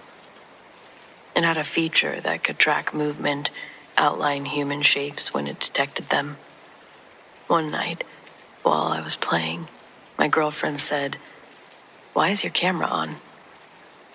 I looked up and saw the small light blinking on the device. The app on my phone had opened automatically and was showing the live feed. 2 outlines were visible in the room. One where I was sitting on the couch, another where my girlfriend was curled up in the chair. But there was a third outline, standing near the far wall, right between the bookshelf and the coat rack. The weird part was that nothing could actually stand there. That corner was crowded with stacked boxes and an old floor lamp we never used. The camera wasn't just marking motion. It was clearly tracking something shaped like a person. At first, I assumed the software was glitching, so I reset the camera. When I rebooted, the outline appeared again. Same spot. We both got up and walked over there, waving our arms through the space where the camera said the third figure was standing. There was nothing, no shadow or reflection. The camera continued tracking the shape anyway. For the next couple of weeks, I started checking the camera every night out of curiosity. Sometimes the figure wasn't there. Other times it would appear in roughly the same area of the room, and once or twice it even moved. Not walking, exactly. More like shifting positions in a way that made the tracking box slide slowly across the screen. My girlfriend really hated it. She started turning the camera off before bed because she didn't want to see it anymore. Around that time, I started keeping notes on my phone about the things happening in the apartment. Dates, short descriptions. Lights flickered, books falling off shelves, footsteps in the hallway when no one's there. One evening, I was sitting on the edge of the bed writing another entry about hearing someone walking around in the kitchen earlier that day. Just as I finished typing, my phone jerked out of my hand. Not like I dropped it. It was pulled sideways and hit the floor. I sat there, trying to process that for a moment. My girlfriend was in the other room and hadn't come near me. I picked up the phone, stared at it, and added another note. Phone knocked out of my hand while typing. That night I went back to playing Zelda for a while before getting bored. I set the Switch down on the dresser, tossed my phone onto the bed beside me. A little later we decided to go grab food nearby. I got dressed, grabbed my jacket, and reached for my phone. It was gone. I checked the bed, the floor, under the pillows. I stripped the blankets completely off the mattress and shook them out. Nothing. My girlfriend helped me search the entire apartment. Couch cushions, kitchen counters, even the bathroom. We both clearly remembered me tossing the phone onto the bed. It had simply disappeared. After 20 minutes, I gave up and figured I'd deal with it later. I finished getting dressed and turned to leave the bedroom, and that's when I saw it. My phone was sitting on the bed, right in the exact spot that I had originally placed it, flat on the blanket, screen facing up.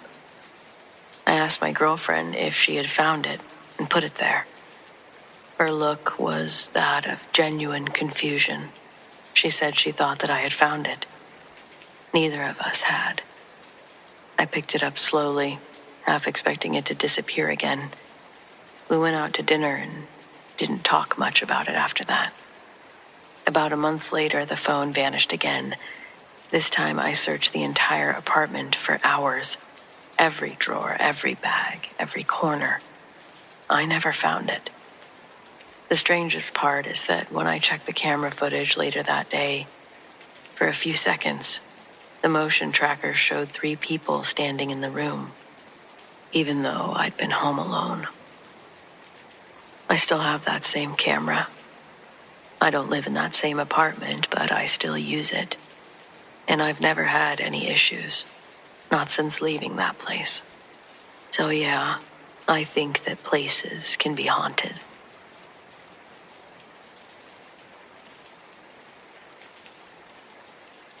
A couple of years ago, I was living outside of Seattle with a roommate I'd known since college. We rented the top floor of a split-level house in a quiet neighborhood. Nothing unusual about the place, built sometime in the 80s, beige, thin walls. The usual. My roommate worked night shifts at a hospital, so evenings I had the place to myself. Around that time, I'd gotten really into VR. I bought a MetaQuest headset and spent most nights playing different games after work. It was the perfect way to unwind. Throw the headset on, disappear into another world for an hour or two, then crash. If you've used VR, you know how the boundary system works. When you set up your play space, you draw a virtual outline of your room so that you don't walk into furniture or walls. If something enters that space, the headset can sometimes detect it and shows a faint outline so you don't run into it. Most of the time, it's just your couch or a chair, the edge of a table. One night, I was playing a rhythm game, just standing in the middle of the living room, slicing blocks and trying not to embarrass myself. My roommate had already left for work hours earlier. The house was quiet. About 20 minutes in, something strange happened. A person-shaped outline appeared in the corner of my play area.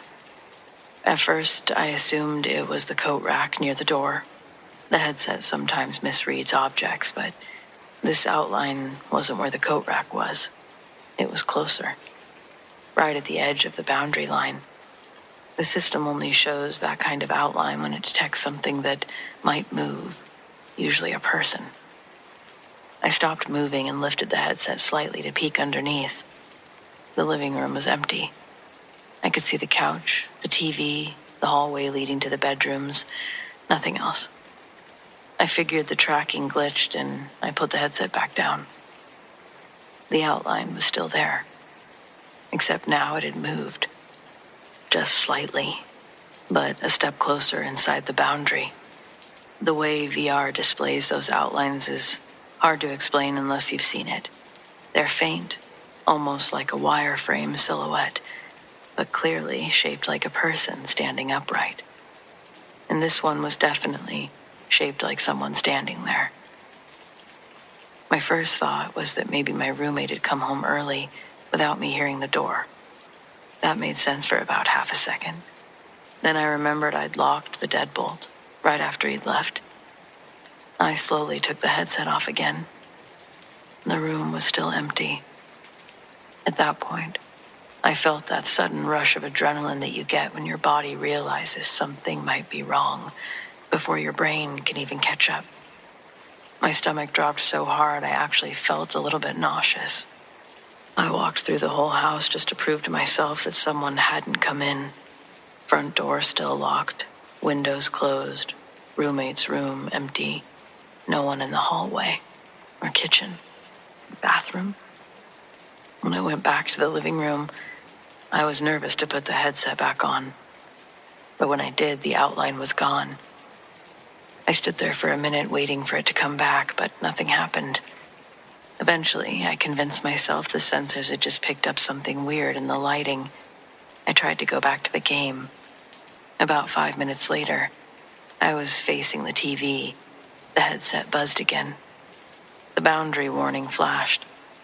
Something had entered the play area behind me. Sure enough, as I turned around, the outline was there again, right inside the boundary line, about 6 feet away from me. This time, it was moving. Just a slow shift forward, like someone leaning in to watch what I was doing. That was the moment that I think real fear hit. It wasn't a jump scare kind of panic. This was something deep, gave me a sick feeling. When every instinct in your body says you're not alone, that you're in danger. I ripped the headset off so fast it almost flew out of my hands. The living room, of course, was completely empty and dead quiet. I did not put the headset back on, not that night. The next morning, when I checked the headset's Guardian history in the app, it showed 2 alerts from the night before. Both said, human presence detected in play area. The timestamps matched exactly when I saw the outline. My roommate had been at work the entire time. I confirmed that. The living room camera that we had pointed toward the front door never recorded anyone coming in. I was alone, but I wasn't alone.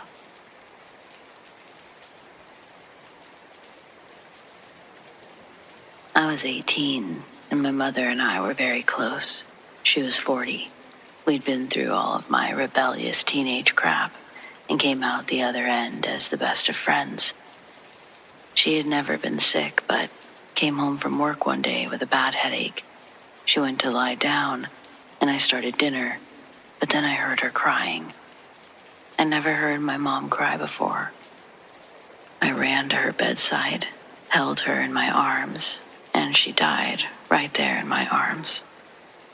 And I called my dad, but she was already gone. On the night of her funeral, my dad and I went to bed early. His room, or their room, was right next to mine. It was about 8:30. My dog always slept at the end of my bed, and suddenly, my room got really cold, and my dog ran out of the room. I knew my mom was there, even before I saw her. She was all white and spoke to me telepathically. She told me not to worry about her, that she was in a good place and happy. I was scared, though, and I ran out of my bedroom and started to go downstairs. Then I thought, that's your mom. And I started back upstairs just as my dad was coming down. You've heard the saying, he looked like he'd just seen a ghost. That couldn't have been more true for my dad. Before I could say anything, he said, I just saw your mom. I told him I had too. My dad was a very matter-of-fact person, an engineer. We never talked about this again until 40 years later, when he was on his deathbed dying of esophageal cancer. Remember when we saw Mom, I said, when she came back? Oh, love, he said. How could I ever forget that? I used to feel bad about being scared when I saw her, but then I remembered in the Bible how scared the shepherds were when the angel of the Lord came down and the angel told them to be not afraid.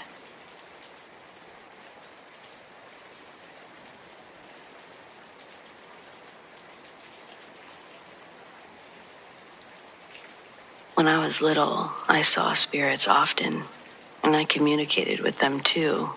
And it used to terrify my parents when my imaginary friend, Galen, would tell me things that no 3-year-old should have known. I realized when I was probably 5 or 6 that I could see things other people couldn't. And it didn't bother me until one night in particular. And it was after that night that I somehow closed off the part of me that was open to seeing things. When I got a little bit older, I let my guard down a bit and started seeing again, but infrequently. Now I'll tell you what happened. I woke up during the night because I heard what I can only describe as a whispered, evil laugh. I was about 11 years old, and it was the only time I've ever experienced sleep paralysis. At first, I thought someone in my family was playing a joke on me and had snuck into my room. I tried to speak, but I couldn't. I couldn't move, and I felt suddenly claustrophobic. I was trapped in my body. I could see out of the corner of my eye a figure coming towards my bed.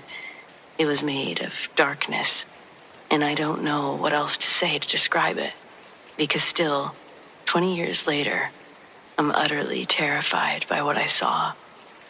If I wrote it down, I'd have a sleepless night and nightmares. What I will say, though, is that the thing was not from this planet, and it never was. It came from hell itself, I can only assume. And don't ask me how I know that. I just do. Eventually, I think I passed out from fear, and when I woke up the next morning, I didn't tell a soul. When something bothers me like that, I have the tendency to stop speaking for a few days. I know I went mute for about a week. Whatever that thing was, and why it sought me out, I'll never know. But I felt, and I feel, scarred, tainted by the memory of that night. Imagine someone touched your very soul and left an ugly black mark on it. That's how deeply affected by that experience I am. And that's the first time I've ever told anyone about it.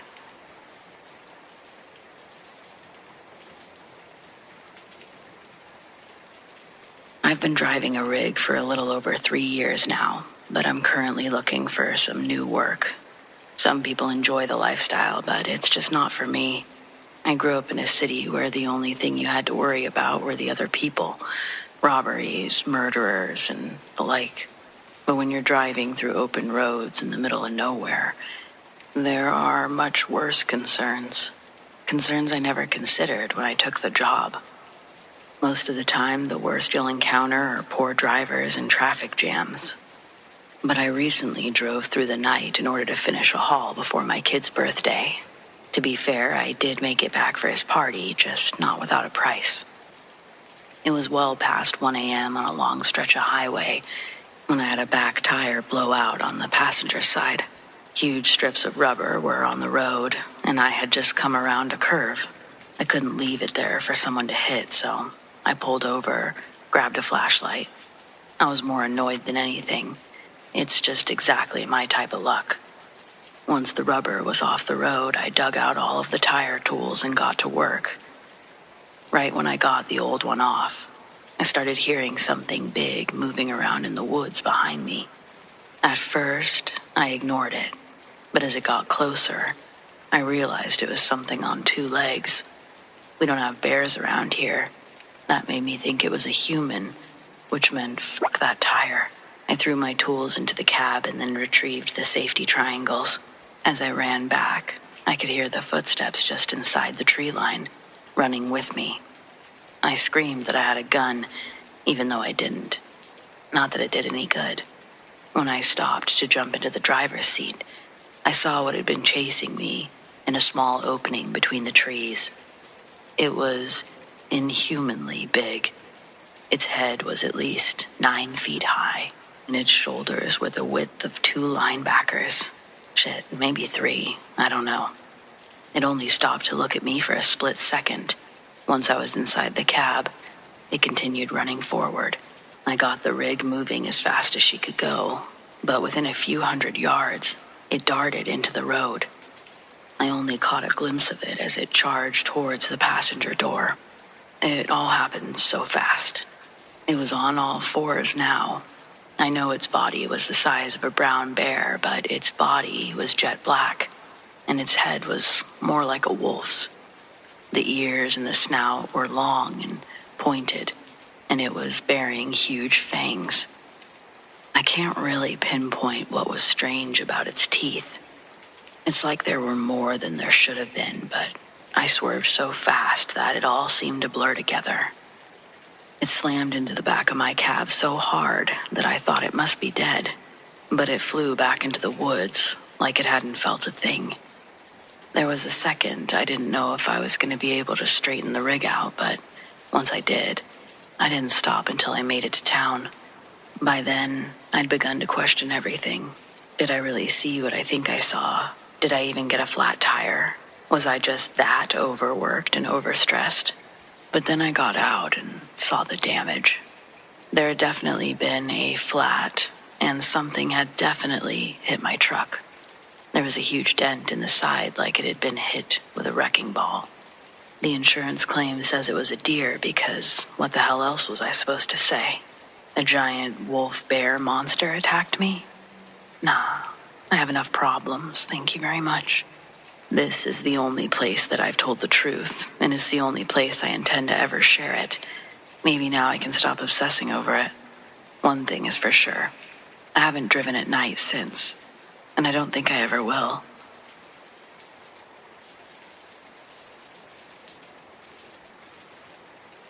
It was late, probably too late to be out. I was headed home from work after a long shift, tired and ready to collapse into bed. The bus stop was a few blocks away, but something felt different that night. The streets were unusually quiet, and the air, it was an unsettling stillness. It sort of made the hairs on the back of my neck stand up, but I chalked it up to a cool breeze. I glanced around, half expecting to see someone lurking in the shadows, but the sidewalk was empty. Still, I couldn't shake the feeling that something was wrong. It wasn't just a chill in the air. As I approached the intersection, I spotted the familiar shortcut that I always took to the bus stop. A narrow alley, quicker and more direct. I'd walked through it countless times, but tonight, my feet stopped. I don't know why, but every instinct in me screamed, "Don't go in." I hesitated, standing on the sidewalk, staring into the dark, empty alley. It was silly, I told myself, just nerves. But the feeling grew stronger. I felt this weight pressing on me, a sense of dread creeping in. My heart was racing, and my gut twisted painfully. I turned away. Instead, I took the long way, sticking to the main road where the streetlights flickered dimly overhead. The entire walk home, I couldn't shake this tension in my chest, as if I'd narrowly avoided something terrible. The next morning, I woke to the news. A woman had been attacked in that very alleyway. Around the same time, I would have been walking through it. They found her unconscious, but alive, barely.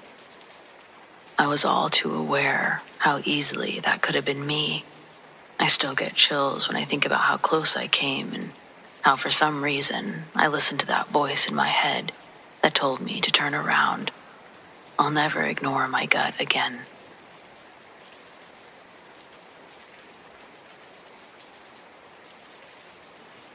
In 2004, my parents moved us from the East Coast to the Gulf Coast, and I started 7th grade at a new school. I talked differently, dressed differently, and overall didn't impress the popular girls, or anyone for that matter. If someone bothered speaking to me, it was only to make fun of my accent. By the second week, I'd learned to stay small and keep to myself. When you remove yourself from all social dynamics and become purely a spectator, you learn a lot. I quickly identified who was friends with who had crushes, and who secretly hated their best friend. Then there was Brady, the invisible boy. I envied him most of all. He didn't have to play politics, avoid bullies, or fear the bathrooms. No one stared at him or pointed. It was like he didn't exist.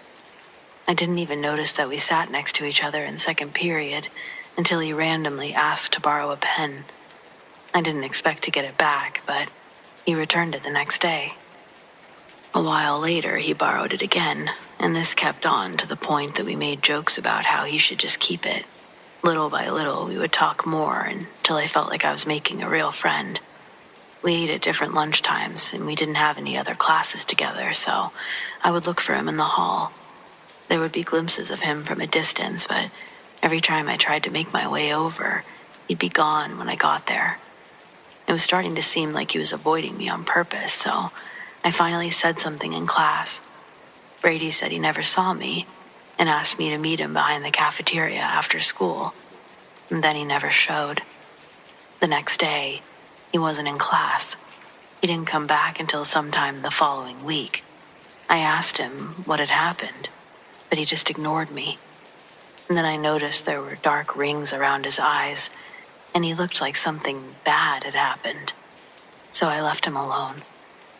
I watched him all through class. I saw a dark, matted clump of hair on the back of his head. It looked like he was hurt. His clothes were covered in dirt and torn, like he'd slept outside. I couldn't believe the teacher hadn't said something to him. Did she really not notice? I tried asking if he was okay, but I did it too loud, and the whole class turned to look at us. I stared at Brady, hoping he would say something, hoping the teacher would see him and help. But then one of the popular girls said, "Oh my God, she's talking to her imaginary friend again." And everyone started laughing hard. I couldn't take it anymore. I stood up and made a horrendously embarrassing speech about how awful they all were. Crying definitely made it worse, but that's a different kind of childhood trauma. The kind of trauma that comes from a teacher taking you into the hallway to explain that your only friend wasn't real is a whole world of messed up into itself. There was no Brady in that class, no Brady in my grade. That desk had apparently been empty all year. I freaked out so bad that my parents were called to pick me up. My mom made me wait in the car while she talked to the principal. A few days and a therapy session later, my mom told me what they talked about. Sometime in the 90s, a similar incident happened where a kid thought that he'd made a friend named Brady. He was so insistent that our principal, still a teacher back then, looked into it, found old articles where a student named Brady had died. His mom was an addict, and Brady used to run to the school when she became violent. He'd sneak into the cafeteria and stay the night. One day, she chased after him, caught up with him in the parking lot. He tried to make it to the door, but she ran him over before he could reach it. He died still pinned beneath her tire. She was so out of it that she didn't even realize she killed him until the next morning. My schedule was changed, so I didn't have the same second period anymore. I guess the teachers hoped that it would help avoid another incident, and I guess it did. The other kids gave me hell for as long as I attended that school, but I only saw Brady a handful of times after that, and I was really careful to avoid showing it. I didn't need to add any fuel to the fire. To my knowledge, that was the only ghost I've ever had contact with, but who knows? Either way, I'm fine believing that he was my only one. I was always afraid of the sixth sense. I have no need to live it.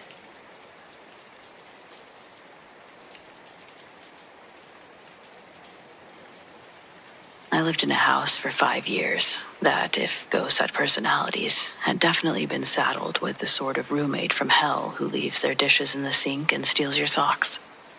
Not violent, just petty and endlessly inconvenient. I'd come home from work and find the second floor window wide open in a rainstorm. I'd reach for a yogurt in the fridge and pull out a container with the lid half off, yogurt crusted around the rim, like someone had been there in a hurry. Little things, mostly. But these are the kinds of things that make you double-check your own memory, and then put a post-it on the fridge that reads, "You did not open this." At first, I tried to be reasonable. I blamed drafts. I blamed my own absent-mindedness. I even blamed the cat. The cat is culpable for many things. She is not culpable for everything. I taped down the windows. I put a bowl of baking soda in the fridge in case it was moisture. But the house had a theme, and once you identified it, it becomes impossible not to notice it. This place hated clocks. And by hated, I mean the house was personally invested in their destruction. There were cuckoo clocks, stained wood, little doors that popped open on the hour, that had worked for half a century. They ticked and coughed along like elderly relatives, and then, without warning, they'd stop dead. No winding problem. No spring snapped, just dead. Then there were the new, cheap wall clocks I bought to replace them. I'd throw batteries in like offerings, go to bed, and wake up to a kitchen full of quiet and a clock that had eaten its battery like it was candy. By the end of that winter, I had an entire drawer of expired AAAs that still looked brand new. A battery graveyard. My watch is the thing I miss the least, but it's the first sabotage relic I remember clearly. I always slept with it on, bad habit, I know, but it's how I kept my phone out of reach when I wanted to pretend to sleep. One morning I rolled over and my wrist was naked. The watch lay on the floor beside my bed, with the crystal shattered. Metal band was bent like someone had stepped on it. I remember holding the broken thing in my palm and thinking annoyingly practical thoughts. Replace crystal, call the repair shop, sleep without watch on. And underneath all that, the tiny, embarrassed flutter of who moves my watch in the night. Then came the Kit Kat clock. That's what it would be called, because it was shaped inexplicitly and charmingly like a Kit Kat bar. Long, glossy, with perfect little rectangles. My sister bought it for me for Christmas. A ridiculous pop of plastic that made the kitchen feel like someone had smuggled a candy store into a mid-century decor. Well, 2 weeks later, the house threw it. I was standing at the stove, stirring something that involved too much garlic for 7 p.m., when the cat did that twitch and stare thing that she does when a moth passes. Out of the corner of my eye, something airborne, long and chocolatey and absurd, flew across the kitchen. My brain filled in the motion with conspiratorial slow motion. Airborne Kit Kat. I turned. The clock lay in 1,000 bright plastic shards across the linoleum. Hands frozen at 6:50. For a second, I laughed, because what else do you do? And then I sighed, swept up the candy pieces, and walked to the living room, where the old wooden cuckoo clock had stopped again. Its door had shut as if it had decided on permanent retirement. The house sighed around me. House sounds, like a person settling in after a long day. I wanted to be mad, but I kept feeling like I was dealing with a particularly passive-aggressive relative. People give you advice for situations like this. Bless the house, light sage, call a priest, install an app that plays whale songs on a loop at 3 a.m. I tried practical things first. I swapped the batteries. I put up little talismans around the house. I unplugged everything except a floor lamp and stared at the lamp for a while because it felt like the grown-up thing to do. Nothing worked long-term. The clocks kept failing. The windows kept opening. And the cat continued to be responsible for some disruptions, but not the ones I was trying to explain. Some of the acts were almost affectionate in their spite. Once I came home to find all of my socks were sorted. Not lost, but bunched intentionally, in a neat pile by the door, like someone who wanted me to know that they'd been looking for them. And they found them. Once a page of my favorite book was folded down. It was folded on the exact sentence I needed to reread. The book had not been opened all day, and suddenly there was a corner bookmark, mockingly precise. Little messages. A personality with time to bother with domestic details. Not a violent personality, or a threatening one. Just a roommate. A passive-aggressive roommate. The worst part wasn't the inconvenience. It was the way that it made me tack my life into small, defendable boxes. I stopped leaving things where I liked to leave them. I put cling wrap over my leftovers, even when I meant to eat them the next day.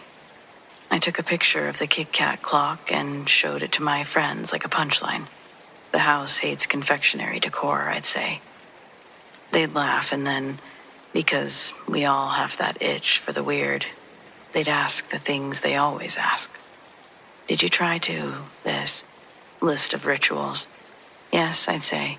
I tried. Nothing stuck. There was one night, a few months after the Kit Kat incident, where I basically had enough of sitting on the edge like I had a grumpy roommate. I stood in the kitchen with 2 coffees and a plan. I would not be sabotaged tonight. I set a cheap digital clock on the counter, one that looked like it was a utilitarian box. And I watched it like a hawk while I boiled water for my noodles. For 1 glorious hour, it ticked. For 1 hour, the house offered no opinion. And then at 2:02 a.m., my cat leapt up, knocked the clock onto the floor, and walked away with the expression of someone who'd just finished a job. I picked up the clock half annoyed, half resigned, and for the first time I laughed until I cried. It was ridiculous and perfectly on brand. The house had not been forceful. It had merely redirected the agency through the cat's paws. Subtle, efficient, bossy. I did eventually move out, because 5 years is a long time to live with a roommate who doesn't respect batteries. I still find myself making little rituals when I visit other houses, though. Tap the mantle, check the window latches, leave a clean plate in case someone is picky. Sometimes I miss the weirdness. Not the petty theft of time, or the smashed watch, or soggy windows, but the uncanny personality of it all. There was a rhythm to living with a place that kept correcting itself, and in its own maddening way, watching out for the edges of my life. Honestly, if ghosts are going to haunt something, I'd rather it be a nitpicky, borderline catty presence that throws my novelty clocks off the wall than one that's out for blood. At least one could be reasoned with, sort of. As for the Kit Kat clock, I took it as a compliment.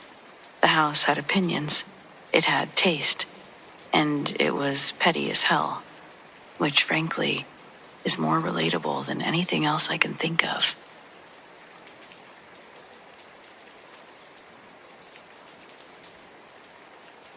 When I was growing up, my dad would take me on camping trips every summer.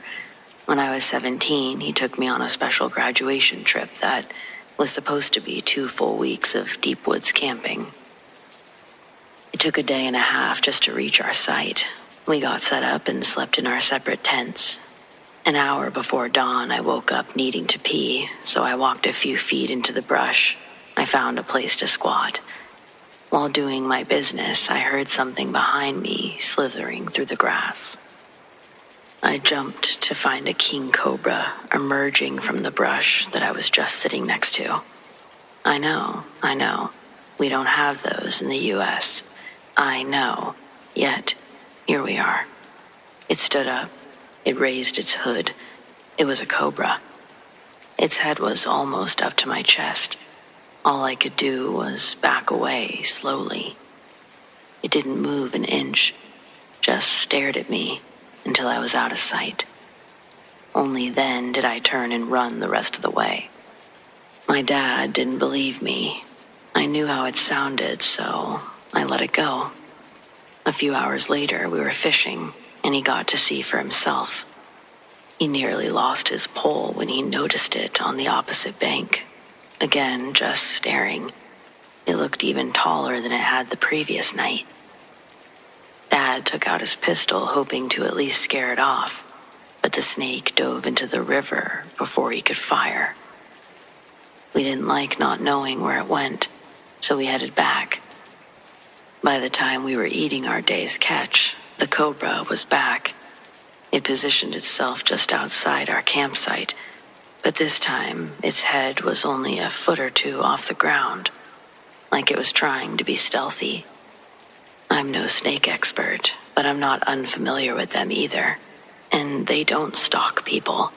I don't care what kind of snake it is. They want nothing to do with humans. If you don't threaten them, they don't threaten you. The only thing we could figure is that some collector had released this thing into the wild, and we must be in its territory. My dad tried to shoot it, but missed, and the snake shot back into the woods. We made sure to stay zipped in our tents until dawn, and then packed up our gear. There were plenty of other spots to set up that weren't encroaching on Cobra land. We followed the river down for half the day and found a nice clearing. This way we could make it back to the truck without the extra overnight when the time came, which we still expected to be over a week away. But that night we saw it again. At first we heard something big moving through the trees. We thought that it was a deer or maybe a boar, so we got up with the flashlights. The noise stopped instantly, like whatever it was had frozen in its tracks. We circled the perimeter twice, but didn't see anything, so we got ready for bed. Around 3, I woke up to something heavy walking through our camp. I figured whatever we scared off before was back, with its own territory beef, but it was so close to my tent, I didn't want to startle it by poking my head outside. Instead, I waited for it to wander further away. Then it stopped, and a few seconds later, I screamed as my dad's gun went off. It scared the absolute crap out of me. I knew something was wrong. We'd never actually had to shoot anything before. Just as my hand touched the zipper, my dad yelled for me to stay inside. I heard him walk around the campsite. He wouldn't answer any of my questions until he was finished, and even then, he wouldn't let me come outside. He had seen the snake and decided it was time to get out of the woods altogether. We planned to leave in the morning, but I didn't understand why he wouldn't just go into his own tent, where it was safe. Even if there was some kind of freak, rabid, horror movie snake, it wasn't going to use a zipper. Yet he insisted on standing guard. As soon as the sun started coming up, we were packing. I never seen my dad so scared before or since. His hands were shaking as he took down the tents, but he wouldn't talk about the snake.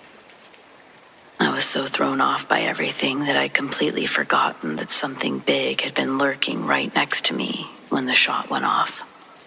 I didn't remember until we were back in the truck and well onto the main road. That's when my dad finally came clean. The big thing had woken him up too, and unlike me, he didn't actually see it. He undid his flap just enough to see a large, dark, humanoid figure bent over my tent, like it was looking for an opening. Then he watched in horror as it shifted into the cobra, almost like a humanoid shadow, melting and dissolving until only a snake remained. When he fired, he was certain he hit it, but it shot back into the woods, completely unaffected. I don't know what the hell that thing was, but I think it's safe to say we still don't have king cobras in the United States.